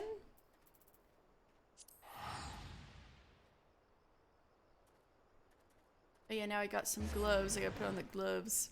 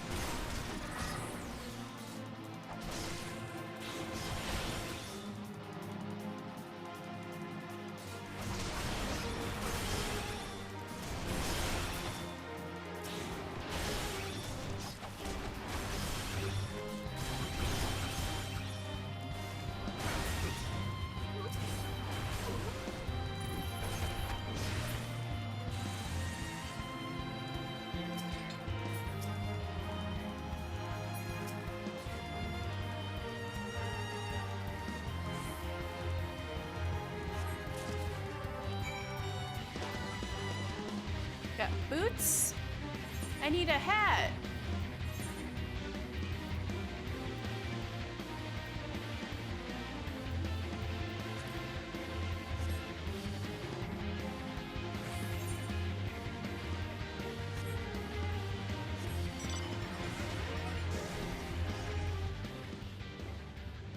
All right, back to Little El Amigo.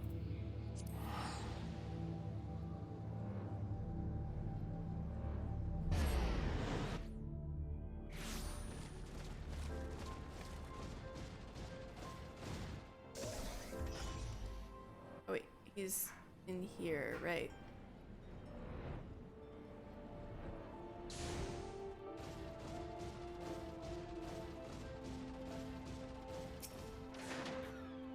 You have returned. The first 3 relics are yours, and now the fifth has located the fourth. Here's a Kikuran merchant who deals in contraband. The 4th relic is among his wares. Hurry to Lower Lenosha. Find this Kikuran. Take back that which is now yours by right. Okay.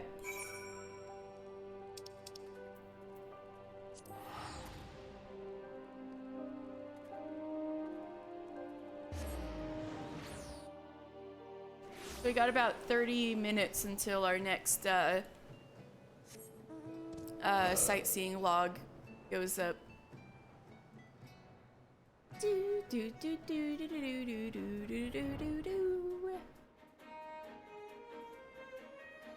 Hey, there's a salt strand. We were just talking about that earlier.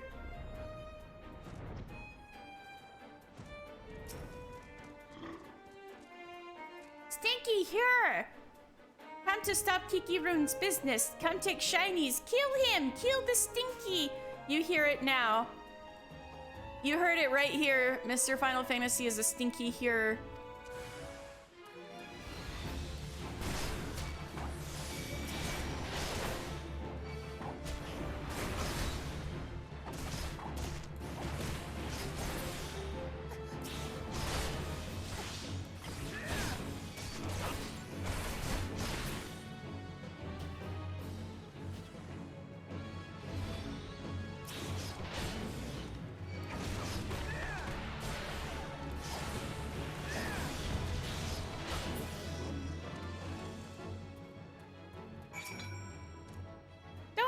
Kikirun, please don't kill. Take back Monk's Circle. Take and spare. Thank you. Now I have a cool feather hat thing. Yeah! Feather, let's go.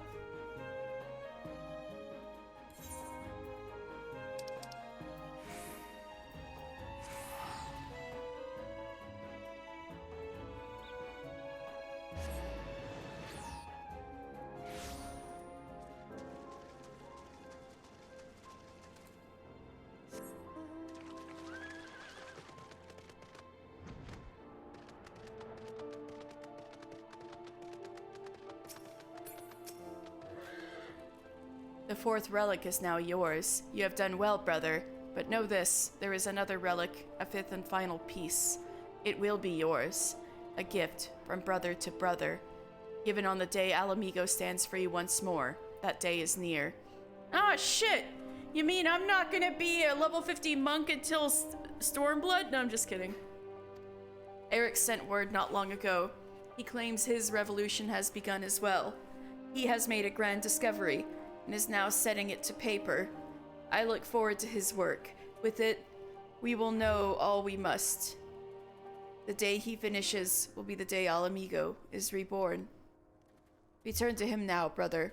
Ask for yourself when that day will be. May Ralger watch over you.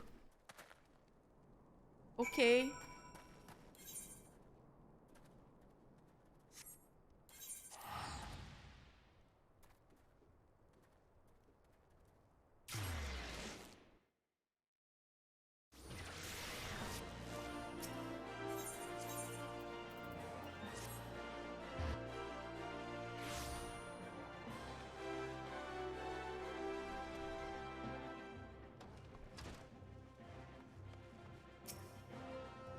I'm afraid I haven't time for you now, mister. I'm penning my thesis based on the ethereal data you and the simpleton collected. There have been significant developments since we last spoke, or rather, since I last spoke and you stood before me with that ever-vapid expression. Well, thanks. Soon, I will complete my work and present it at a conference of my peers. Surely you can pass the time until then punching and kicking and pursuing other monkly interests, yes? Go do that then. Okay, anyway, hi.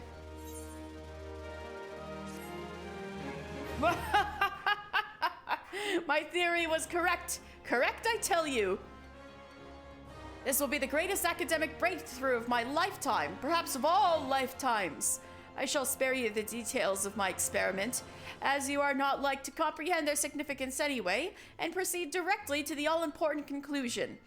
The announcement of my theory before a council of my peers was met with thunderous applause. And to think I owe it all to a vacant-eyed adventurer and a simpleton monk. Both you and the Pugilist Guild that sent you are due a debt of gratitude. Speaking of the monk, where in Eorzea has the semi-literate oaf walked off to? I took note of his attendance among the spectators at the conference, but he has yet to present himself and offer his congratulations. Ah! What have I done? Mister, I fear the words I offered may have driven Wiedergelt to attempt the insane. I analyzed the ethereal waves of your bodies second by second. I was able to isolate and identify those of the final ethereal regulation mechanism, the so-called 7th chakra. From that, I was able to find the land which was most likely to resonate with those waves. Silvertear Falls. I went to the site myself to investigate, and it was there that I made my great discovery, the discovery of the century. Oh, it occurs to me that you shall never accomplish a feat of the mind, mister, and I find myself pitying you, but I digress. Well, thanks a lot, Eric. Do you not see what I've done, mister? I told him precisely where he must go to unlock the 7th chakra. He has given his life to the fight to reclaim Alamigo from the Empire. More than anything, he desires the power needed to achieve that end. The power to combat the might of all Garlemald. Any fool can see that... almost. Any fool can see that he imagines the 7th chakra to be that power. Now, I imagine that. Yet battling the Empire on such terms will only result in another tragedy like that which befell Alamigo. I pray you do not mean to follow him in this fool's crusade. He has gone to Silvertear Falls in Mordona. I am certain of it. You must go, mister. You must stop him. My words will not sway him, just as they could not sway my son. Oh shit, Eric. Perhaps yours will. Oh shit. Oh shit.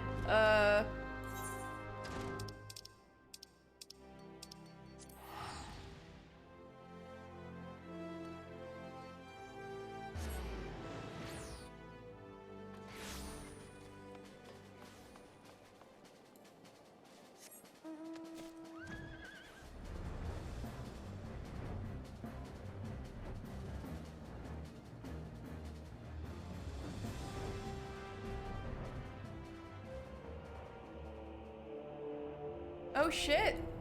You're out here fighting Garleans?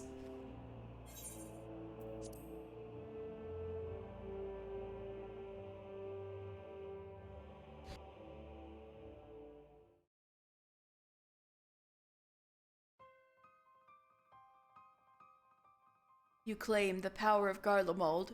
Fools. Power outside your own cannot be trusted. You had no hope of defeating me.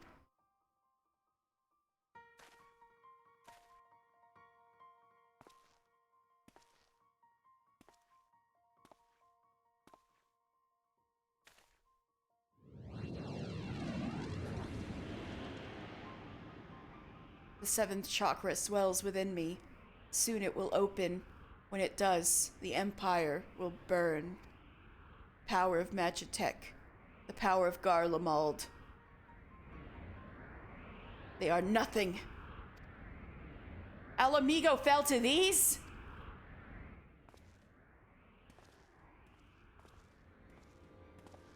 What? Are you resistance members? Ah, brother, you are late. But perhaps that is best. I have just attended our Garlean guests. I wanted us to be alone. Wiedergeld?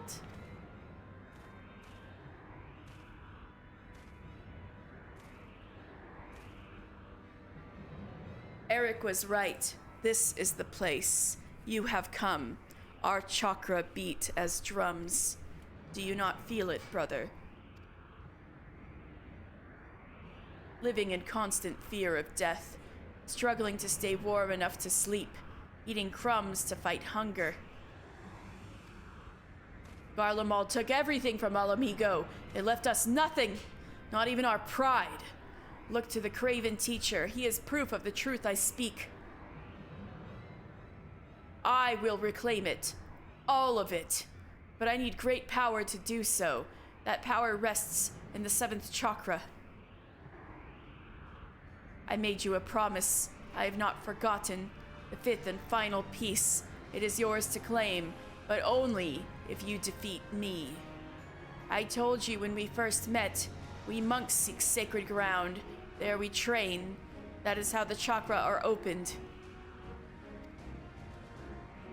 The teacher told me himself, this is where the 7th chakra opens. This is my sacred battleground. The ground of battle between you and me. Your strength has peaked. Through it, mine will grow. Do not despair. Your death will have purpose. Oh shit, you really do mean to beat the shit out of me until I die. Okay. It will be for Alamigo. Weeder Gelt, this is a little... You actually want to kill me. Okay. Rejoice, brother. You shall die a martyr. Okay.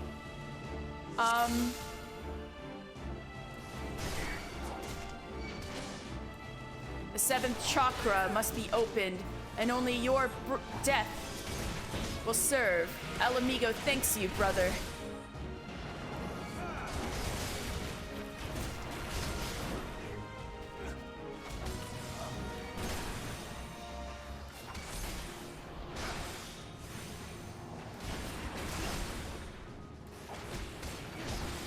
You feel your wounds knitting. Oh, that's good.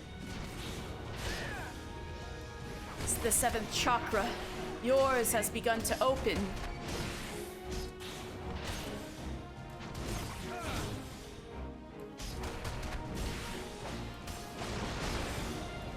The energy wells within me. Come, let us end this now.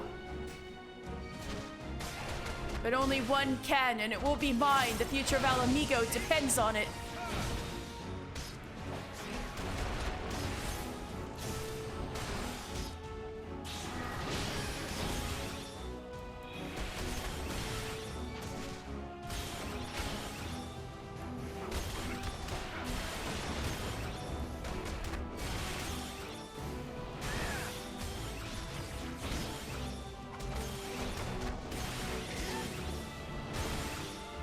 I got him.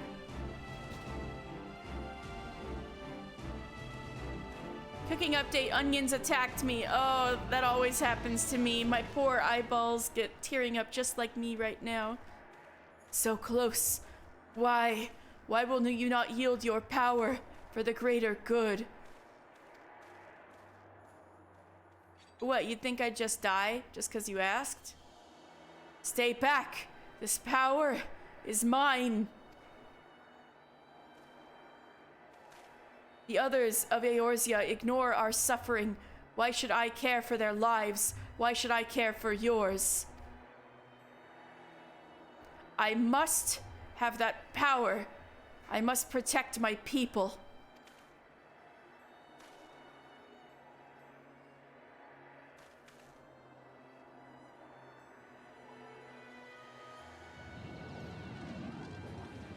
Mister, that power.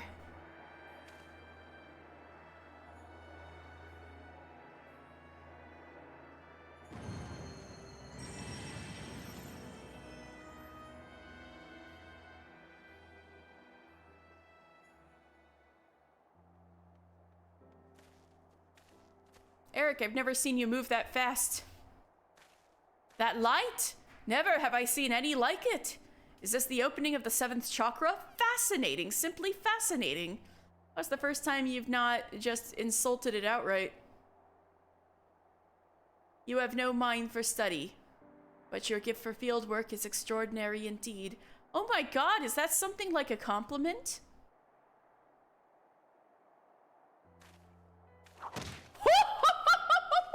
Let's go, Eric! Throw a punch! Why? Why did you strike me?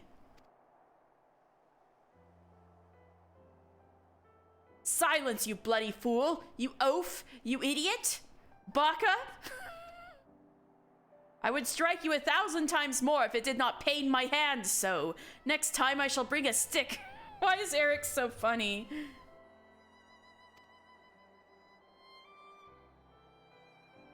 Bugger opening your infernal chakra and open your bloody ears for once. Sid Garland of the Ironworks that bear his name once wrote that these Silver Tear Falls lie at the center of our world. Our world is round, and we live on its surface. Even you should see then that he did not speak of a center in the physical sense. I am no astrologian nor a biologist, but I have studied enough of the various sciences to say this. The vital energy of Hydaelyn, that which is called ether, is one and the same as the life force in which you monks believe. That at the center of our world, these Silver Tear Falls are connected to what you call chakra in an inexplicably profound way. We all share in the same existence. We are neither separate nor distinct from the world. Our energy and its energy are one. Or Paladin saved your ass in a fate? I mean, yeah. Yeah, Tank's gotta help out our black mage friends out, right?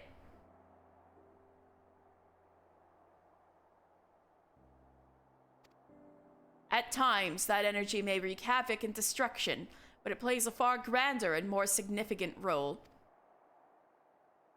To bring forth life. As part of this world, you must endeavor to do the same. You sought only to gain power by force, in that you are no different than the very Garleans you seek to destroy. Is this what you truly wish to be? Get him. You speak pretty words. But would you speak them to our people, to every soul who has suffered? To children with empty bellies, to wives made widows? I would. Damn, Eric. To every last soul among them. Even if they fail to grasp their meaning as you do now, I would and will speak those words until they are understood. And Eric, secretly a badass. Long have I studied the history of this realm's wars. If there is aught I have learned, it is that no future for Eorzea. There is no future for Eorzea should her people struggle and vie for power without considering the consequences of their doing so. With great power comes great responsibility, as they once said in Spider-Man. To seize the former and deny the latter is to beget despair. The duty we owe to one another and to this world as part of it is to use what power we possess to deliver a future full of life, not death. Can you truly not see the right in this?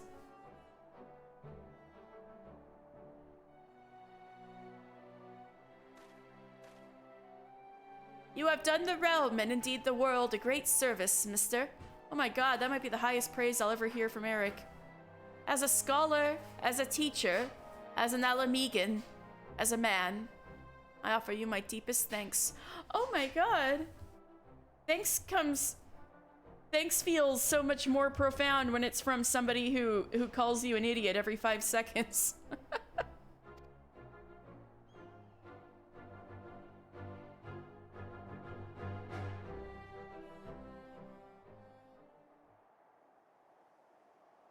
Ether imbued with an ancient fighting secret unlocked your chakra.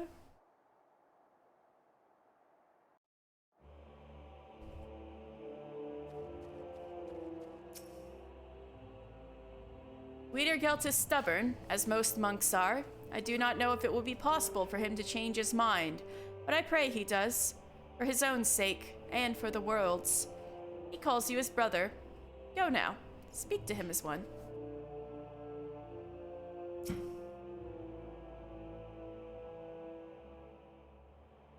Not long ago, I spoke with a man, an Alamegan. He too was of the resistance. He asked me a simple question. Why do I fight? I did not hesitate. I did not think. The word came of its own will.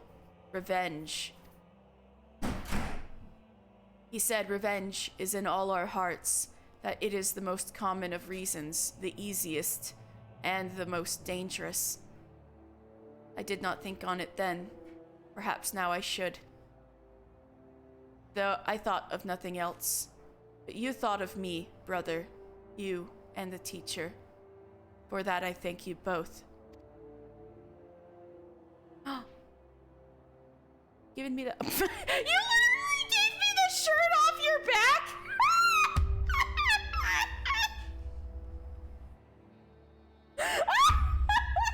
You know in Animal Crossing, when they're like, here's the shirt off my back, and they like trade outfits with you? It's like him right now. Weedergeld, put those nipples away.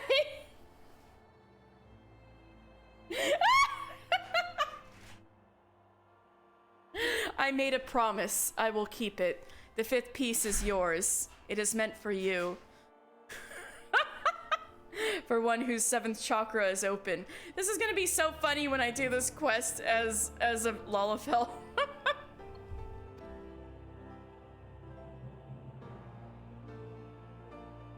Alamigo fought to protect itself, to protect all Eorzea from the Empire. And yet we are despised, ignored, worse, we are forgotten.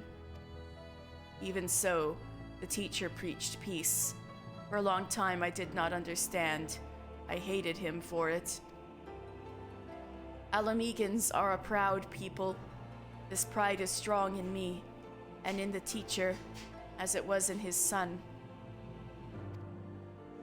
He fought in the resistance.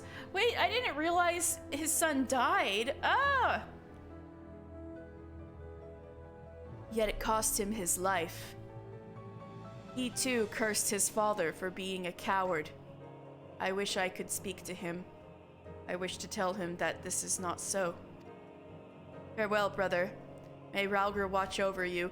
Okay, I might put the monk clothes through the laundry once before I put them on, but thank you.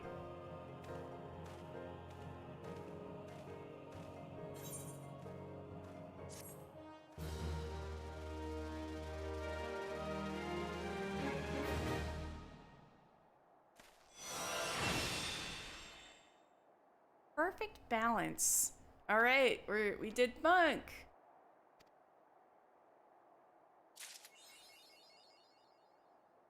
Well, even before then, we might be able to get some more lore out of Eric.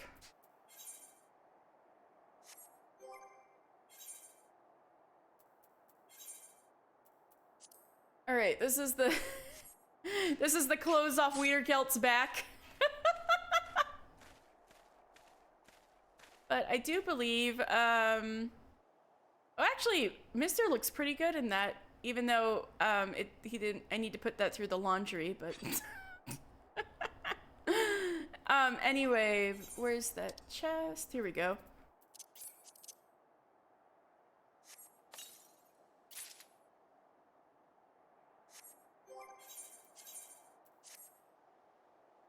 All right, let's glam these. Let's see how, on melee, where's melee? Oh, those were already put on, gotcha. All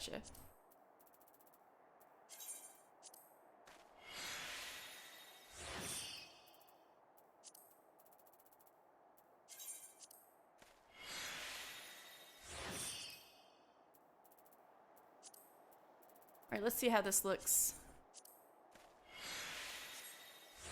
Oh, that looks a little cooler, I guess. There's kind of the red going on with the highlighter yellow. This is my ketchup and mustard monk outfit. All right, monk is done.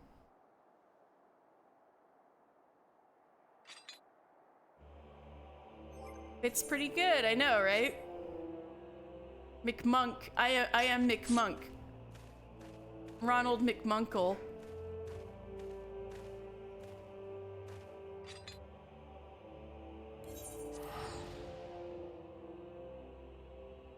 Oh, let me check the sightseeing log.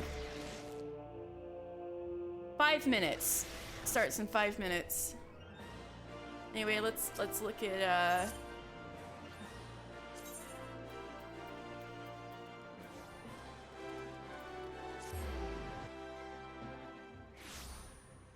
Eric.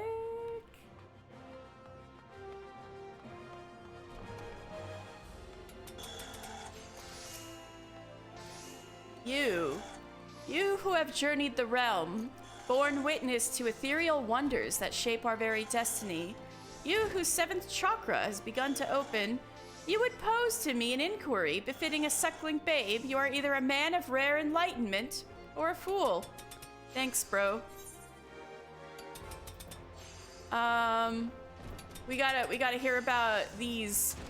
All right, the monks and the Fist of Ralgr. Tell us about the monks. The monks and the Fist of Ralgr are interesting in the same way as any other organized religion. A sad, pathetic, and humorous way. Oh God, I mean, where's the lie? The brothers and sisters of the monkhood are those souls training in the service of Ralgr, god of destruction among the 12. The Fist of Ralgr is their order. This barbaric cult traces its origins back several centuries to Alamigo. That simpleton Wiedergelt is one of their number. The Fist teaches those foolish enough to listen that through rigorous training of the mind and body, and with constant invigoration and refinement, one can approach the sublimity of Ralgr himself. Such is their power of concentration that they are able to master the ether within their bodies in a manner that grants them immense destructive power. The monkhood insists on calling this internal essence spiritual energy or life force, but trust me when I say it is nothing other than ether. Endowed with this brutish, unthinking gift for hitting things very hard, the entire cult has evolved into sort of clergy with martial proclivities. This was no doubt a result of their main temple being located in Girabania, a region plagued by warfare, where knowing how to protect oneself is essential. As the years passed, however, what began as a simple group of religious fanatics fighting to protect themselves grew into an ambitious organization of religious fanatics taking part in the region's power struggles. Those in power in Alamigo grew wary of these war priests, who proclaimed all their fights to be fought in the name of a god, and who employed deadly force without the slightest hesitation. And so, rather than make enemies of the monks, they decided instead to use them to their benefit. Through affiliation with the Alamigan royal family, the Fist of Ralgr was incorporated into the nation's standing army. This not only granted the monks a great deal of power, but furnished them with all the rights accorded protectors of the citizenry, and their political influence was still growing. So they turned the monks into cops. Cooking update, it's ugly, but it's food. That's all that matters, as long as it's yummy and munch. What recipe was it, by the way? Oh, the spaghetti? You undercooked the loaf's, meatloaf. Oh! Oh, wait. Oh, I think I have the meatloaf sandwiches coming, because the meatloaves in general are yum yum. Right, the fate of the Fist of Ralgr is quite involved. Whoa. I confess I find great joy in studying the demise of a religion, and even greater joy in recounting it. Oh my god, Eric. Eric would so be on Reddit. The power of the Fist of Ralger grew unchecked in Alamigo, and it was eventually named the state religion. After this, its influence over political, economic, and cultural spheres of life became even more considerable. Needless to say, this did not sit well with one and all. Among them was the last and most ugsome of Alamigan royalty, the King of Ruin, Theodoric. The rise of the Fist meant a great potential rival for power, and he would not suffer the monkhood to encroach on his prerogatives. Yeah, that's the Mad King that, a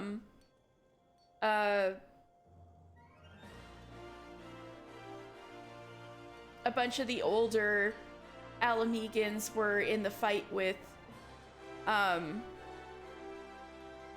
they were fighting the Mad King, and then Garlemald came and swooped in right after the revolution.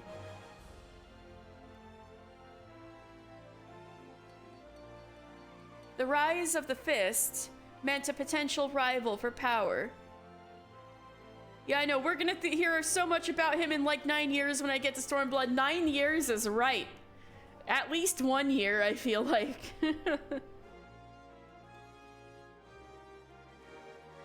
The rise of the Fist meant a potential rival for power, and he would not suffer the monkhood to encroach on his prerogatives. To counter their claims of religious righteousness, he simply conjured his own out of thin air, proclaiming that the throne was his by divine right, given him by the word of Nimia herself, Master of Ralger. That is true part of the creation myth.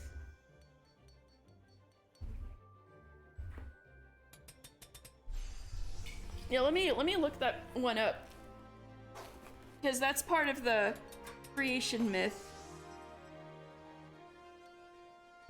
of the 12 about how everybody's related and stuff. Oh, your astrologian's all caught up. Nice.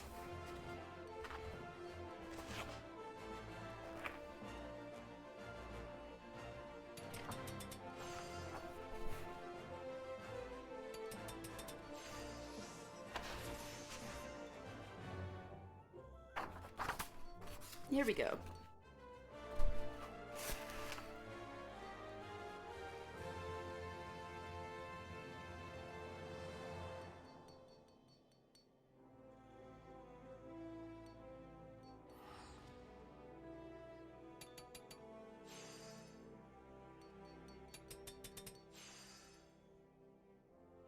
Yeah, he serves as an attendant to Nimia.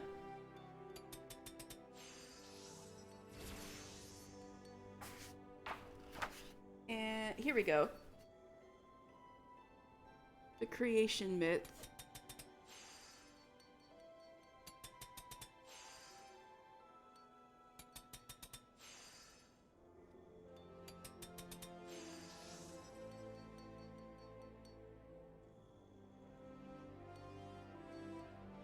All right. So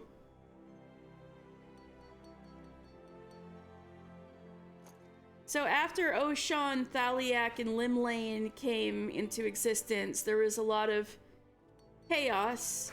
Like, Oshan's mountains rose and fell to his whims, Thaliak's rivers flowed all over the place, and Limlane's seas ever expanded, swallowing entire swaths of land before the gods even knew they were gone. To bring order to this chaos, Nimia cried forth a mighty comet from the heavens and gave it life, directing it down to the world that it may destroy the excess her sons and daughters had wrought, while bringing harmony once again to the realm. And for many days and nights was the world calm, the gods content, in the order which now reigns supreme.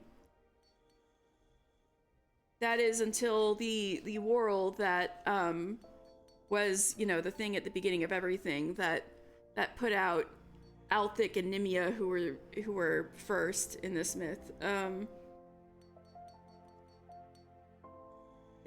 So the world beckoned forth two final deities, Bayergot and his younger sister Halone. It was feared that the untamed, ambitious siblings might once again usher chaos into the world. So to see that they were properly disciplined, Nimia made them wards of Ralgr. Oh wait, I think I skipped ahead a little bit. So when did Ralgr come about?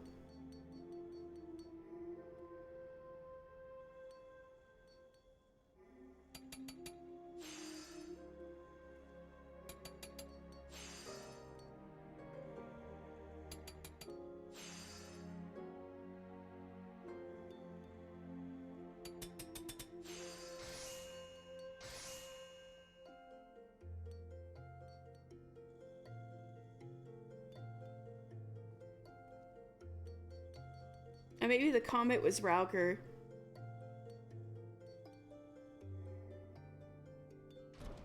Anyway. I will have all the buffs, alright.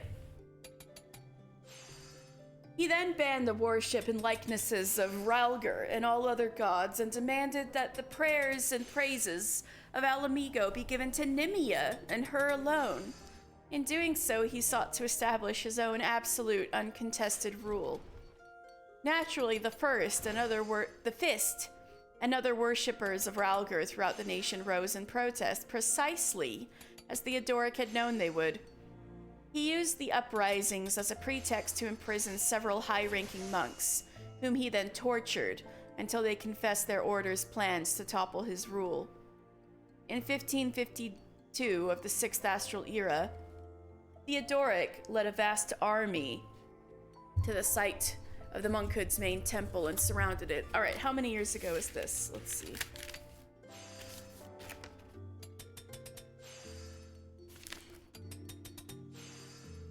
This was 25 years ago. So 25 years ago in 1552 of the Sixth Astral Era, Theodoric led a vast army to the site of the monkhood's main temple and surrounded it. One Graha ago. Oh my god. Monks, novices, and devotees, including the elders, refugees seeking shelter after the fires of war had turned their homes to ash, servants and peasants hired to do no more than till the fields.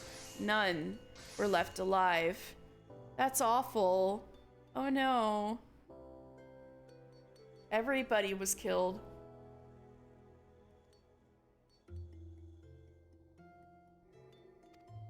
The monks fought heroically, but were hopelessly outnumbered. With the massacre of that day, nearly all of the monkhood perished. The elders, the keepers of the tradition and its knowledge, resided within the temple grounds. It was thought that all versed in the ways of the chakra were lost. But then what if this Wiedergelt simpleton, just who is he? Perhaps the end of the Fist was not the end of the monks after all. Huh. So they were nearly wiped out 25 years ago. Silvertear Falls. My dear poor mister, what you do not know about Silvertear Falls could fill a book. Thanks. And has, multiple times over, I'm sure. Since ancient times, the falls and the region of Mordona in which they are located have been believed to be the seat of a great spiritual energy, as less advanced peoples are wont to call it. So old are these beliefs that the tomb of Zonde himself, the first emperor of Alag, was built deep beneath the surface of Mordona in the hope that the mystical power which resided under the lake would raise him from the dead. Oh, there are any number of legends and myths surrounding the place. I think the oldest and most widely known would have to be that of the dragon of the falls. Mitty! Where is he? Hey, that's the dragon of the falls. That's him right there. I do not claim to be a folklorist, but I can certainly provide the general tale. He doesn't know that Midgard Stormer's in the room just chilling. There was the birth of Althik, god of time among the 12, and in turn his younger sister Nimia, goddess of faith, and then there was water, and through it Silvertear Falls came to be at the center of all that was. Here was the source not only of water, but the fount of all magic as well. Now, when water came into being, so too did the great dragon Midgardsormr. There he is! There he is! Brother Time and Sister Fate, fearing the falls might fall into the hands of evil, ordered Midgardsormr, their protector and warden.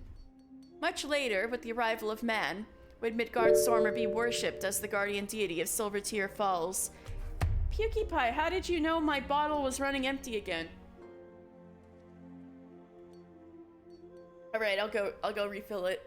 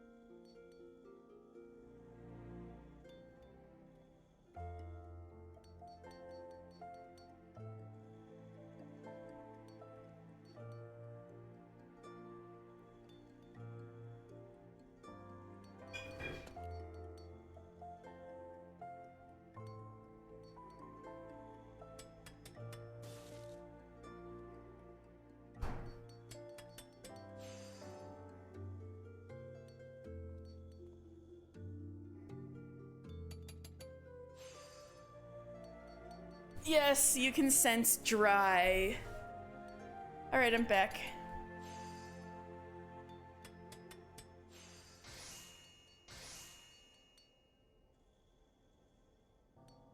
Oh, now Midgardsormr is hanging on my shoulder here with story time with Eric about all the shit that mankind made up about him over the years.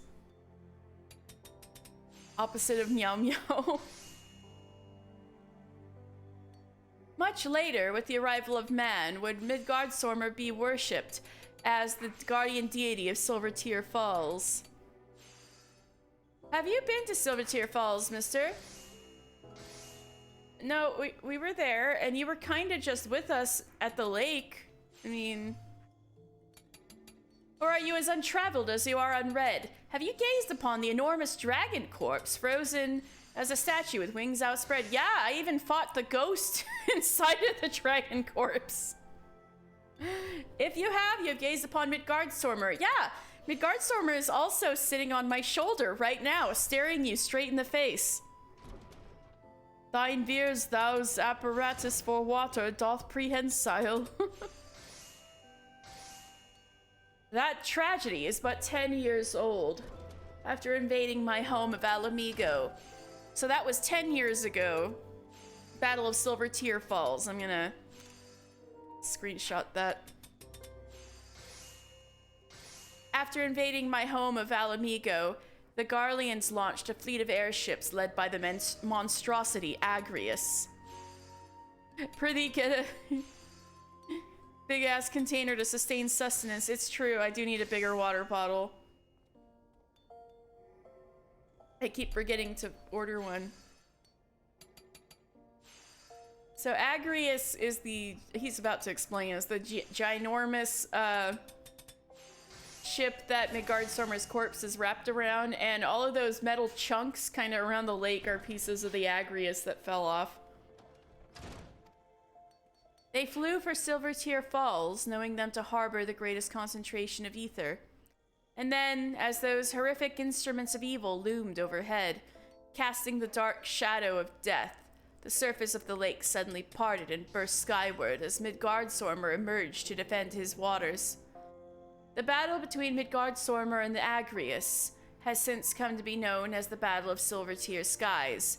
The dragon fought with divine strength and purpose, and after a fierce and grueling struggle, succeeded in bringing down the airship. As it fell into the lake, the impact caused the ceruleum on board to detonate, and Midgardstormer was killed, his corpse charred black in the conflagration. But yeah, that's true, but also death is is just a minor inconvenience. That's why he's a baby dragon on my shoulder right now. The structure formed by the wreckage of the Agrius and the entangled remains of Midgardstormer is now called the Keeper of the Lake. For many religious and mythological enthusiasts, it stands as proof of the existence of the gods. For most people, however, it serves as a grim reminder of the horrific, dare I say, deicidal power of Garlemald. He's just like blowing some blue flames Eric's way. Why did that dragon appear that day? Huh, Middy, why did you appear that day? Was it truly the Midgardstormer, the legendary guardian of Silvertear Falls? Yes, it was, actually. Such questions and more remain unanswered. I could answer those questions for you, Eric, if you cared. For my part, I make the entire debacle for an elaborate Garlean fabrication acted out to near perfection. No fucking way, dude. They wouldn't give up their biggest airship just like that. But let's put aside dragons and empires and speak again of my own latest discovery at the lake. The ether of the area is in an extremely chaotic state. I had long thought this to be the result of the Battle of Silvertear Skies, but have learned that this is not the case. The disturbances I have observed do not at all derive from a single source. Beyond the imperceptible ether emitted by the Keeper of the Lake, there are even stronger ethereal waves coming from deep below the earth to the east. Huh. I studied them in great detail and learned that they are coming from a massive tower that was buried deep below the earth at the time of that battle, the Crystal Tower. Oh, well, that would make sense. To think, I had stumbled upon this legendary structure, the very height of alien civilization and technology. The shifting and grinding of the earth caused by the calamity woke the tower from its slumbers of some 5,000 years, and having since slowly risen from its earthen tomb, the tower pierces the skies once more. You must someday gaze upon it with your own eyes. Not only have I gazed upon it, bro, I've been inside of it. It is truly a sight to behold. Yes, I can still recall the thunderous applause of my colleagues when I presented my theory of the tower. They were a great deal more grateful than you, that much is certain. Uh-huh. There is a team of scholars who specialize in the study of all living things, all things Allegan. They are known as the Sons of St. Coinoch. Yeah, I know, I'm good friends with them. At present, they are focusing their efforts on testing the validity of this theory. I very much look forward to the news of their findings. Let's talk about Theodoric, the last king of Alamigo. As I likely explained, if you've ever bothered to ask me about monks and the Fist of Ralgr, the King of Ruin, Theodoric, was a ruthless despot and tyrant. It should come as no surprise then that he was the last king of Alamigo. But the tale of his rise and fall is the stuff we historians live for. Theodoric's lust for power was such that nothing less than absolute rule would appease him. To counter the political influence of the Fist of Ralgr, he proclaimed his kingship to be the product of divine will, ordained by Nimia herself. What followed was a crusade which sought to exterminate the monks entirely. Yet, it was the truly depraved acts of barbarism to come that would shake Alamigan society to its very core. The ensuing era of terror was what earned Theodoric the title King of Ruin. After the massacre at the Fist's main temple, religious opposition to Theodoric nearly disappeared altogether. He then began purges of the Alamigan royalty, seeing any and all potential pretenders to his throne dead and buried, regardless of house loyalties or standing. This is also going to become relevant in Stormblood. Beheadings were commonplace, carried out daily. Before long, it looked as though Theodoric would have no heads left to take. But then he then turned his wrath upon any soul with a claim to the throne, no matter how remote. After that, It was to be the empowered nobles and wealthy merchants. Fearing for their lives, they professed their innocence to the queen, pleading for her to stay her maniacal husband's hand. She attempted words to assuage his lust for power, turned lust for blood, but he was deaf to her appeals. Finding no recourse, she conspired with a group of nobles to murder Theodoric. Damn, his wife was trying to murder him? Yet before the regicide could take place, one among them betrayed their plot, and for their treason, the king saw them all less ahead. This only served to compound Theodoric's paranoia and insanity. Distrustful of all, his purges now became little more than random executions, claiming the lives of noble and beggar and all in between. It is not difficult to imagine what transpired next. The palace became a despicable gathering of sycophants and backstabbers, and the common folk scarce left their homes. Seeking heads on which to lay blame for worsening conditions, Theodoric turned the axe upon his most loyal followers. When the oppression became too much to bear, the people revolted and stormed the palace. The royal guard cast aside their vows and allowed the Alamegans to pass. A noble revolt? For the best? No. False. It was the absence of leadership and solidarity in the wake of this chaos that prompted Garlemald to attack. In the end, Theodoric was lucid enough to judge suicide preferable to death at the hands of an angry mob. He ended his own life, and with it his reign of ruin and his own bloodline. Or so it was thought at the time. But Theodred, a nephew to the king, was hidden by his mother in a remote temple of the Fist of Ralger, which had survived the purges, and thus he escaped his uncle's fury. And that is the history of the last king of Alamigo, and many a lesson there is to be learned from it. It is only a pity you are too dull to do so. Well, that was a shitload of lore, Eric. Thank you.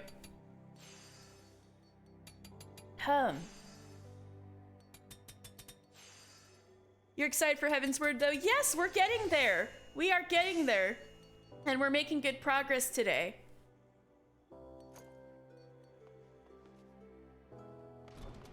Let's see. We just have, we need to finish Scholar, Summoner,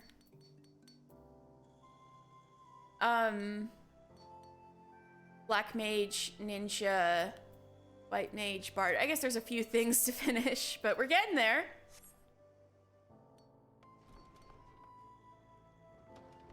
Alright, why don't we do some White Mage stuff? Oh wait, no! Wait! Sightseeing log, it should be up.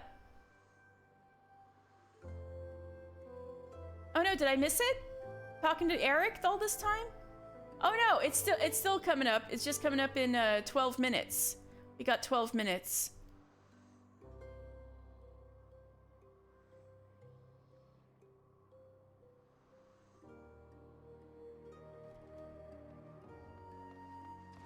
We got 12 minutes. All right. How about Black Mage? Since our next thing is going to be in Thanalan anyway. Let's go to Eastern... I think that's it, right?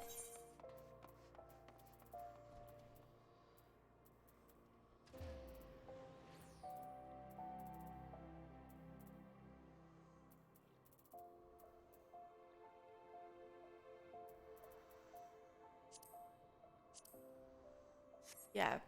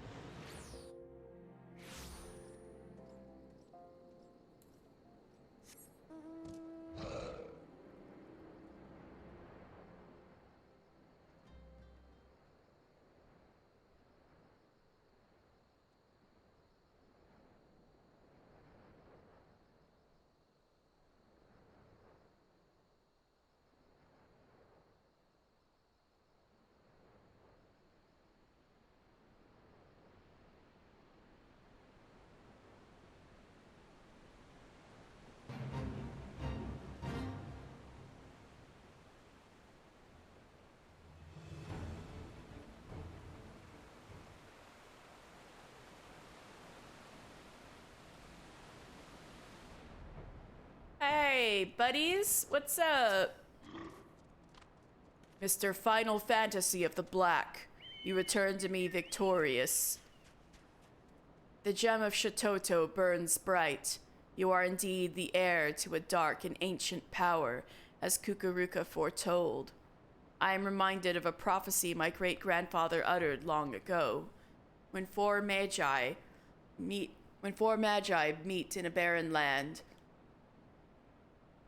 black powers of Eld woven by their hand shall see the fate of wickedness made stark, and the path to light shall be lit by dark. Ooh, that's cool. The black powers of Eld require no explanation, and know that wickedness refers to the evil birthed by the void. That the seal holding the void gate shut will falter and fail is beyond doubt. Yet your deeds speak of determination and ability, and in them I spy hope.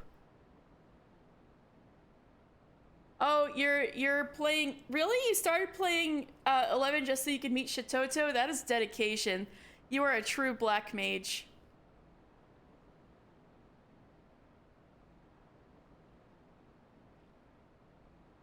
I have learned all of you that I must. I bestow upon you the knowledge kept by my line. Here and now I speak an oath. Discard old grudges.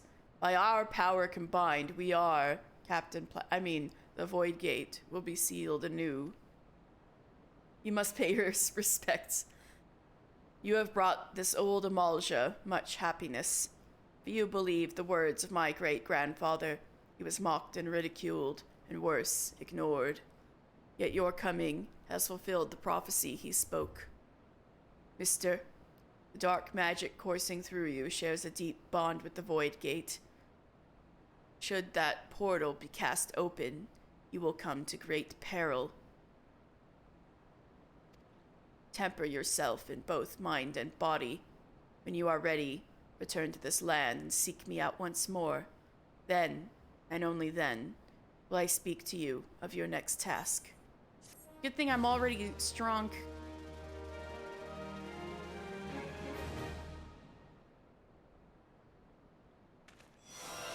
You learn a new dark art. Freeze!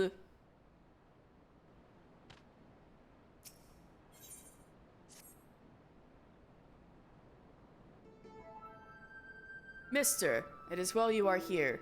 My colleagues Dozol, Malok, and Dazah would have words with you. Wait here while I fetch them.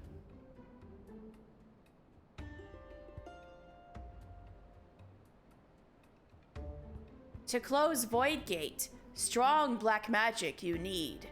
Ready for test, are you? Yeah. Very good. What? You have a sharp sense like Dazol. Have noticed, have you? Your aura. Strangeness it has. Now the Void Gate gloom it makes like black breath. Gloom drawn to black magic. Drawn to you like moth to flame. Black magic it seeks to corrupt and make own. Losing strength seal is. Black magic and Void Gate share bond, very deep. But must not leave be too long. Else other side may take you. No fear yet. Still weak gloom is. Time you have. Strong mister find next key. Teach you, Dozol will, what must do. Many black mages there were, long ago. One more powerful than rest. Very powerful. Epic, even. Epic black mage. Black magic, too powerful, too dangerous. Wrong hands. Must not have. Know this he did. Ciphered spells, hid secrets. Dark way past to few. Very few. Teaching, writing, spread over realm. Lost to time they were, forgotten. One, carved in stone, stone of mossy pillar. Pillar in south shroud. Rah! Chosen mister is chosen. Unleash power of this black magic you can. Key it is. Key to end of gloom. Knowledge of my line this is. Passed the Dazol from mother. From mother of mother. From mother of mother of mother. 4 hatchlings passed. Strong mage she was. Epic even. Epic mage. Great love of dark art. More than anything. Joined with lizard men to learn all. Named betrayer she was. Chased from village. Rah! Her words. Dozol keeps. Teach to strong mister now. Super epic black mage, I know. I love her super epic black mage. 4 magi meet in barren land. Old black powers have they in hand. Fate of all wicked. Be made stark, path to light then lit by rock. That her squawk, not Dozol squawk, should be dark. Dozol thinks. Why is this so cute? Good words, deep words. Bring Dozol here, they did, to pass on. Not Dozol alone. Others come too. Other mages. Birdmen. Lizardmen. No matter. All wait for strong mister. Strong mind you have, and heart. Help you, Dozol will. Go to Gridania you must, to Earth's gift. Near pillar, lurking beasts there are. Slay them you must. No need fear beast. Strong mister is strong.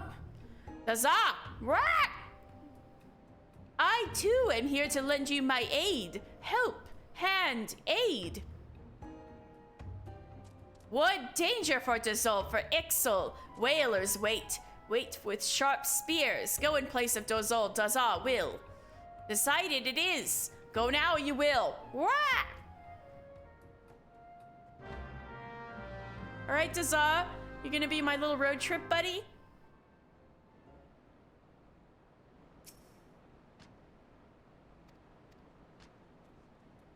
Alright, let's see if sightseeing log is up. Literally 3 minutes. Okay. Well, let's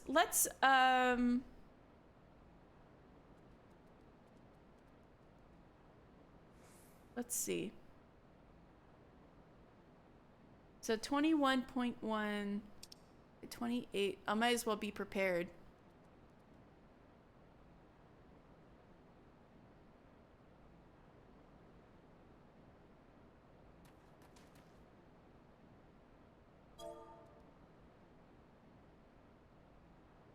Oh, 20.8. Dang. Okay.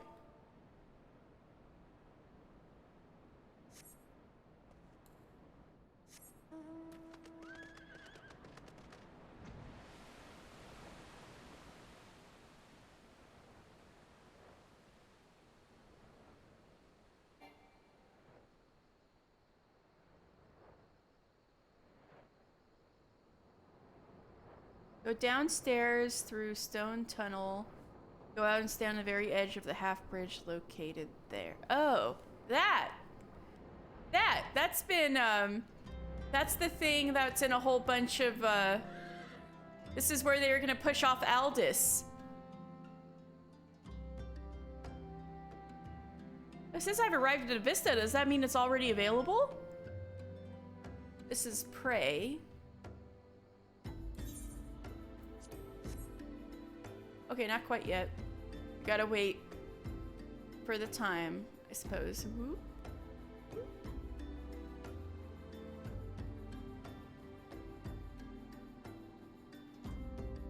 I gotta wait till 5 a.m. Anyway, how are you guys doing?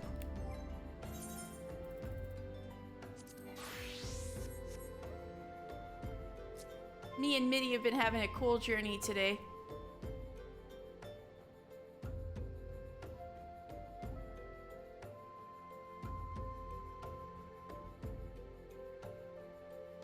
Thinking about Yoshi P cosplaying Thancred. Oh yeah! That was cool when he was dressing up like Gunbreaker, right? I wonder, oh! So I'm going to FanFest in July. I wonder if that'll be when he dresses up. Because they're gonna be introducing the new expansion. So maybe he'll be teasing the new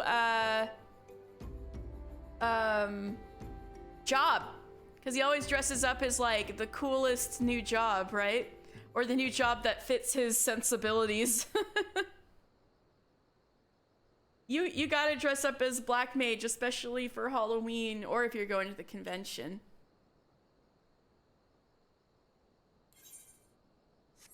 Alright, soon. We're getting there. Yes, you need to do Pukey Pie cosplay. That would be amazing.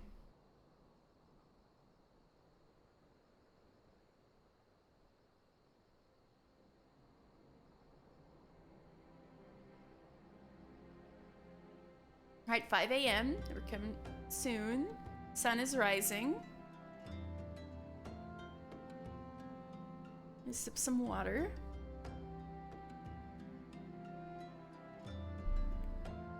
Eight, 9, 10. All right. Yeah, High Bridge. After the calamity rent eastern Thanalan asunder, one of the first projects commissioned by the Syndicate was the construction of a bridge to span the newly formed chasm and restore the trade route with lands transpontine. Transpontine? What a word. The city, which has sprung up along its edges, is populated almost solely by scholars investigating the nearby ruins of the Invisible City. And we can see a lot of that view right here.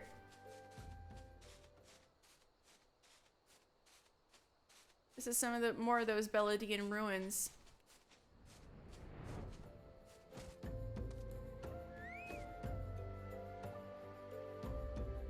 So there's the vista of High Bridge. It is very high up. Calamity really screwed this up. All right.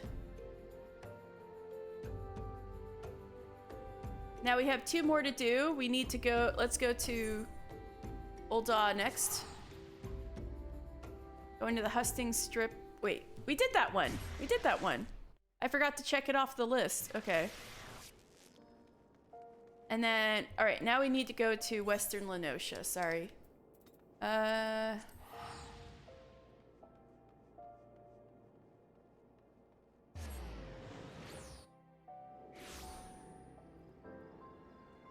30 by 30.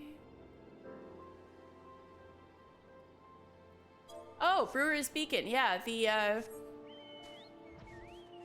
that lighthouse, not the big one, the smaller one.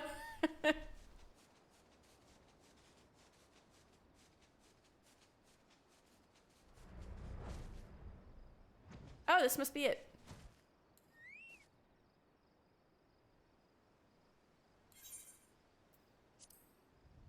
Oh, I strayed too far from the vista.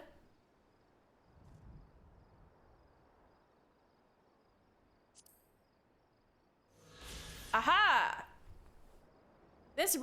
Brewer's Beacon.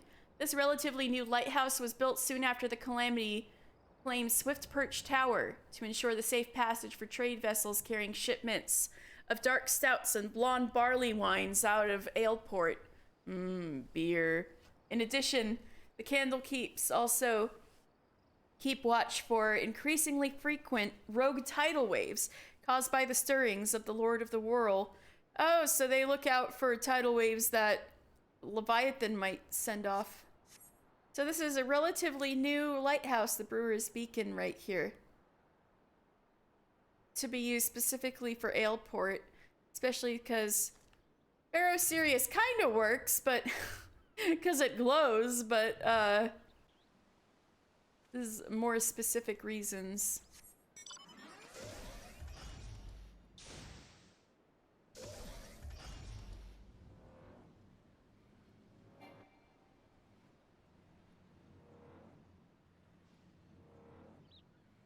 All right.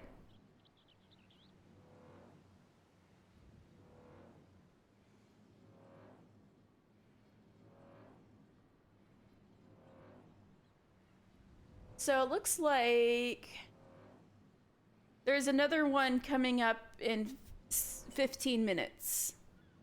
That might be the last one we're able to do today. But yeah. I'll do some more Okay, Katie, here's my tip for meatloaf sandwich. Right. All right, thank you. First building, yeah. Long way down. FanFest would be cool. Usually cons I want to go to are too far. It'd be so cool if you could come. All right, meatloaf sandwich night. I'm listening.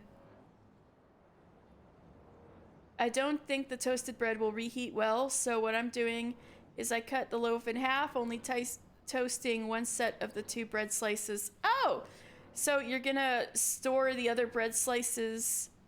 The other 2 can be whatever you toast, or you can be whatever toast, or you can make a breakfast toast with them. Or you could keep the bread and toast them when you have your leftovers, right? So you have fresh toast with your leftovers.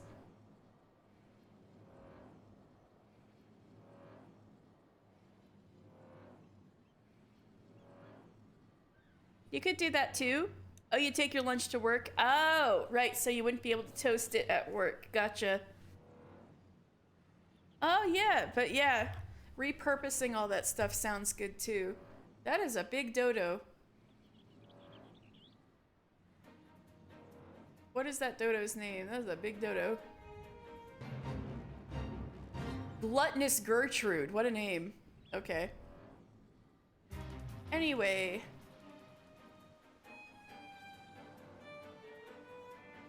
Sourdough, yum. I love sourdough. Their toaster is suspicious. Got it. You only use half the onion, half the Dijon, so I'm like, what am I gonna do with this? LOL. I know, that happens sometimes. I've got half an onion in the fridge from yesterday too. But you can always use it in something else. That's what I always tell myself at least, and then it doesn't happen.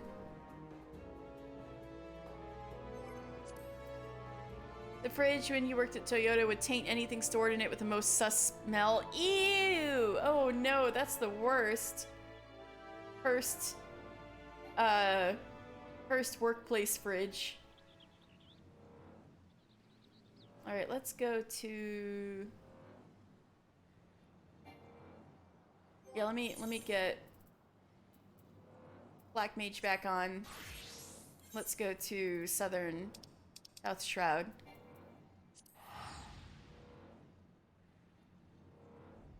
Your mom gave you an onion saver thing for when you have half an onion, you don't want it to dry out. Oh, that's good. Because they get kind of funky after a few days in the fridge even. It's like, how do we save onions?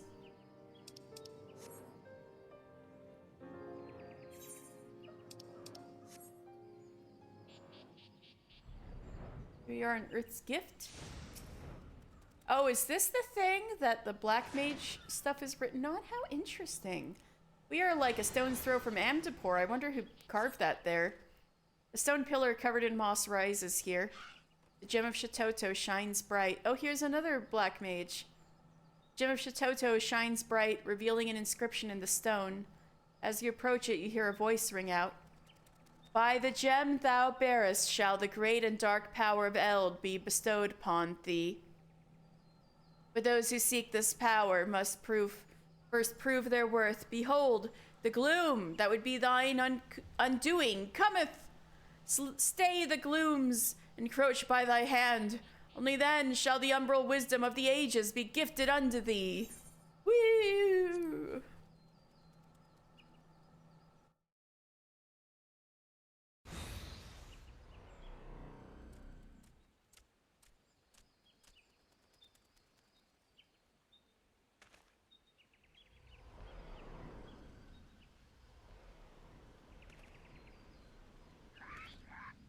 That voice spoke true. Look, the gloom gathers, mister. I sense there are fiends of evil about, nearby, close, about.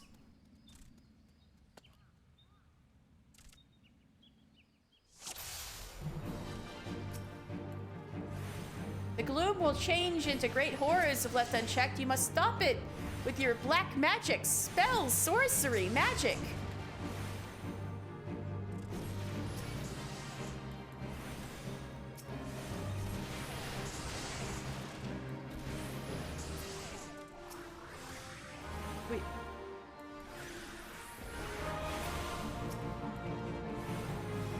The gloom has birthed fiends, mister. Be careful, cautious, wary, careful.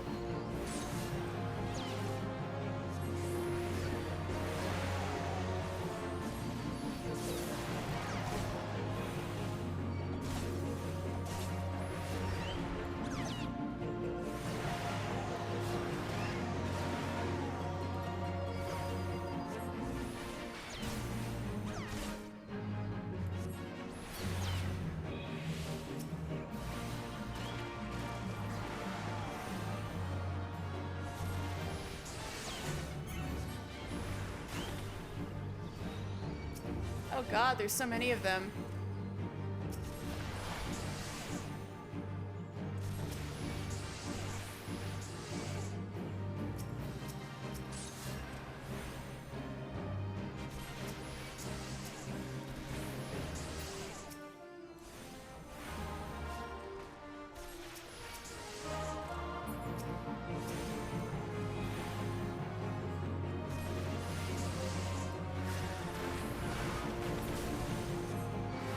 More fiends come, worry not, the time will turn. Shift, change, turn.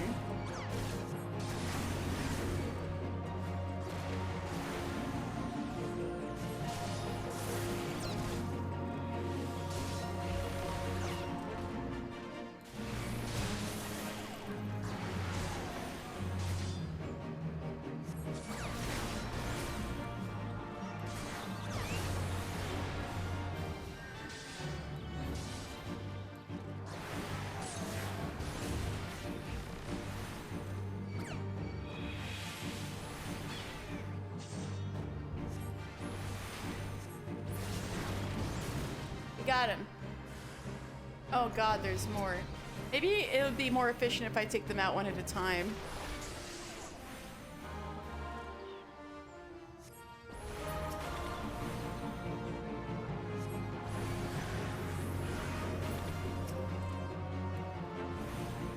Ow, Stella.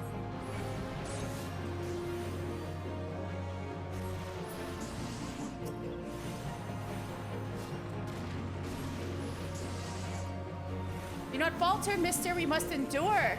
Rally, persevere, endure. Ah!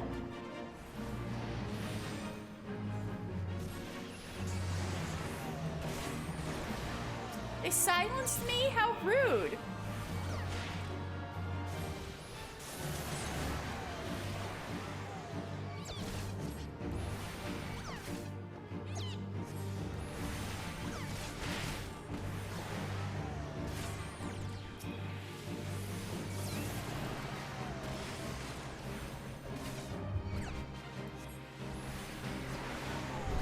Stella.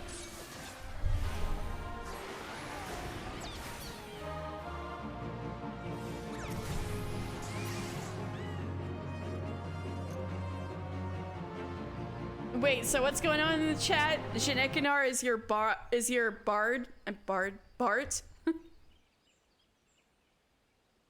Unrelated, but I'm sorry, I so badly want to wring Shinekanar's neck like I'm Homer Simpson. I mean, what you and Laveva both, man. Laveva feels exactly the same way you do. What he do? Is it the horniness? Of course I'll be there. Why wouldn't I, in complete earnest? You've not seen him leave from behind that counter once. I know, he's so funny when he does that. He's like, he never shows up, and then when he does, he's like, of course I did. Why wouldn't I? You know? He's just a troll. He's the biggest troll, which is charming.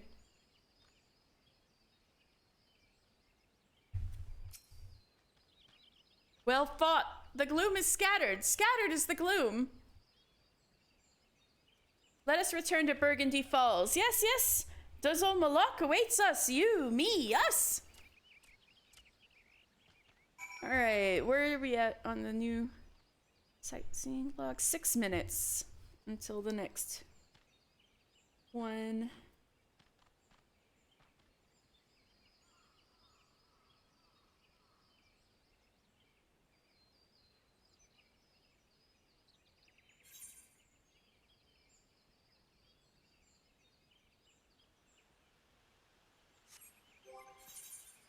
since we're in South Shroud, I think we can do some white mage things.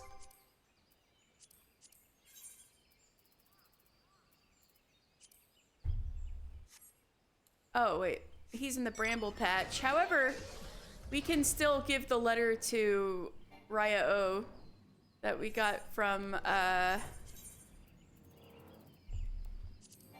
Host Moogle. Let me through.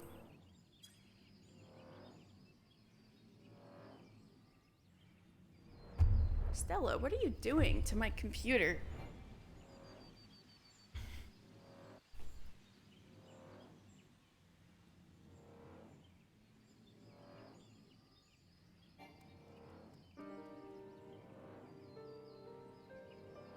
You want his uncle to roast him to his face again? No, his uncle's an asshole. I like him roasting his uncle to his face.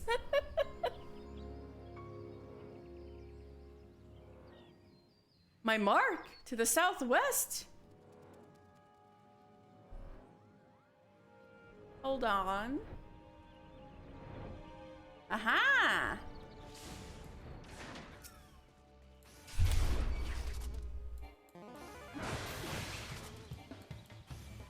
Wait, I need to get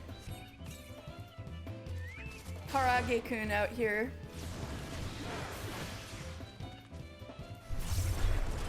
Stella, you're being loud. Rubbing the mic stand.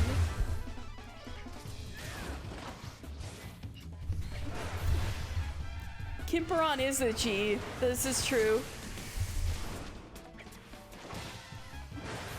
Kimperon's a G, but also is so funny.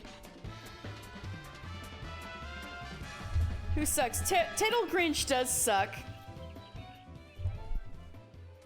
I'm not sure if PewDiePie has done Machinist, but Tittle Grinch does suck.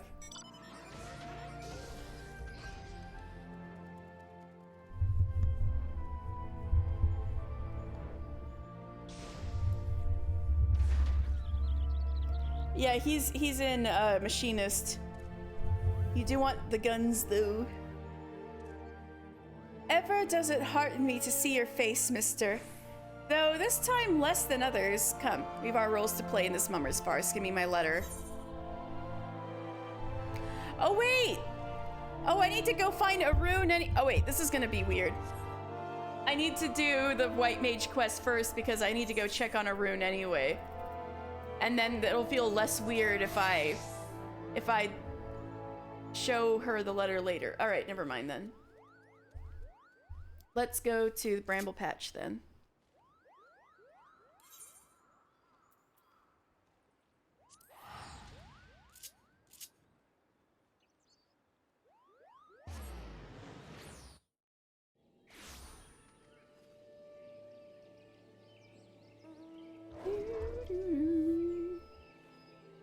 Sanson. You know who does suck in a good way? Sanson. Yeah, exactly. Sanson, Gidalo, and Shanekinar all suck in good ways. And I asked someone to... saw someone ask to pet a Lalafell's rat minion. They immediately pulled the piece out and asked if they wanted to suffer. Holy shit! I don't know if I'd go that far, but that's something. Bramble Patch is this way.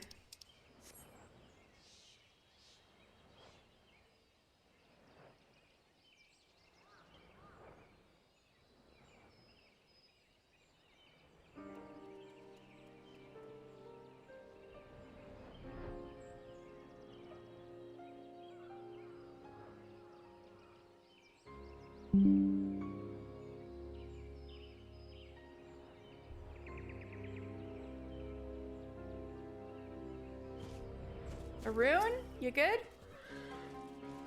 Visit my sister's favorite adventurer. Come to show me up, have you? Well, you can march right back and tell sister that I'm doing just fine. I am only resting. Even if I were hurt and unable to placate this tree, what could a run-in-the-mill adventurer like you do about it? Okay, bro. Okay. Damn, that's a lot of sprites. Okay. I don't have holy yet.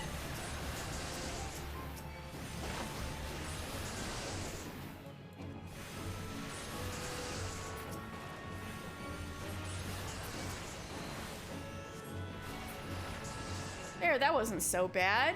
You just need to get good, Arun. Right, and duplicate the tree. Stinky little hippie. Arun is so dumb. I love him. Extremely little bro energy. Yeah, angy little bro. That was all right in the Aetheryte Plaza in Ishgard. Oh my god.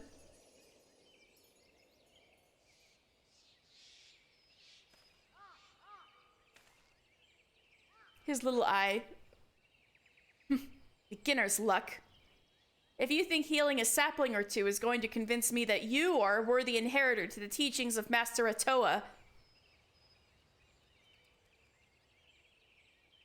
Arun, you yourself do not believe those words.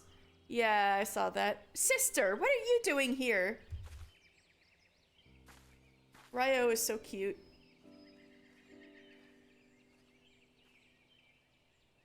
Seeing to my pig-headed brother's safety, what do you think I am doing?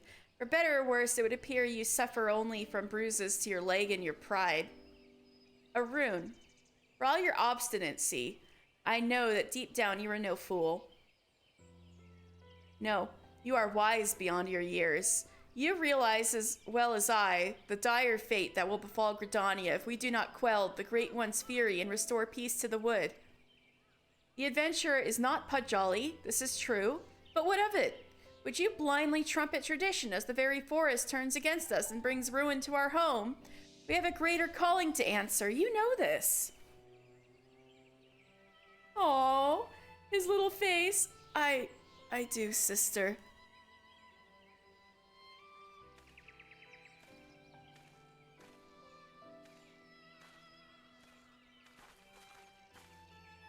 Oh, my dear Arun. That's what sisters are for, if not to forgive... What are sisters for, if not to forgive their little brother's fits of folly? Now, mister, I believe the most important task of all still awaits us. Let us return to Camp Tranquil.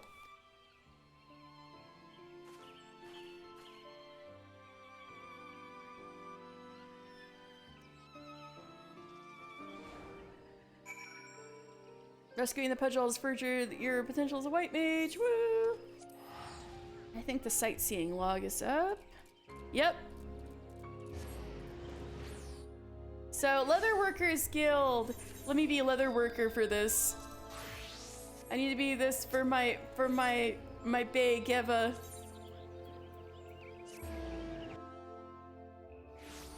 On top of the bookcase at the back right side of the Leatherworkers Guild. Okay.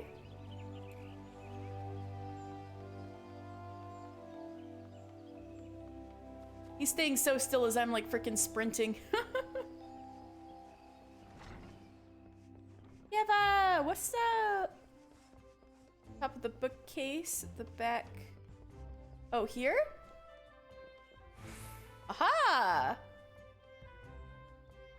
And I need to salute? Look out. Stella, what are you doing? Crafters! For the realm-famous Atelier Fenil, the Leatherworkers Guild boasts the finest tars and tanners in all Eorzea. In recent years, the workshop has come to be known for its Geva patterns, which outline methods of working and cutting hides, pelts, skins, and furs in a way that honors the elementals within by minimizing waste. That's right, Geva's all about minimizing waste. This is my beloved Leatherworkers Guild. So we're done with that. So there's another one in an hour. We'll have to see if we're around for that one. Okay, maybe you won't ring Janekanar's neck. You just pinch him on the nose till he tears up a bit. You know what? Yes. Do pinch him on his little nose till he tears up a bit. It'll be funny. I'm down for that. I want Levevo to pinch him on the nose until he tears up.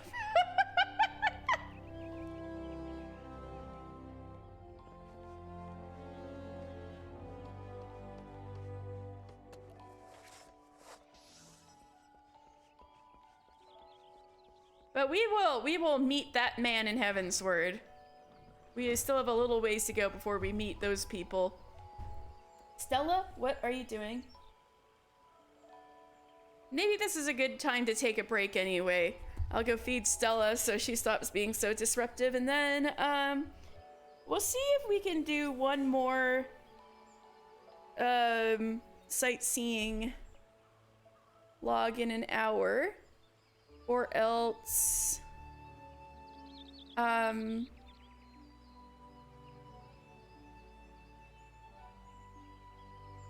I'll try to do some off stream and then show you guys the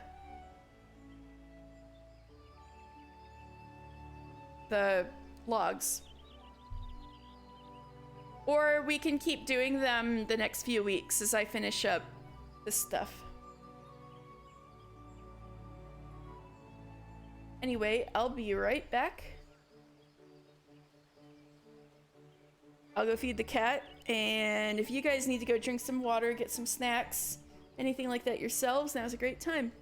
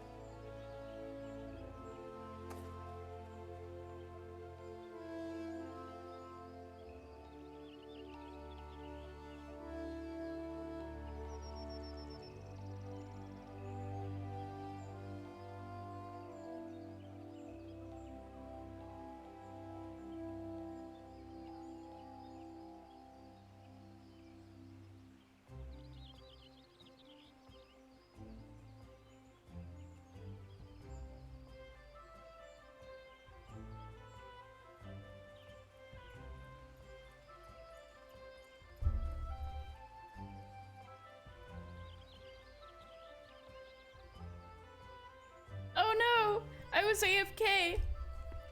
I'm sorry, Arita Epicon. OMG, it's Mr. Final Fantasy from the critically acclaimed MMORPG Final Fantasy XIV Online. Sparkle amazement me. I'm so sorry. I was AFK, but know that I appreciate the attention. Thank you. All right.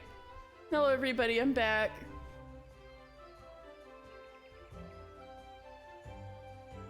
Yeah, you're doing the astrologian quest at the perfect time. Yeah. Actually, look around when you're in the forum, because you might see a familiar face later on in the astrologian quest line.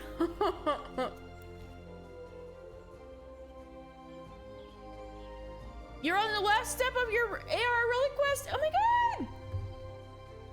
Let's go, Rowan! Let's go! I believe in you!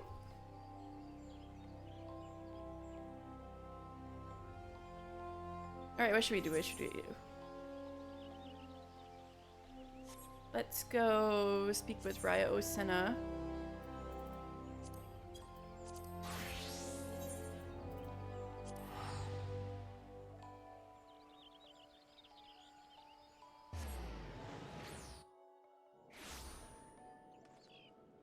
Yeah, freaking forum messing with stuff all the way back in Heavensward, exactly.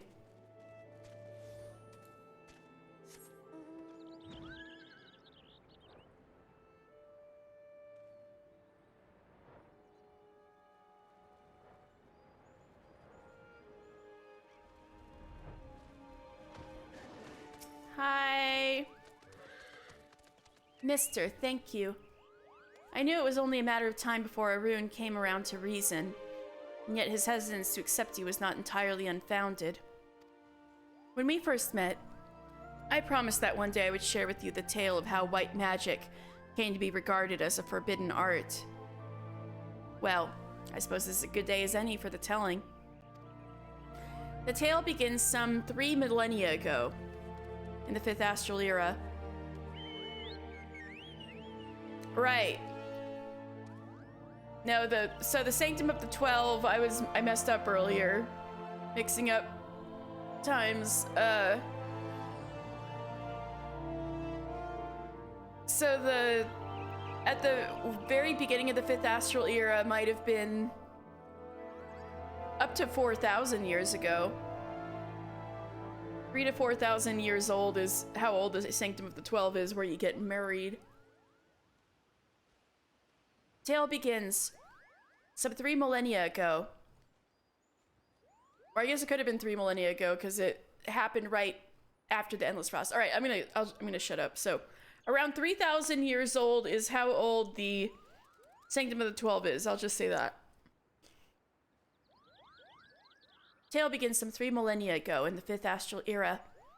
It was the time of the Endless Frost, when a barren wasteland of snow and rime stretched as far as the eye could see. Food was scarce and warmth scarcer. The histories hold many a grim tale of those who died in their beds, starving and benumbed. So did our ancestors discover magic, born out of the most fundamental instinct, survival. In time, the winter thawed. Magic was no longer essential for survival. But once awakened to its conveniences, there was no returning to how things once were. Ere long, the people discovered all the myriad ways in which magic could be employed, and civilization flourished. This is a good, a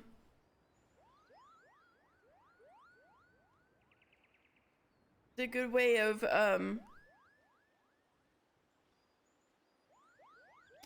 summing up the 5th Astral Era. But prosperity breeds contempt, and nations warred for power and riches. So did the people seek greater and greater power to rain destruction down upon their enemies. So was born black magic, the most devastating form of sorcery the world had seen. Oh shit, I was just unlocking the secrets of black magic with a kobold back in the South Shroud. At the same time, another form of magic emerged, brought forth by those who would keep this immense destructive power in check. That is white magic. Our magic. Does this surprise you? Just as there can be no dawn without the night, the white and black are but two sides of the same coin. The war raged on, and magic was used and abused with little concern for the consequences. And consequences there were. Unchecked use of magic soon dried the flow of ether, threatening to bring blight to the land. The magic of healing? It made little difference. If used with no concern for the ether, our magic could prove as ruinous to the land as the most devastating black magic spell. And so it was that the practicing of white magic was forbidden, with one exception, the Padjal. Our kind were entrusted as sole shepherds of the now forbidden art to serve as healers and bringers of peace, while ensuring that this great power would never again be misused. Though he is still young, Arun feels this profound sense of responsibility as strongly as any of us, thus his hesitance to accept you. But having seen your abilities and the sincerity of your intentions, you can rest assured his doubts have been dispelled. Astrocope. With three of us united in place and purpose, and your skills ever growing, the day that we may perform the quieting draws near. To our fortune, the Great One has not yet been entirely consumed by fury, but our time remains short. To commune with the Great One and restore the Twelveswood to its former state of harmony, we must truly be of one heart, one of mind. It is to this end that Atoa Kant has guided you to us. Further your mastery of our art, mister, and let us mend the wounds of the wood together. Uncle Kinar gonna do something? Uncle Kinar?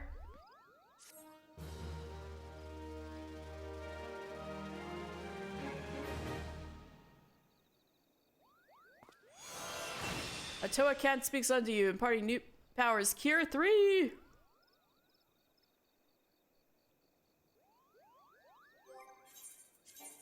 Alright. So...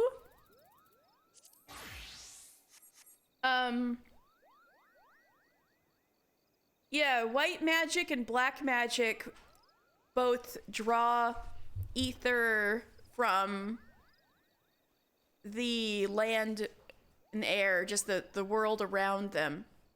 So that's why Sharun Tia was talking about how red magic came about after the flood at the end of the Fifth Astral Era, because the flood was blamed on the overuse of white and black magic, drawing too much ether from the land.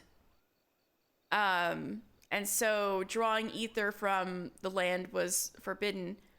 And so red magic and other forms of magic conjury and thaumaturgy came from using ether from within your own body to fuel your spells.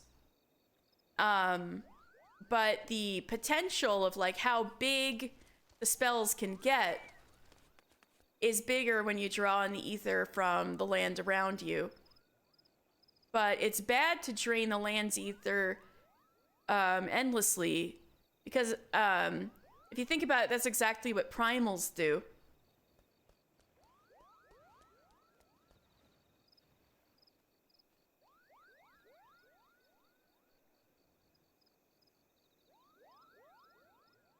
What didn't you notice, Rowan?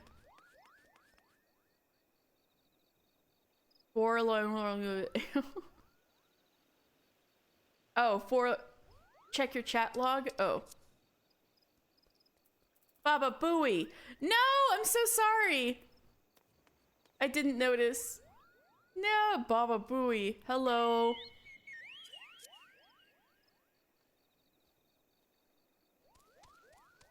I got folded up in the lore. Anyway, hi Raya O. I got a letter for you from your brother. I think he's still mad. Ever does it hearten me to see your face, mister. Though this time less than others. Come, we have our roles to play in this mummer's farce. Give me my letter.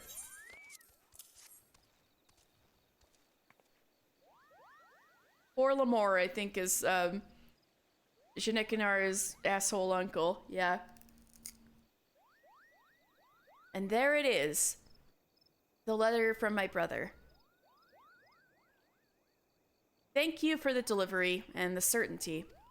No delivery could be of graver import than a missive between two of the seed seers, yet here stands a mere assistant letter carrier, not the deputy post moogle.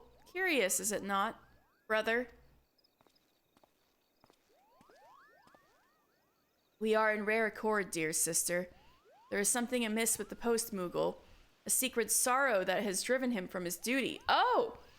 So you were concerned about the post moogle himself, not that you two were having a fight.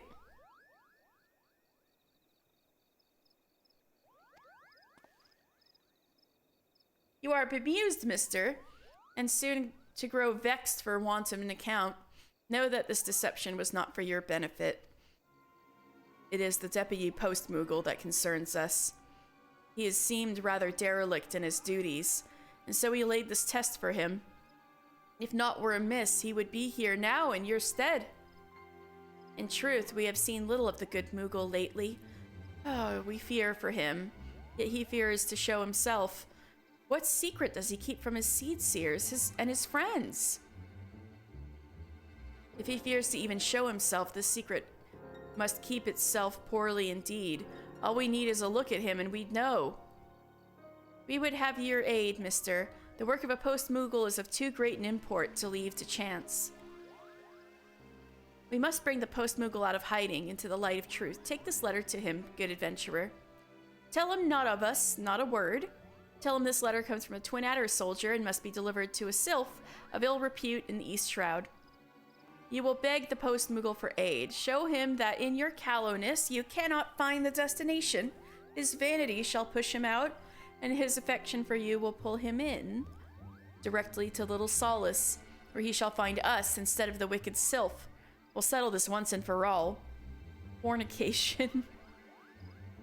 For Lamal, for La Farla Fahaber, fornication. Oh my god.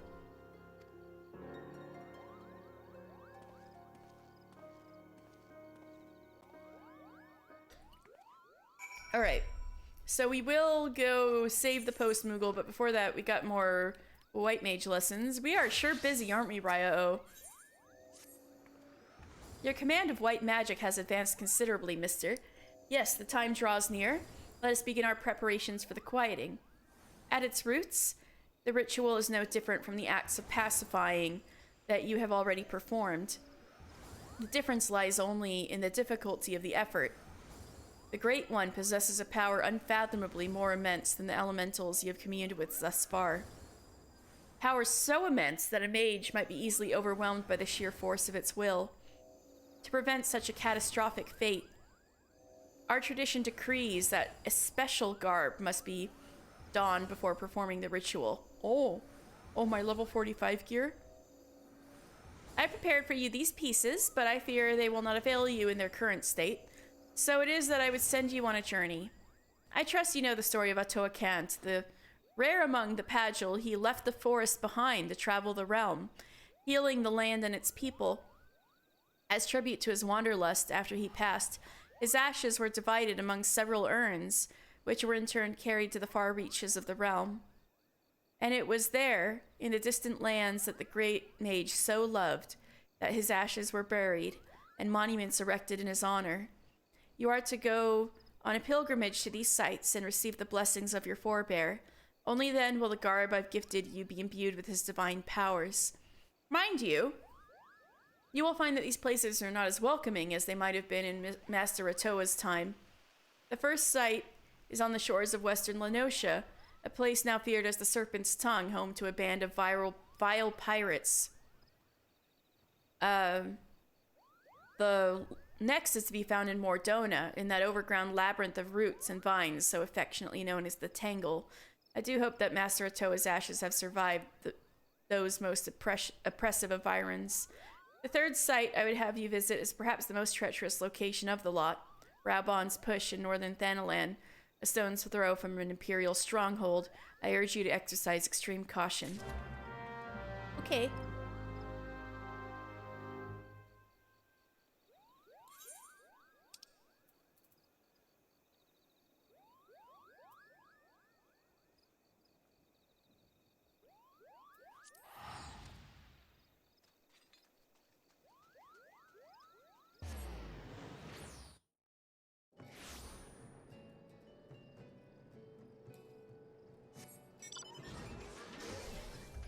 Oh yeah, maybe I should take on this quest. Diamanda. So if you guys remember from the, if you guys were around for the hell run of Pharaoh Sirius last Sunday, there was a pirate zombie who was the first boss named Simon, and his last dying words were talking about a Diamanda. So this must be the Diamanda. So, is it true that you triumphed over the siren? Words cannot express my gratitude. My only regret is that my dear brother could not be here today to hear that our father's death has been avenged. Oh! He set sail with his crew 3 years past, you see, and has yet to return to shore. But I hold out hope that his ship shall come sailing into harbor any day now. And on that day, I shall be the first to share with him the news of your triumph. Oh no, I have a feeling about your brother. In the meanwhile, however, we can finally press on with the restoration of Pharaoh Sirius. I must get to work at once. I would be much in your debt if you could inform Master Mimidoa that the coast is clear for us to begin. Your brother might have been... I might have fought a zombie.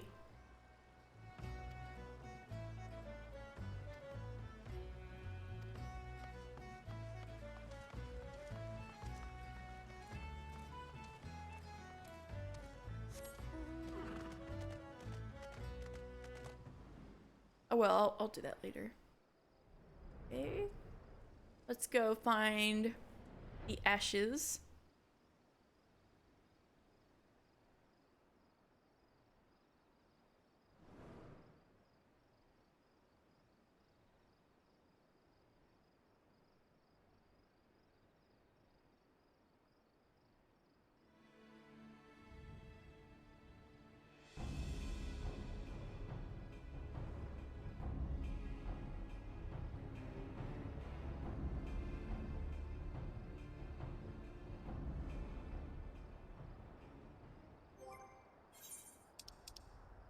Kobolds. I should do kobolds before I leave today.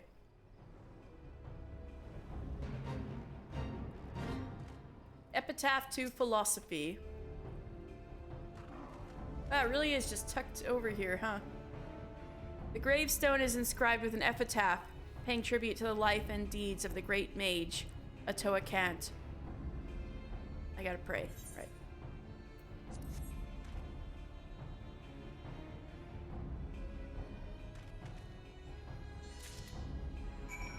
Sweet.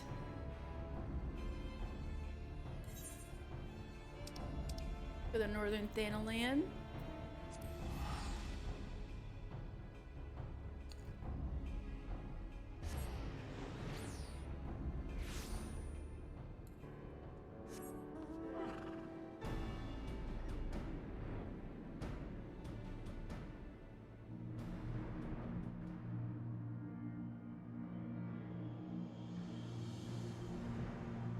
Epitaph to Fluidity.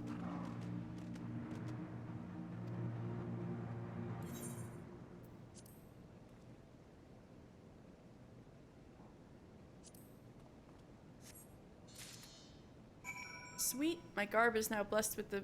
I got these little pantaloons blessed by the power of Toa Kant.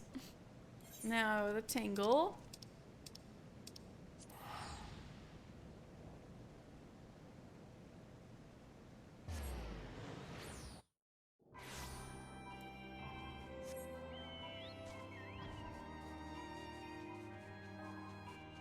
Ooh, Mordona's pretty tonight.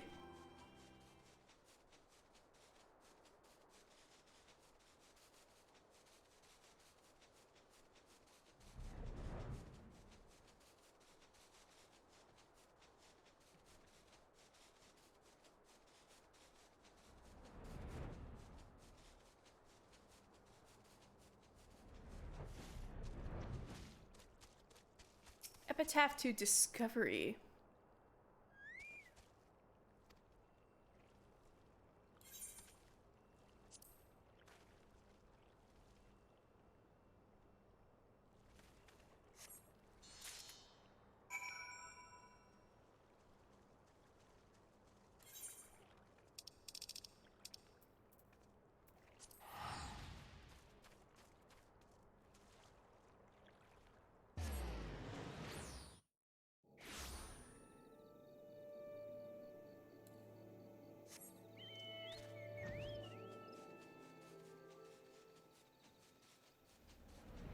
Hi there!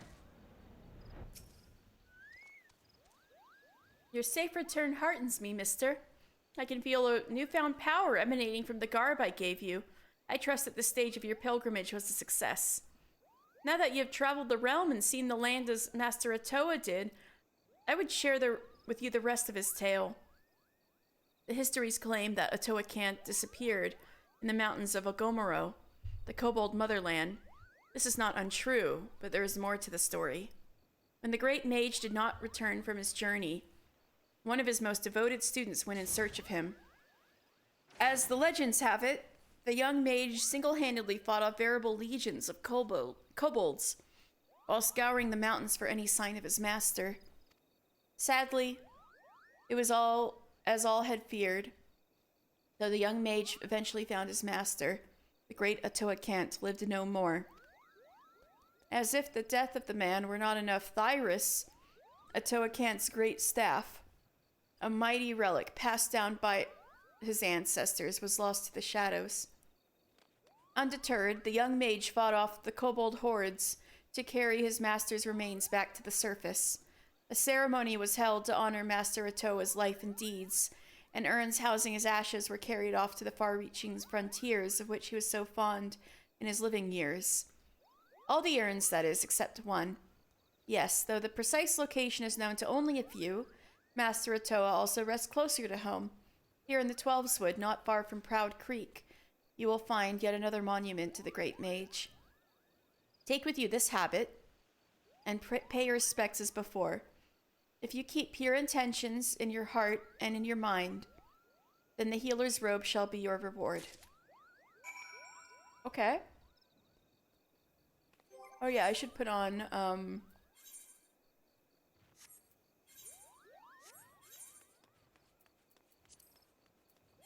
the little pantaloons and the shoes.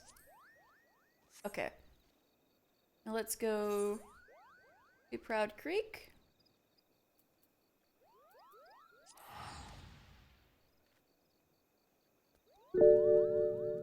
Oh, stretch, thank you.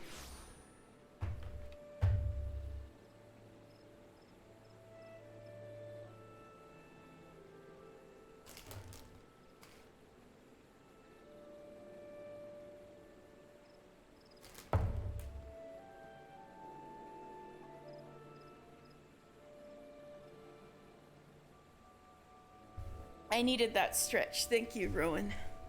And take a sip of water, too. Okay.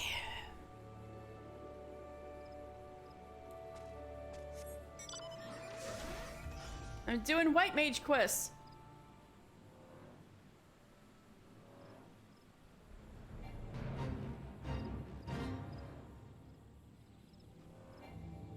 I feel like I've been to the North Shroud so much today. Yes, kitty? Ooh, ooh. Right, things are a little spicy in here.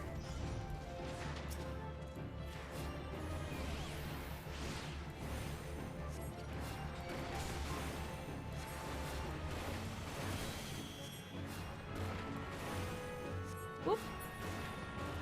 Oh, it's kind of pretty. In here, you got glowing mushrooms around your little grave. That's so cute. Whoops. Hi.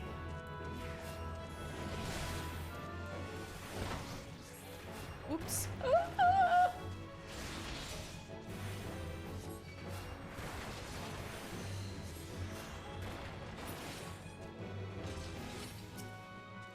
Epitaph to infancy?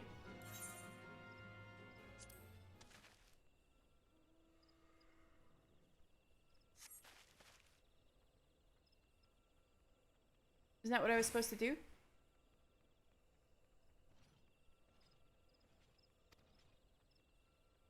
Oh shit. The power of Atoa-Kent has been lost here. Oh no! Return to Camp Tranquil and seek counsel from Ryo Senna. Oh no! Ruh-roh.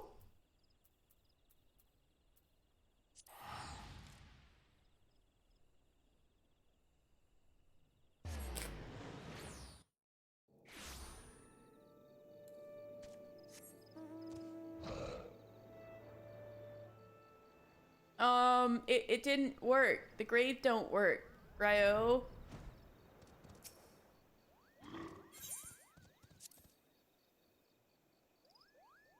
A new habit for a white mage or a habit for a new white mage?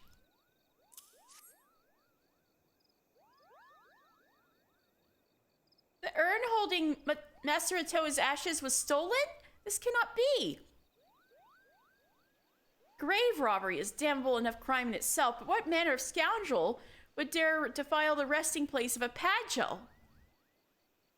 Rest assured that I will investigate this heinous crime immediately. In the meantime, your pilgrimage demands you travel to one last destination. This final leg of your journey will take you to the very place that Master Atoa drew his last breath, Agomero, the homeland of the kobolds in Outer Lenosha. It is there, in plain sight of the kobold dig, that the student of whom I spoke did erect a monument to his fallen master. Hey, well, we need to go there anyway, so that works.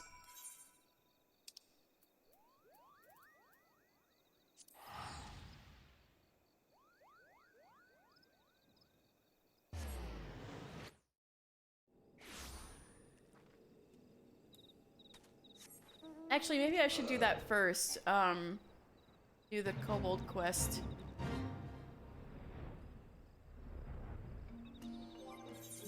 Hello, Sketsvis. How are the layabouts doing? Just the man I was hoping to see. I fear ill tidings drift in from Camp Overlook. Zoga and his scurvy crew have been quiet. Too quiet for the commander's liking, if you catch me drift. Our scouts have reason to believe that they've recovered from their recent setback and are gathering strength for a retaliatory strike. I'd speak to Commander Blewett myself, but it seems he's none too pleased with me efforts on the 789th Order's behalf. Oh no, I'm sorry to hear that. If I know the commander, he's far more like to cut an adventurer like yourself some slack. You'll travel to Camp Overlook in my stead, won't you? Okay. Sorry to hear he's mad at you.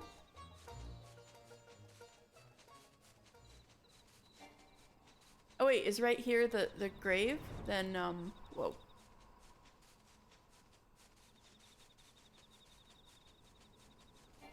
Yep, there it is.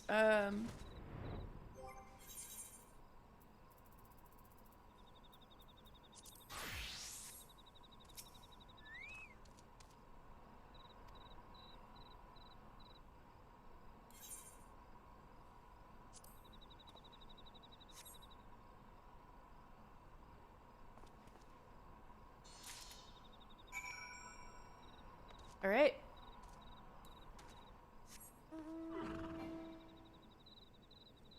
I like how they meant to give me the robe right off, but they're like, oh no, this is a level 45 quest. It's that the ashes were stolen. That's why you can't get your entire outfit right away.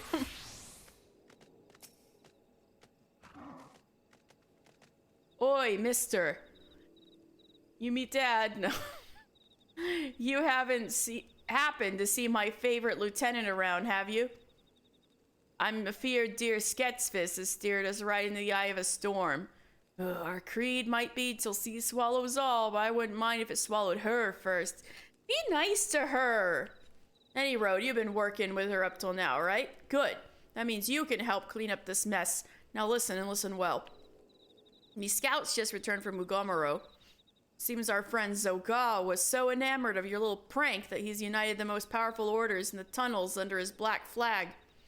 That's right, scores upon scores of the buggers hauling sulfur, saltpeter, and the god knows what else to all corners of the mountain. Aye, there's no doubt in me mind. The bombs that they brandished the last time were only the start of it. You and Sketsfist started this by casting your lot in with the 789th. Now you can get us out of this. Whatever it takes to keep Zoga off our backs so we can bolster our defenses, you make it happen. Understood? Okay. Okay, sir.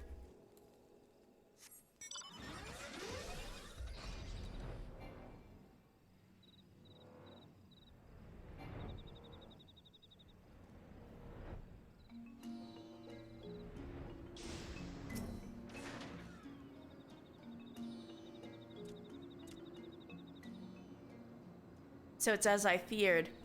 So God's taken the elm at Ugomaro and is brewing a most nasty sort of revenge. The commander's right. Our fingerprints are all over this mess, so it's our duty to help wipe it up. Yes, we must... Oh, woe is me! Misfortune, misery, woe! Please help me, adventurer! Yes, yes, you must! Gah, what are you yapping about this time? My beloved BB! My dear, my darling, my beloved... She said she would meet me hours ago, but she is nowhere to be found. Nowhere at all. She said that she would come by way of the Kobold Dig. If she is caught by Zoga, I shudder to think what would happen. Tremble, shiver, shudder. You must save her. Yes, yes, you must. You spineless coward, she's your girl. Go your bloody self.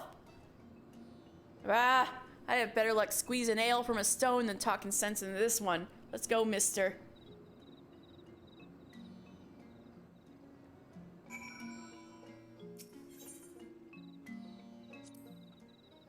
Hello, what are you doing?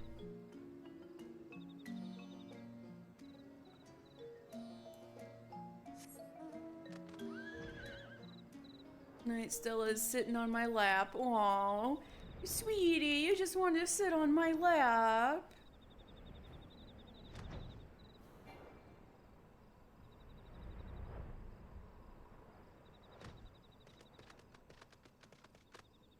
Oh no, BB, you okay?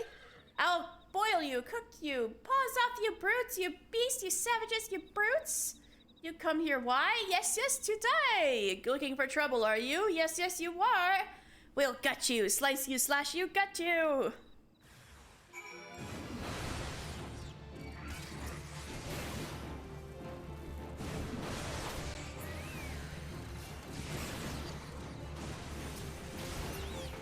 BB! Pink kobold.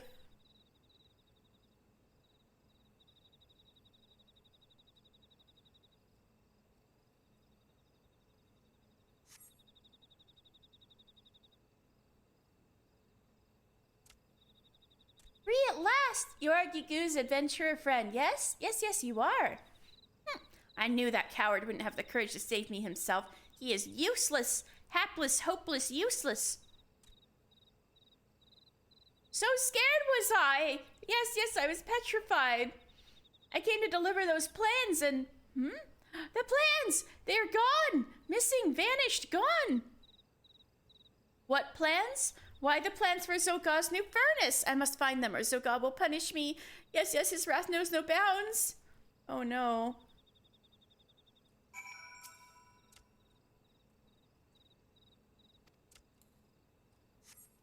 I gotta find those plans. Maybe I can take a copy?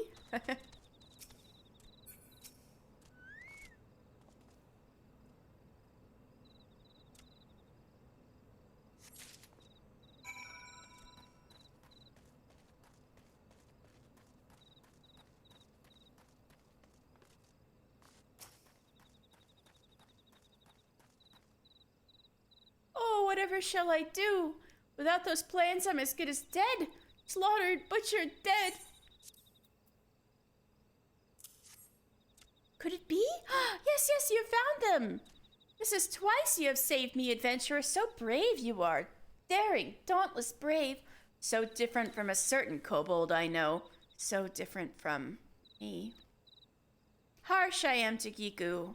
Unkind, unfeeling, harsh. But the truth is, I too lack the heart to stand up to Zoka. Yes, yes, I too am a coward. I too am an alchemist, you see? A skilled one. Yes, yes, I am. So what did Zoka do? He threatened to exile the 175th from Ugamaro unless I did his dirty work.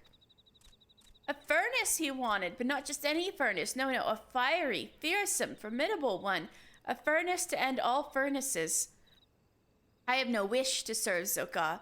No, no, none at all. What I truly wish is to be happy with Gigu. Cheerful, content, happy. And yet, I simply cannot stand to see him grovel, so?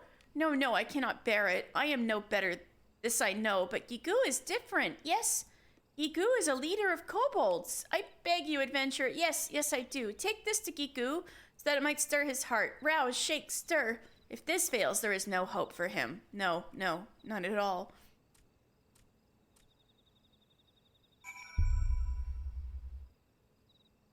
All right, Gigu. Are you gonna get your ass in gear?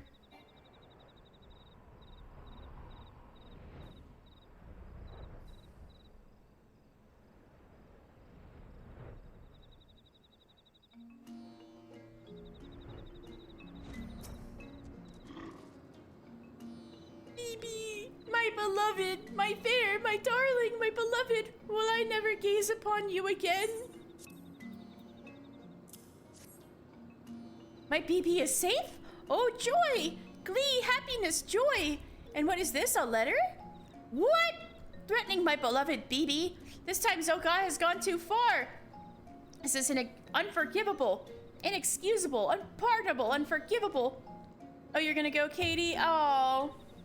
Thank you for hanging out, Pinkie Pie, and thank you so much for your help with Temptar Deepcroft Hard. I'll see you later, okay? I'm just gonna be doing some more quests and stuff today. Nothing too huge. But thank you so much, Pinkie Pie, for hanging out.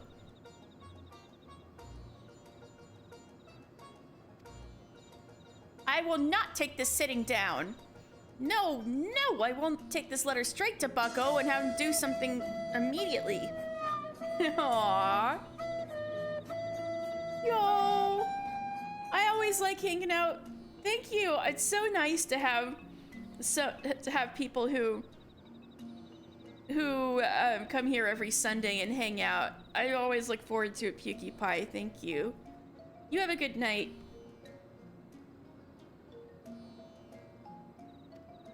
BB shall see that I am a kobold of action. Your action is telling someone else to do something. Action, decision, resolve, action. Igu and the 789th will be a laughingstock. No more. No, no, no longer. Yo, thank you, Pinkie Pie.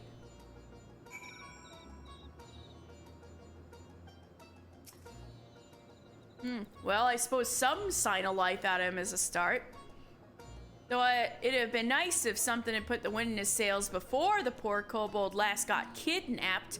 I swear, what she sees in that one. Don't get me wrong now, I've fallen for me share of milksops and cravens in the day. Always open, they make something of themselves, and each time those self-same opes were betrayed. Tell you the truth, I've had more in me fill of elping the opeless, but if one thing's clear, if Zoga's plot comes to fruition, it won't just be Gigu and his lot that pays the price. I say we cut down that big bully down to size. Not simply for the kobold's sake, but for our own. Are you with me, mister? Sure.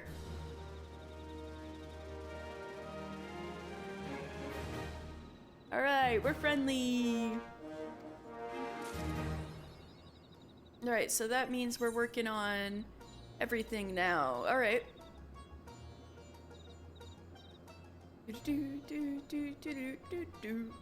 Yes, kitty. Oh, kitty.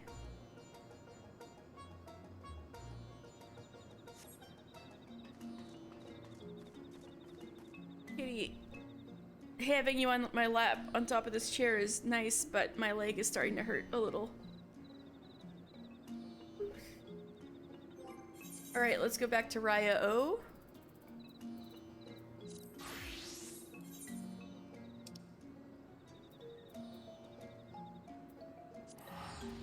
So let me check, see how far off this,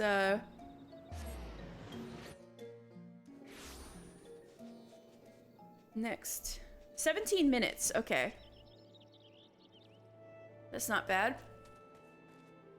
Also, let me put on the, accoutrement.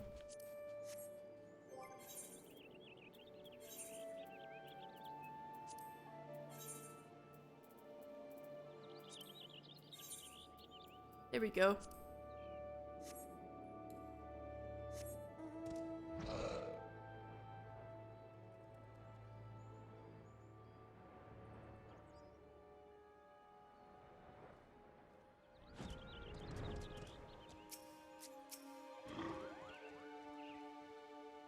Welcome back, mister. The journey was not an easy one, I trust, and yet I knew that Master Atoa would guide you safely back to me. In your travels, you have received the blessings of our great ancestor. And yet this was not the sole reason I sent you on this pilgrimage. Perhaps you sensed something of my intentions during your trip. Yes, mister. As he who would inherit Master Atoa's legacy, I wanted you to truly walk in his footsteps. To see the realm in both its beauty and its suffering with your own eyes, as the great mage did so long ago. Wow, this is pretty thematic. This goes well with our sightseeing log theme today. And yet it is strange, no? A pirate's lair, a rampant jungle, mountains of fire. Of all the hostile environs into which you journeyed, the single grave despoiled was that which rests right here in our forest home. I suspect this was the handiwork of no witless grave robber, but rather someone who knew all too well the value of that which was buried within. We must uncover the truth behind this crime and return Master Atoa's ashes to their rightful resting place. And quickly. You were with me, yes?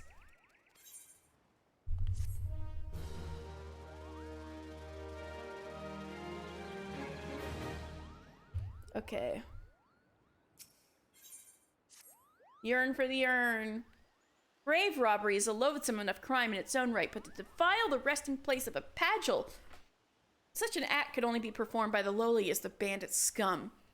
Though I would like to think the elementals have already delivered due justice to the villain, we must take no chances in allowing an escape. Whilst you were away, I put my best Moogle on the hunt, searching for any sign of the culprit or the stolen remains. I dare say he should have a clue or two for us by now. Or at least he better if he values a little ball on his head. Ooh, scary! Suffice it to say, though many Forestborn think the Moogles as blessed, my own personal experience has found them to be more touched than anything else. Get them!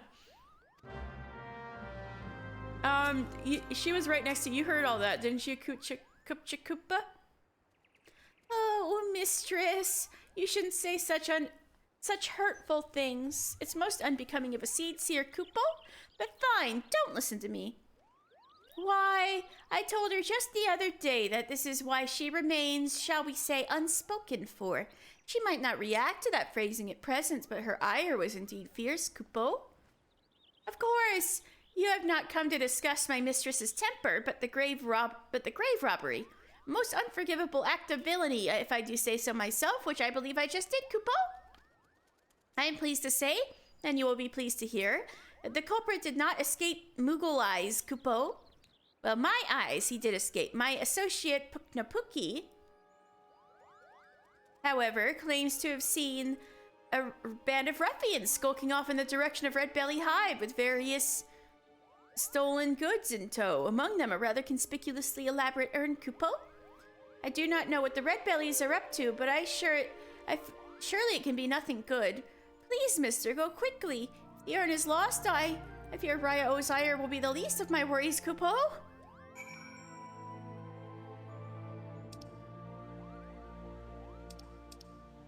Puknapoki.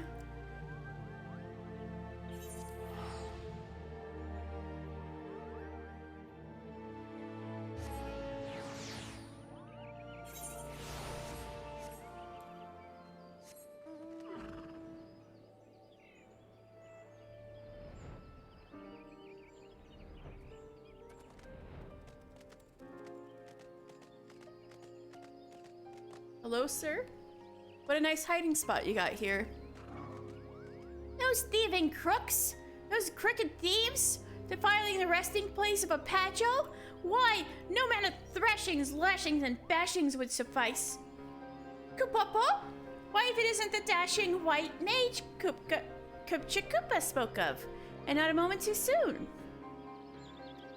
Why, I was just about to swoop in and give them comeuppance myself. Now that you're here, however, I believe I'll just sit back and enjoy the show, Kupo. Those vile red bellies tossed the urn onto some ramshackle wagon, a most ignoble fate for Pajali legend, I do declare, and carted it northwise towards their hive. You'll retrieve it safe and sound, won't you, Kupo?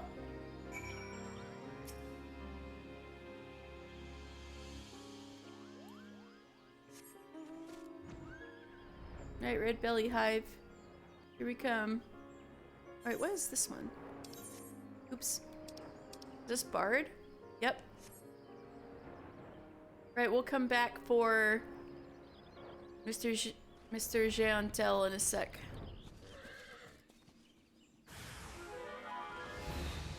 Red bellies, why?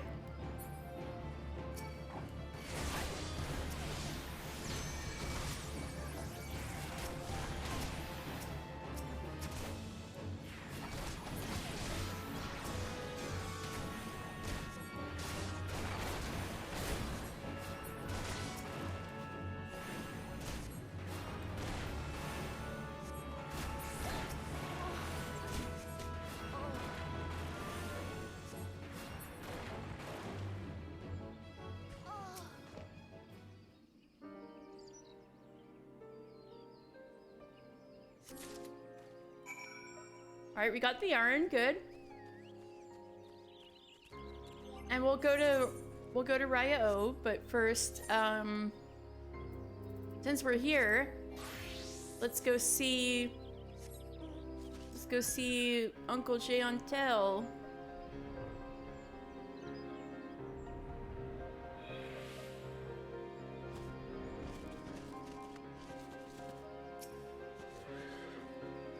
Welcome back, mister.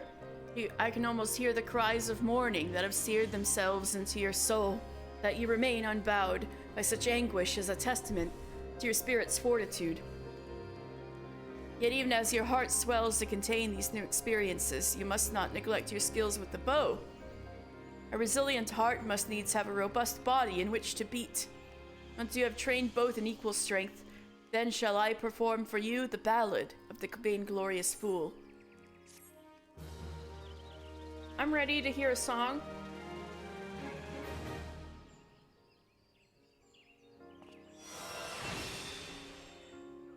Army's peon.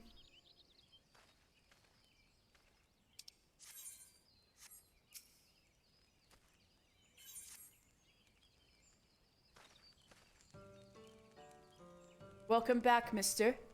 By your tranquil countenance, it is plain that both your body and soul are in readiness for the next stage of your journey. Very well, the time is ripe that I teach you the ballad of the vainglorious fool. The song tells the tale of an archer of the god's quiver whose peerless skill was surpassed only by his hubris. Alas, that hubris led to the annihilation of his entire regiment at the battle, which has come to be called the Massacre of Griffin Crossing.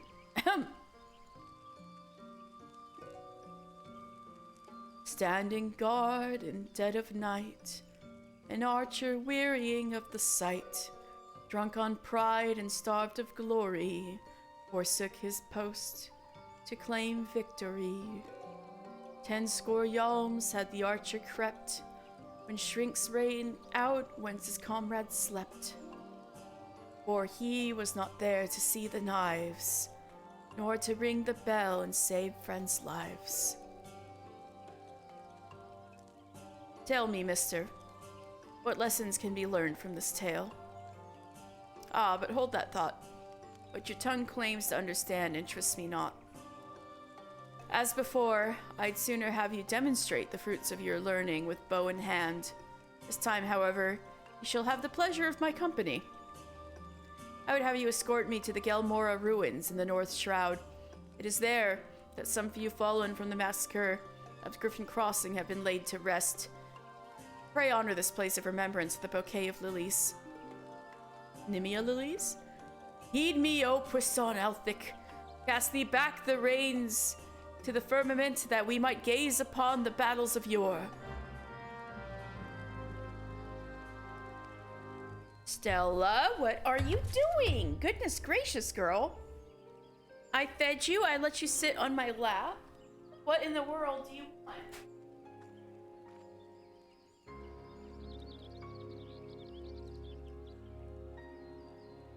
Okay, I'm back. Well, before we go put our Nimia lilies out, I'm gonna go see Miss Raya O.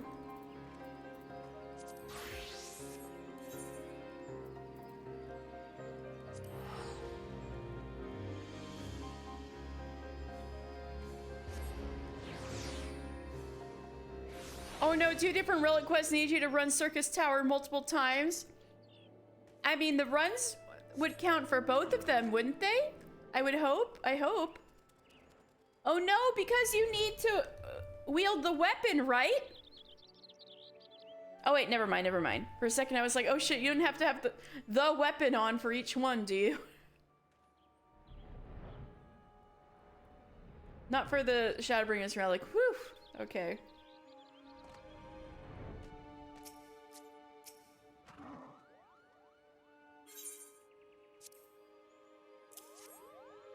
Thank you, mister. The remains of our exalted forebear are hauled away by brigands like a sack of loot. Is that what our land has come to? There can be no doubt. It is the Great One's fury that brings such chaos to the Twelveswood. The situation is grave indeed. I shall have our wood whalers deal with the red bellies. We have more important matters before us. And yet, I fear we've hit another snag. Though the urn has been safely recovered, the harsh treatment it suffered at the hands of the bandits has taken its toll. Uprooted from its proper resting place, the power of Atoa Cant, once housed within, has grown dim. I shall return the urn to its rightful home.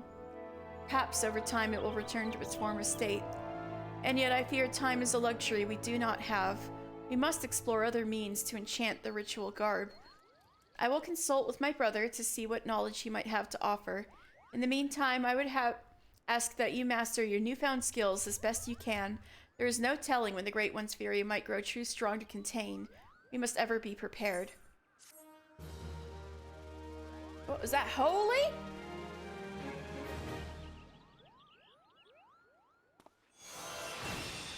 Holy! Woo! Holy spam time!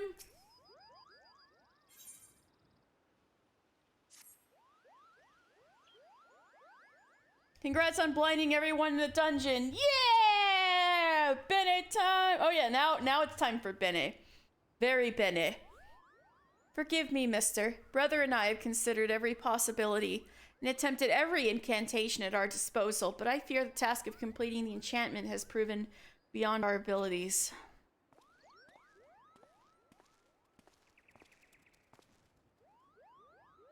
No living Pagel, not even our sister, possesses such power.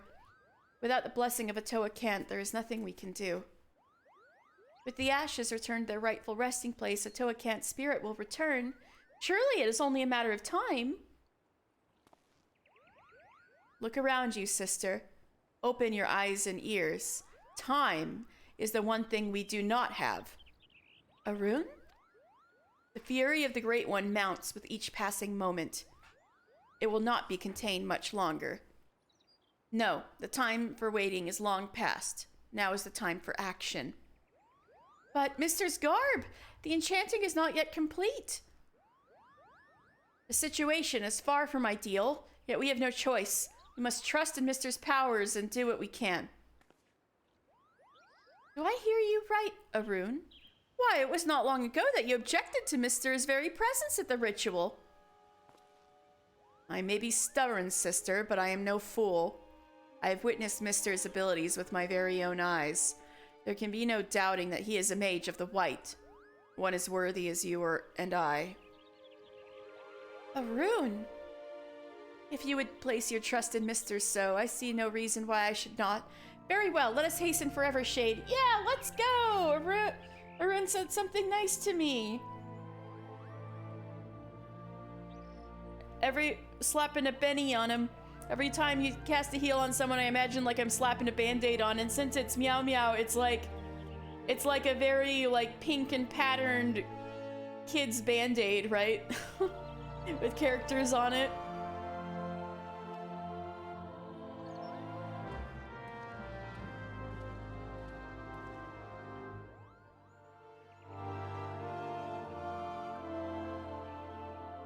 Oh yeah, let me check the log.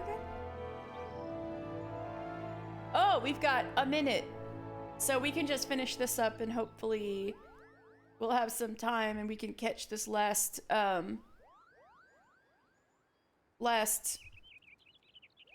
sightseeing log of the day. Anyway.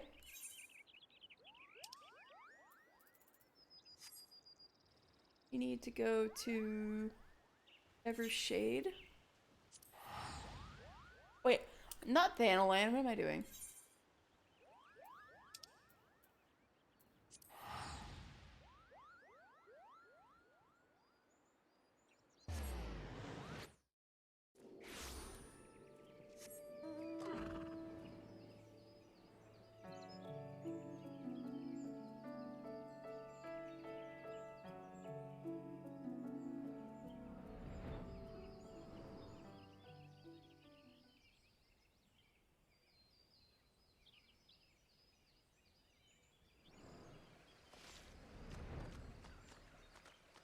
We're all around the tree, alright.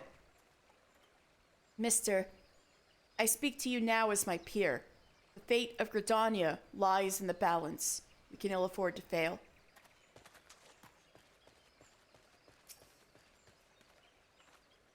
Is something the matter, mister? There is no time to lose faith in your... This is no time to lose faith in your abilities. Hurry and take your place by the guardian tree. Okay.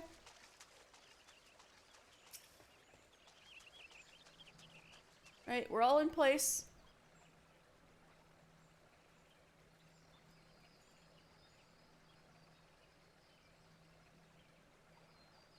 Meow Meow slaps a Hello Kitty band-aid on and it leaves a mark in the shape of lips. Aww.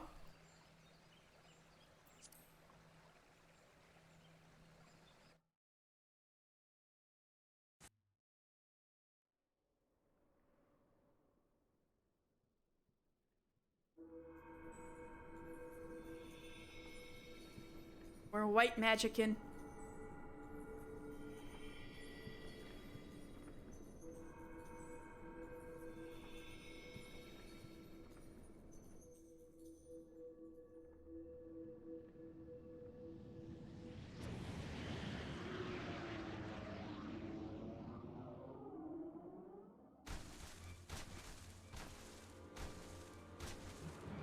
Uh-oh. I think the Great One is pissed. The Great One's rage is too strong. I cannot reach him. Stay focused, Arun. If we fall, who will rise to take our place? But sister, the forest itself turns against us. Oh shit. If we can only reach the Great One, his minions will relent. Cast away your worries and focus your mind on the ritual. Are you kidding? That treant just bitch slapped your brother. No, mister! I got him. I just gotta Whoa! Atoa? Stand strong, mister. Are you going to let some overgrown shrub ruffle your feathers? OMG!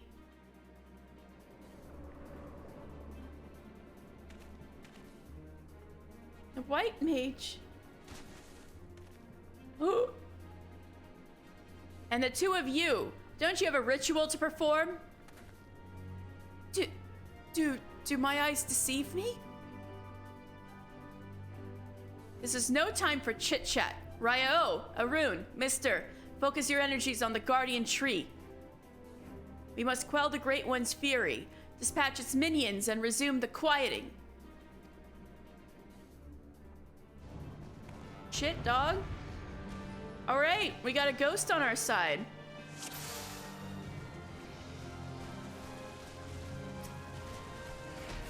The Great One is consumed by grief and anger. Our words will not reach him in this state.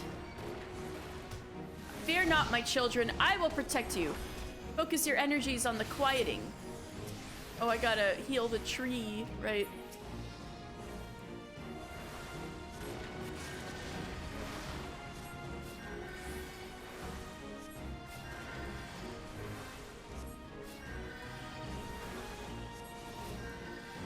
Toakant is protecting us, right?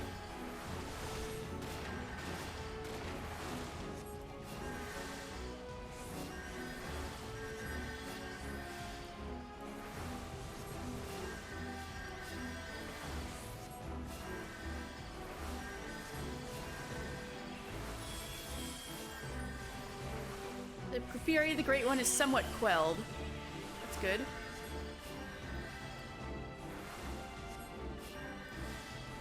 Out of my way, foul creature! I cannot concentrate on the ritual.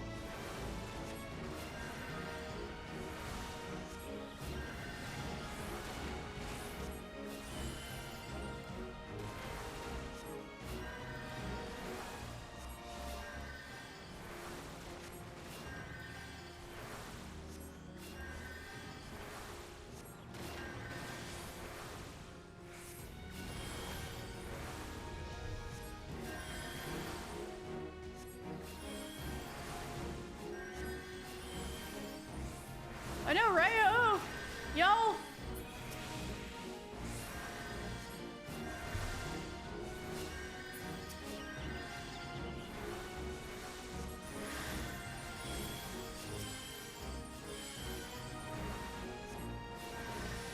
Fury of the Great One is further quelled.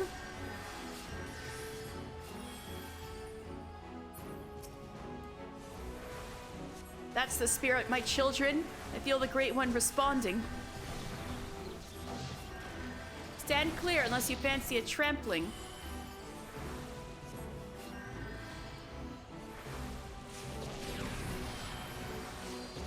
Elemental angst? Oh, geez. That's about right. Ow, Jesus.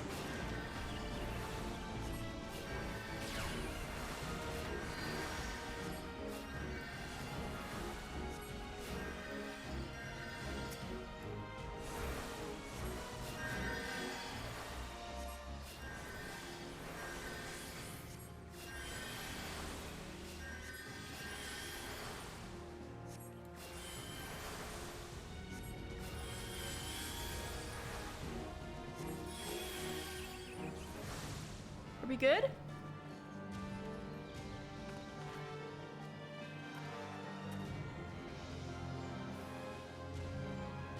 Now, focus your powers on the guardian tree.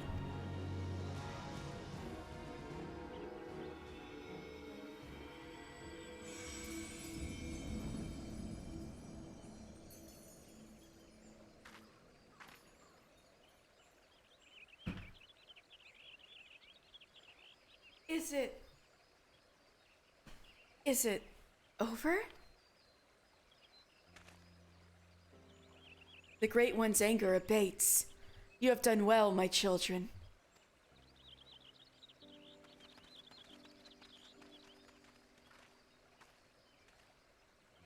Master Atoa, do you truly live?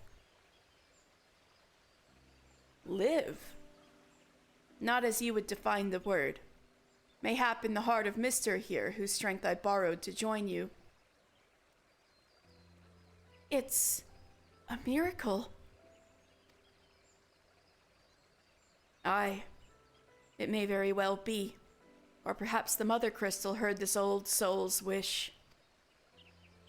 I lived a long and fruitful life, but when I drew my last breath in Ogomoro that day, I did so with one profound regret, that I would pass from this realm without finding a worthy inheritor to bequeath my knowledge in full. My spirit left my lifeless body to abide in this soul crystal. And with that hope, with the hope that one day it would find its way into the hands of my successor. Oh. For years, my consciousness slumbered in the darkness till I met Mister. From the moment you took my crystal in hand, I knew, Hajal or no, I had long last found one to whom I could truly pass on my knowledge. Yes, Mister, I knew. Master Atoa!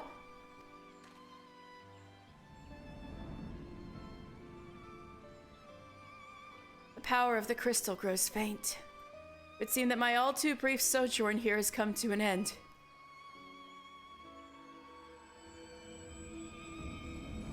Farewell, Mister of the White.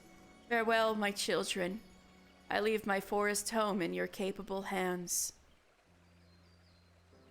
Oh, Master Atoa. He has left us. And yet by his power, and that of his successor, Mister, the Great One's fury is quelled, and the Twelveswood is safe. Though Master Atoa traveled the world, no doubt his heart always remained here. In the forest home he loved, he waited for us. Why, brother, for once you almost sound wise beyond your years. Strange, is it not? Perhaps I finally learned something from you, dear sister. The sass. As I could learn something from you, Arun. Your pride as a Pagel, your deep respect for our past. These are traits to be admired. The same can be said for Master Atoa's liberality. Yes, I believe there is a place for both beliefs among our kind. The road was a long and winding one, but at long last our work is done. Let us return to Camp Tranquil. Hey, we did it!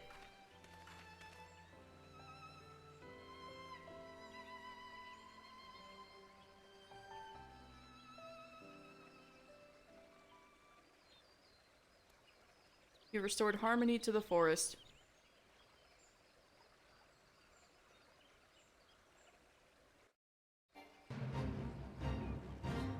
Yay, we restored harmony to the forest. Anyway, sightseeing log is up. Let's go to Holda.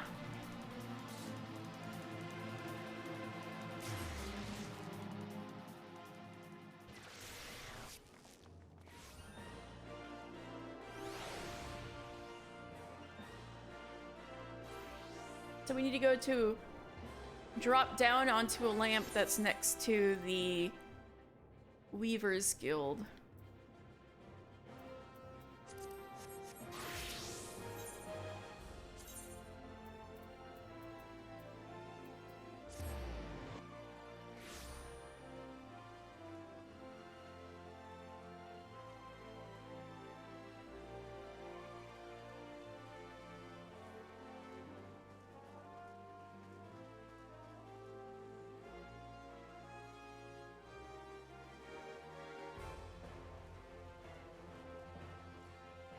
Which lamp? On.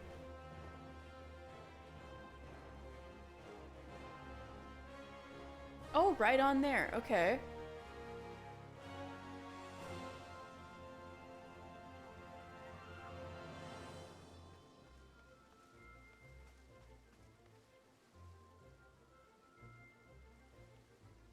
Easternmost lamp.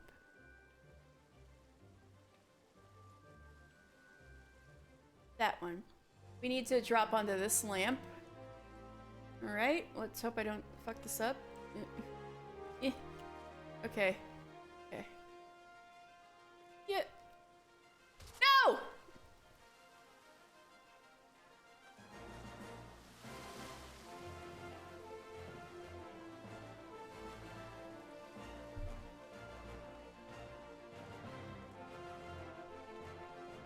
There's a...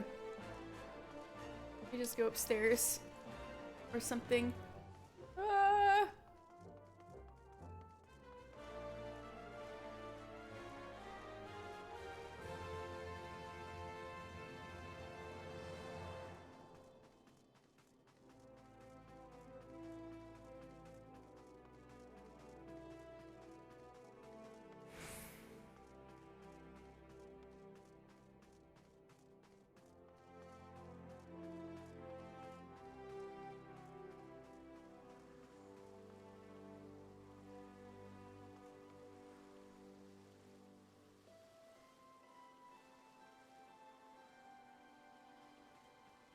This one. Alright, let's try that again.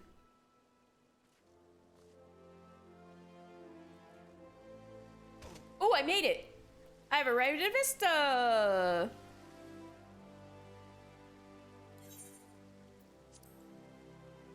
Wait, it's not lookout? What is it? It's... Yeah, it's lookout. The weather's not right! Motherfucker! I didn't check the weather.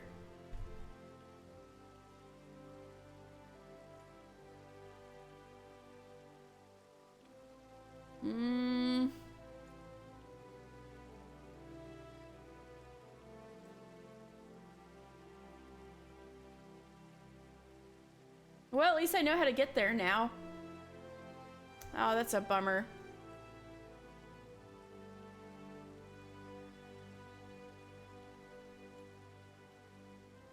Okay, well, I think that'll probably be the last of the sightseeing log for this time, but we can still take some whacks at them in future episodes.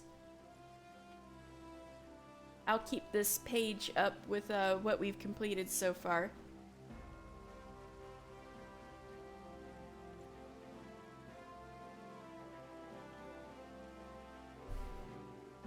Anyway, I guess I could do a couple more. Yeah, let's finish up White Mage.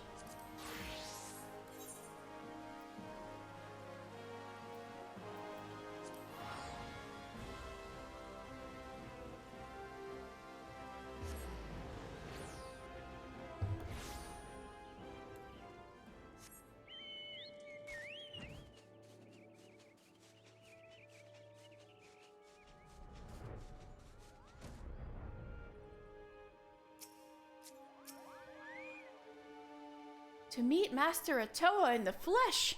Well, not flesh, perhaps. I'm still shaking from the experience, and from the pure joy of seeing peace return to my forest home at last. I will be forever grateful to you, mister. I am honored that we were able to heal the wood together. I speak not only for myself. My brother has expressed the same sentiments. Were Master Atoa here, I'm sure he would say the same. Though, perhaps he is still here in some form. Behold, the final piece of your garb now pulses with his ancient power. Yay! Yes, there can be no doubt that Master Atoa intended this as his parting gift to you. Aww, Mitty landed on my shoulder. Take it and wear it with pride, Mister of the White. Hey, that's me, Mister of the White! Before we part, I would bestow unto you a present of my own. By the ancient powers vested in me as a seed seer, I bestow upon you the greatest incantation known to our kind. May you ever heed the will of the elementals and use it in wisdom and compassion. Benediction. Mr. White. Mr. White!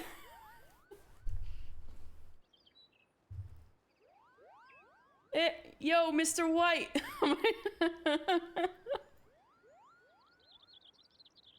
Phew, I'm not given to formalities. I swear, I do not know how my sister manages. In the short time I've known you, mister, you have grown into a fine white mage. I am honored to call you my peer. Use your powers in moderation, and let compassion be your guide. And I've no doubt that you will bring succor and solace wherever your journey takes you. Well, do you think Meow Meow uses his powers in moderation, Rowan?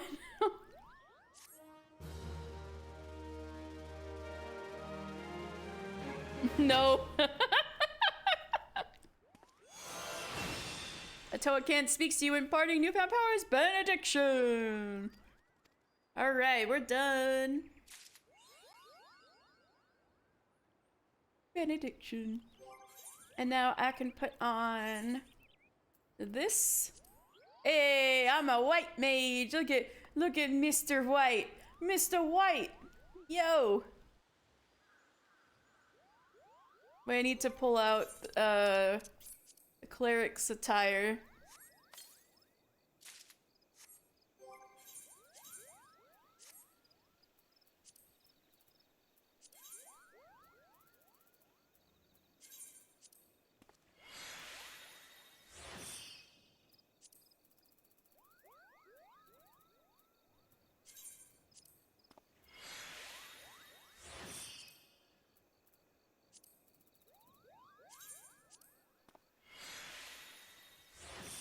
Need to glam it up.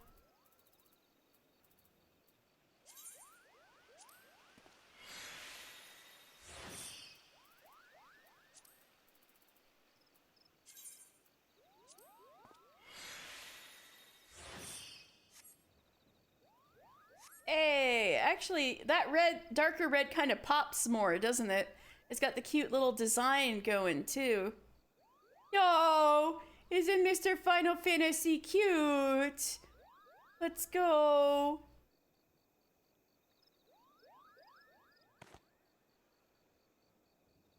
Mr. What? Mr. of the White. His little Sailor Moon ribbon, I know. Oh, yeah, I also like the darker red. Mr. White, we gotta cook. Yo, bitch, we gotta cook. Mr. White? No. Magnets, bitch. All right. We should go do the bard thing.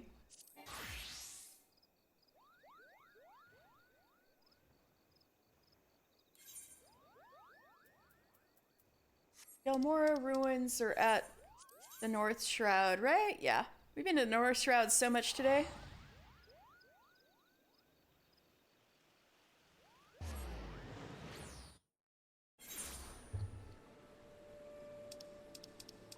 Doing it the bard way.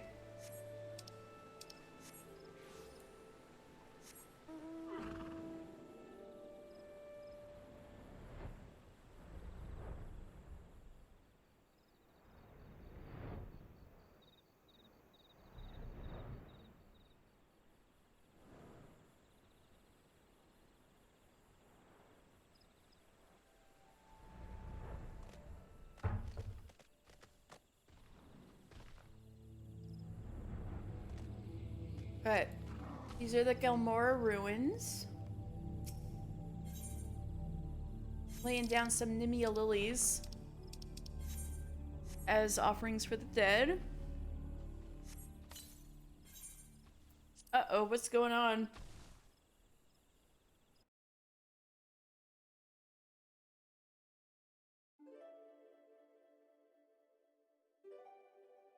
Music.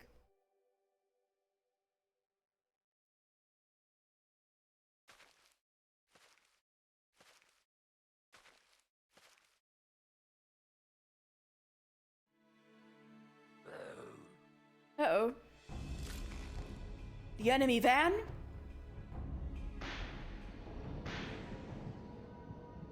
Are you okay? Jantel? No, I cannot. Oh shit. Oh shit. Why? Why do I still draw breath? Jantel?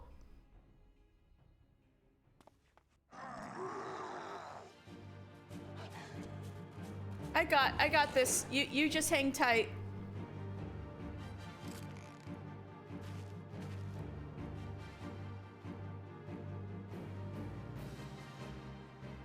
I got this, okay? The sin of the past would beget another. Forgive me, mister. Don't worry, your little head. I got this.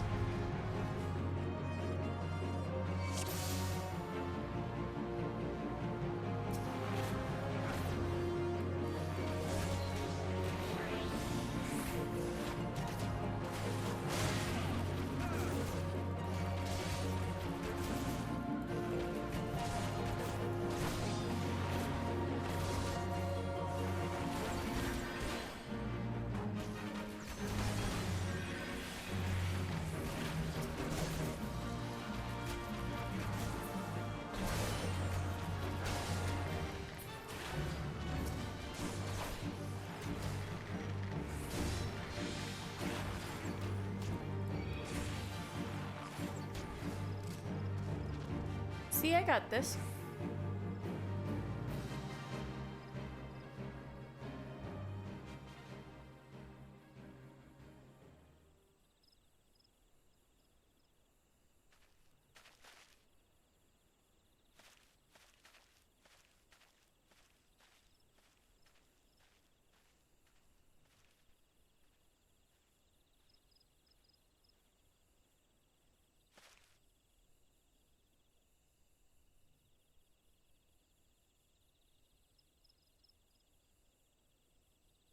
As you have doubtless noticed, I am no longer capable of wielding a bow. I, whom they call the god's bow.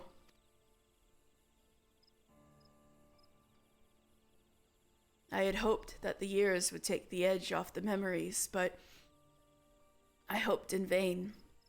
Absolution does not come so easily. Heed me well, mister, for I shall reveal all to you. The man sung of in the ballad of the vainglorious fool, whose hubris doomed an entire regiment. He and I are one and the same. Chantel, oh no! Why'd you write a song making fun of yourself?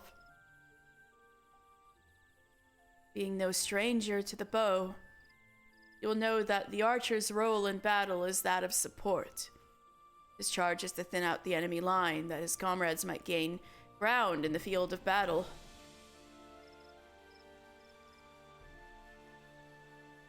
By that most basic of criteria, I was unfit to hold a bow from the first.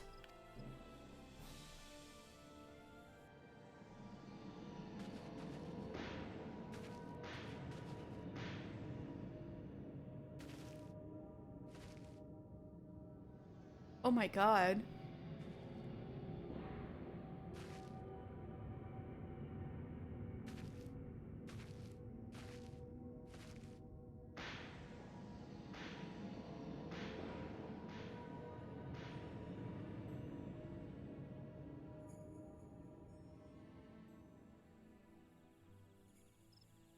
In my pride and lust for glory, I sent countless souls to a bloody grave. Good men and women all, with loved ones and bright futures awaiting them. I lost the will to live that day, becoming an empty husk of a man, tormented in sleep and wakefulness both by the memories of my crime. But the gods were not without mercy. They gifted me with song, that I might find a measure of solace in my wretched existence.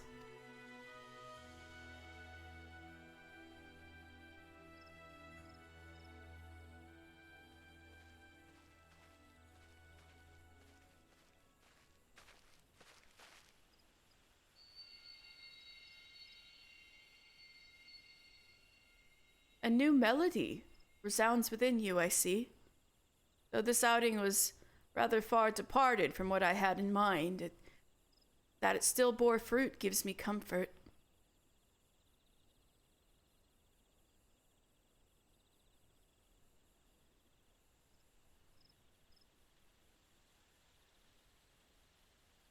Hold on a second.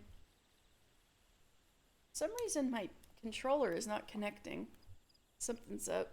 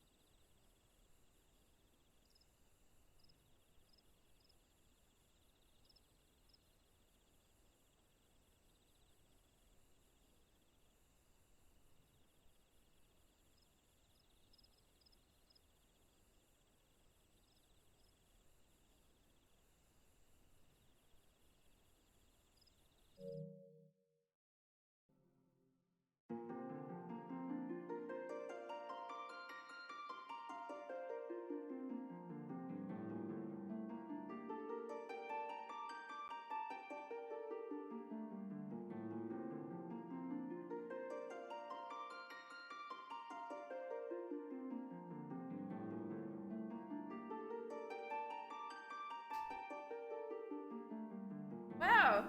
Sorry guys, this hasn't happened before. My controller is on, but nothing's working.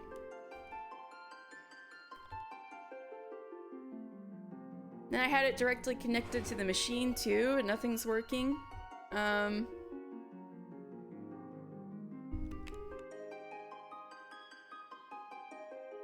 But because nothing's working, I can't turn off the controller and turn it back on either.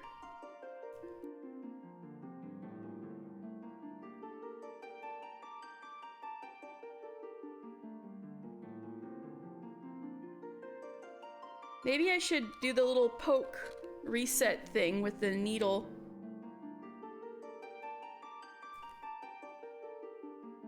I guess I need to find a needle. I need to get my needle felt and stuff out, I guess.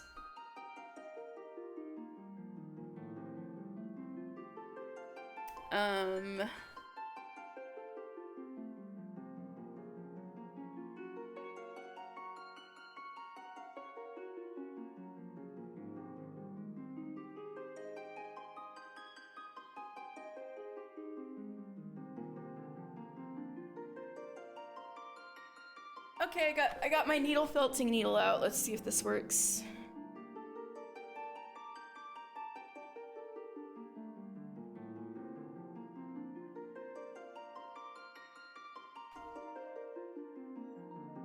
Oh, that worked. All right, sweet. All right, we're fixed. We're good. Well, that was fun.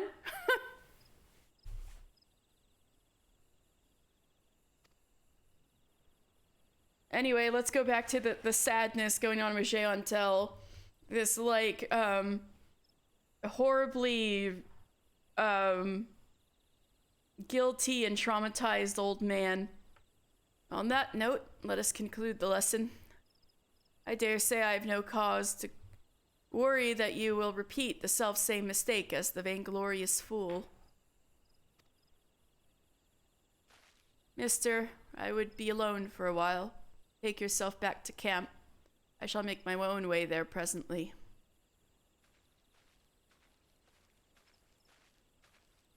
Well, now I know how to hard reset my, my controller. That's good.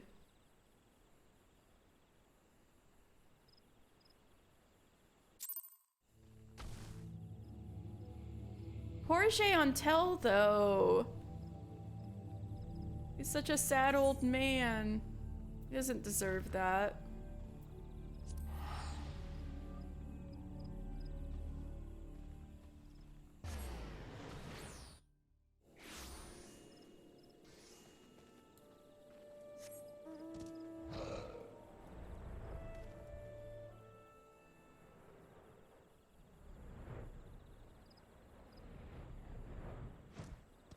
Are you feeling better? I'm glad to see you safely returned. Though I rasp my voice hoarse through the saying of it, I cannot tell you enough times how much I regret dragging you into such danger. And yet, there is more I would ask of you. If you would do me the kindness of lending your ear, then pray speak now. Yeah, of course.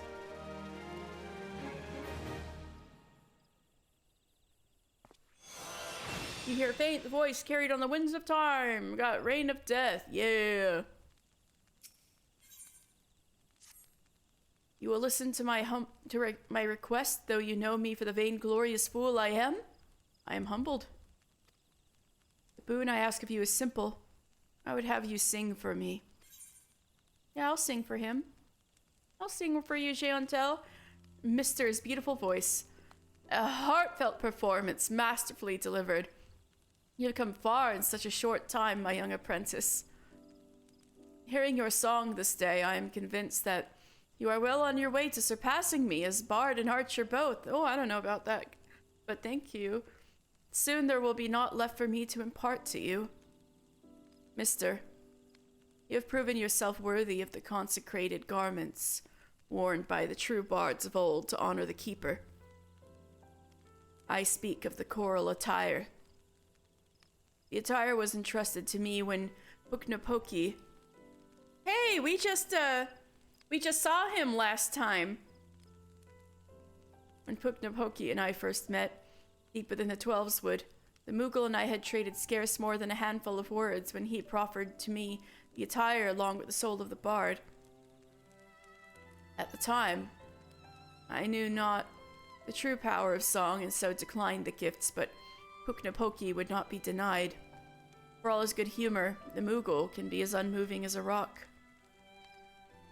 The attire chooses the wearer, not the other way round, he insisted, and I found myself yielding to his will. In mastering the verses of war, I won acclaim beyond my wildest dreams upon the field of battle, and for a time I was well pleased. Alas, my lust for glory knew no bounds, the consequence of which you are already aware. It was in the wake of the massacre of Griffin Crossing. Stricken with guilt, I wanted nothing more than the earth to open up to swallow me whole. I had lost the will to live, but I was too craven to end it myself. Cheontel! Poor baby. So I took to wandering aimlessly, in search of a place to die, far away from the judging eyes of men. Cheontel! Disillusioned with the power of song, I committed an act of folly. I scattered the choral attire across the realm. If truly the attire chooses its wearer, I challenge, then let it find its way back to me. Determined that I would not be proven wrong, I went to great pains to ensure that the attire would never again see the light of day, and the pieces now rest in places of peril. Being the proud fool that I was, it never crossed my mind that mayhap another was meant to don it. I would entrust the choral attire to you, mister. But as you can see, you must needs brave the danger to claim it. I shall mark its whereabouts on your map, but I can afford you no further aid beyond that. I am deeply sorry that my folly of years past has entailed this burden upon you. But Althic works in mysterious ways. In his wisdom, it may be that he has sent this trial to test your spirit. I mean not for my sentiments to encumber you, but I am convinced that you are the one chosen by the choral attire. But pray do not take that as license for complacency.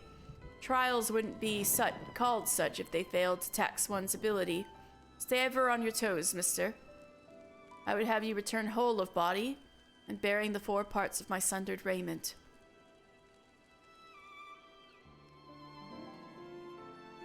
Heed me, O puissant Althic. Reverse thee the seasons turning, that we might gaze upon the battles of yore. You know, it just occurred to me why Cheontel and bards worship Althic. Because Althic's the god of time. And so when you sing songs of the past, you bring the past to the present. So it kind of makes sense that they would worship the god of time in that way, because they're kind of doing some time travel themselves by singing songs of the past. I think that's really cool.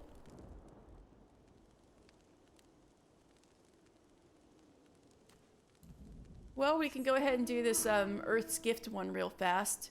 Though the other ones I can probably just do on my own time. Off stream, I mean.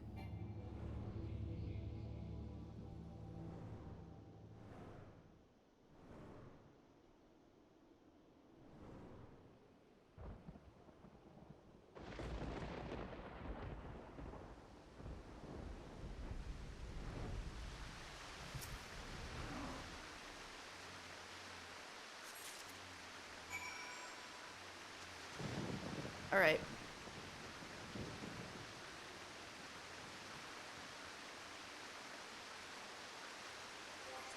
Anything else we can do before we go? Nah.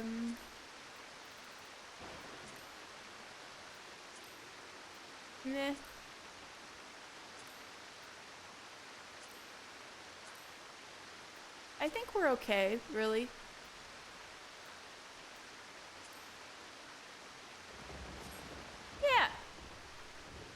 This might be a good place to stop, especially since we don't have any sightseeing logs up. Alright, well that was nice. And we got to finish quite a few job quests today. Let's see. Next week we'll be working on finishing up...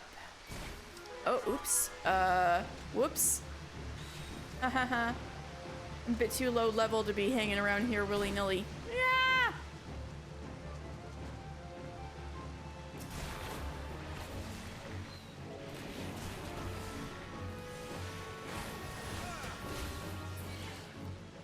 Okay. Anyway.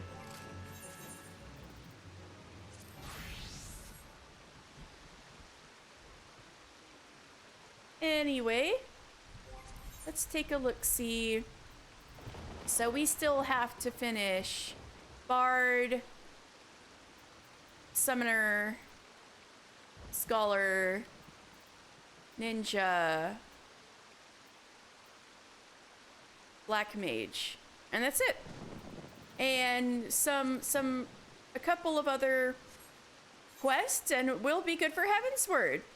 Might be 1 or 2 weeks, and that'll do. We might be starting Heavensward by March. I'm so excited to see my boys for the 3rd time eventually when I get to Heavensward. Hey, that might be soon. I might be heading to Heavensward in March. But before I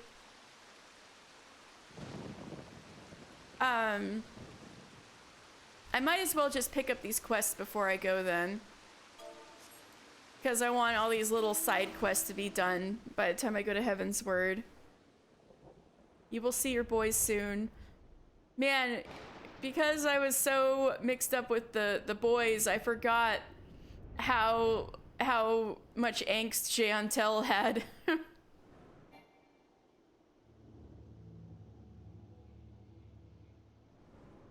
That man needs therapy.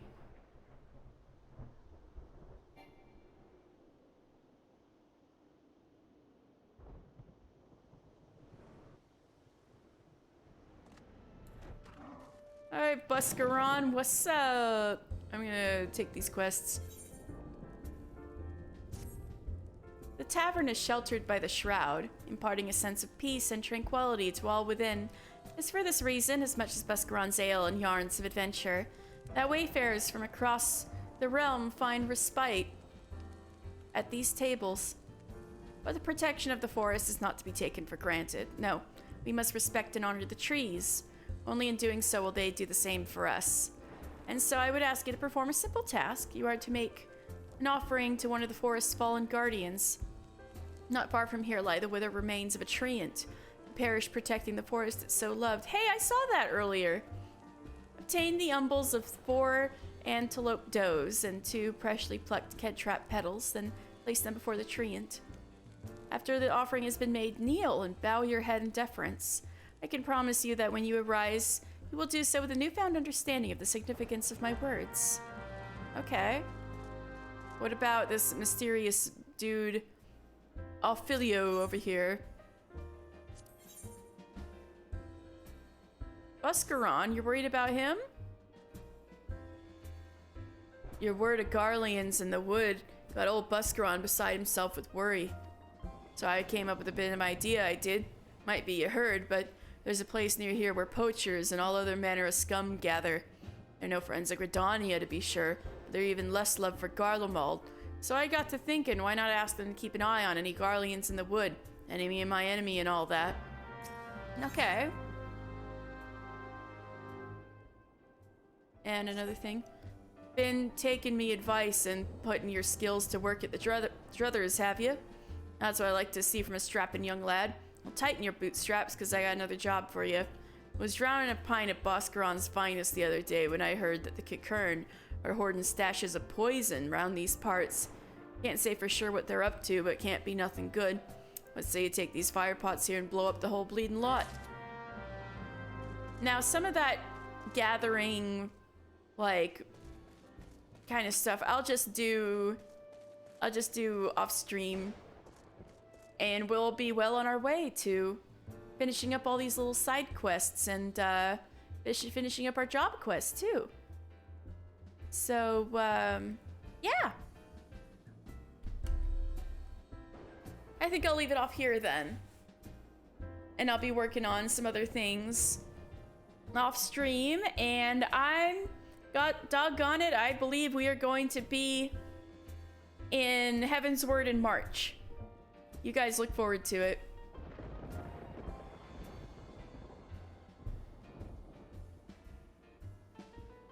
So until then, I should find someone to raid. Yeah! It's been a long time coming, hasn't it?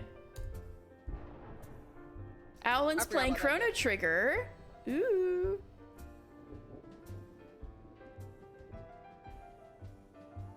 Just because I like Chrono Trigger, we might be bringing the train over to Alan playing Chrono Trigger again.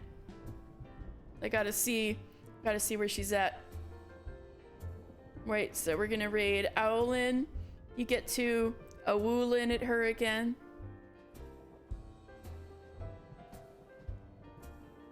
And the raid is going out. Alright, so thank you guys very much. Making this a good stream today. Maybe all the sightseeing didn't go quite as I thought, but that's not really, we can do those anytime. So I'm gonna keep the sightseeing log open and jump on those when we get the chance in the future. Alright, thank you guys very much, and I hope you have a wonderful evening. I'm gonna be back at the soonest next Wednesday with Persona 3 Portable. So I hope to see you then. Ooh, I like this cat girl behind me. Anyway, you guys have a wonderful evening. I'll see you soon. Bye-bye.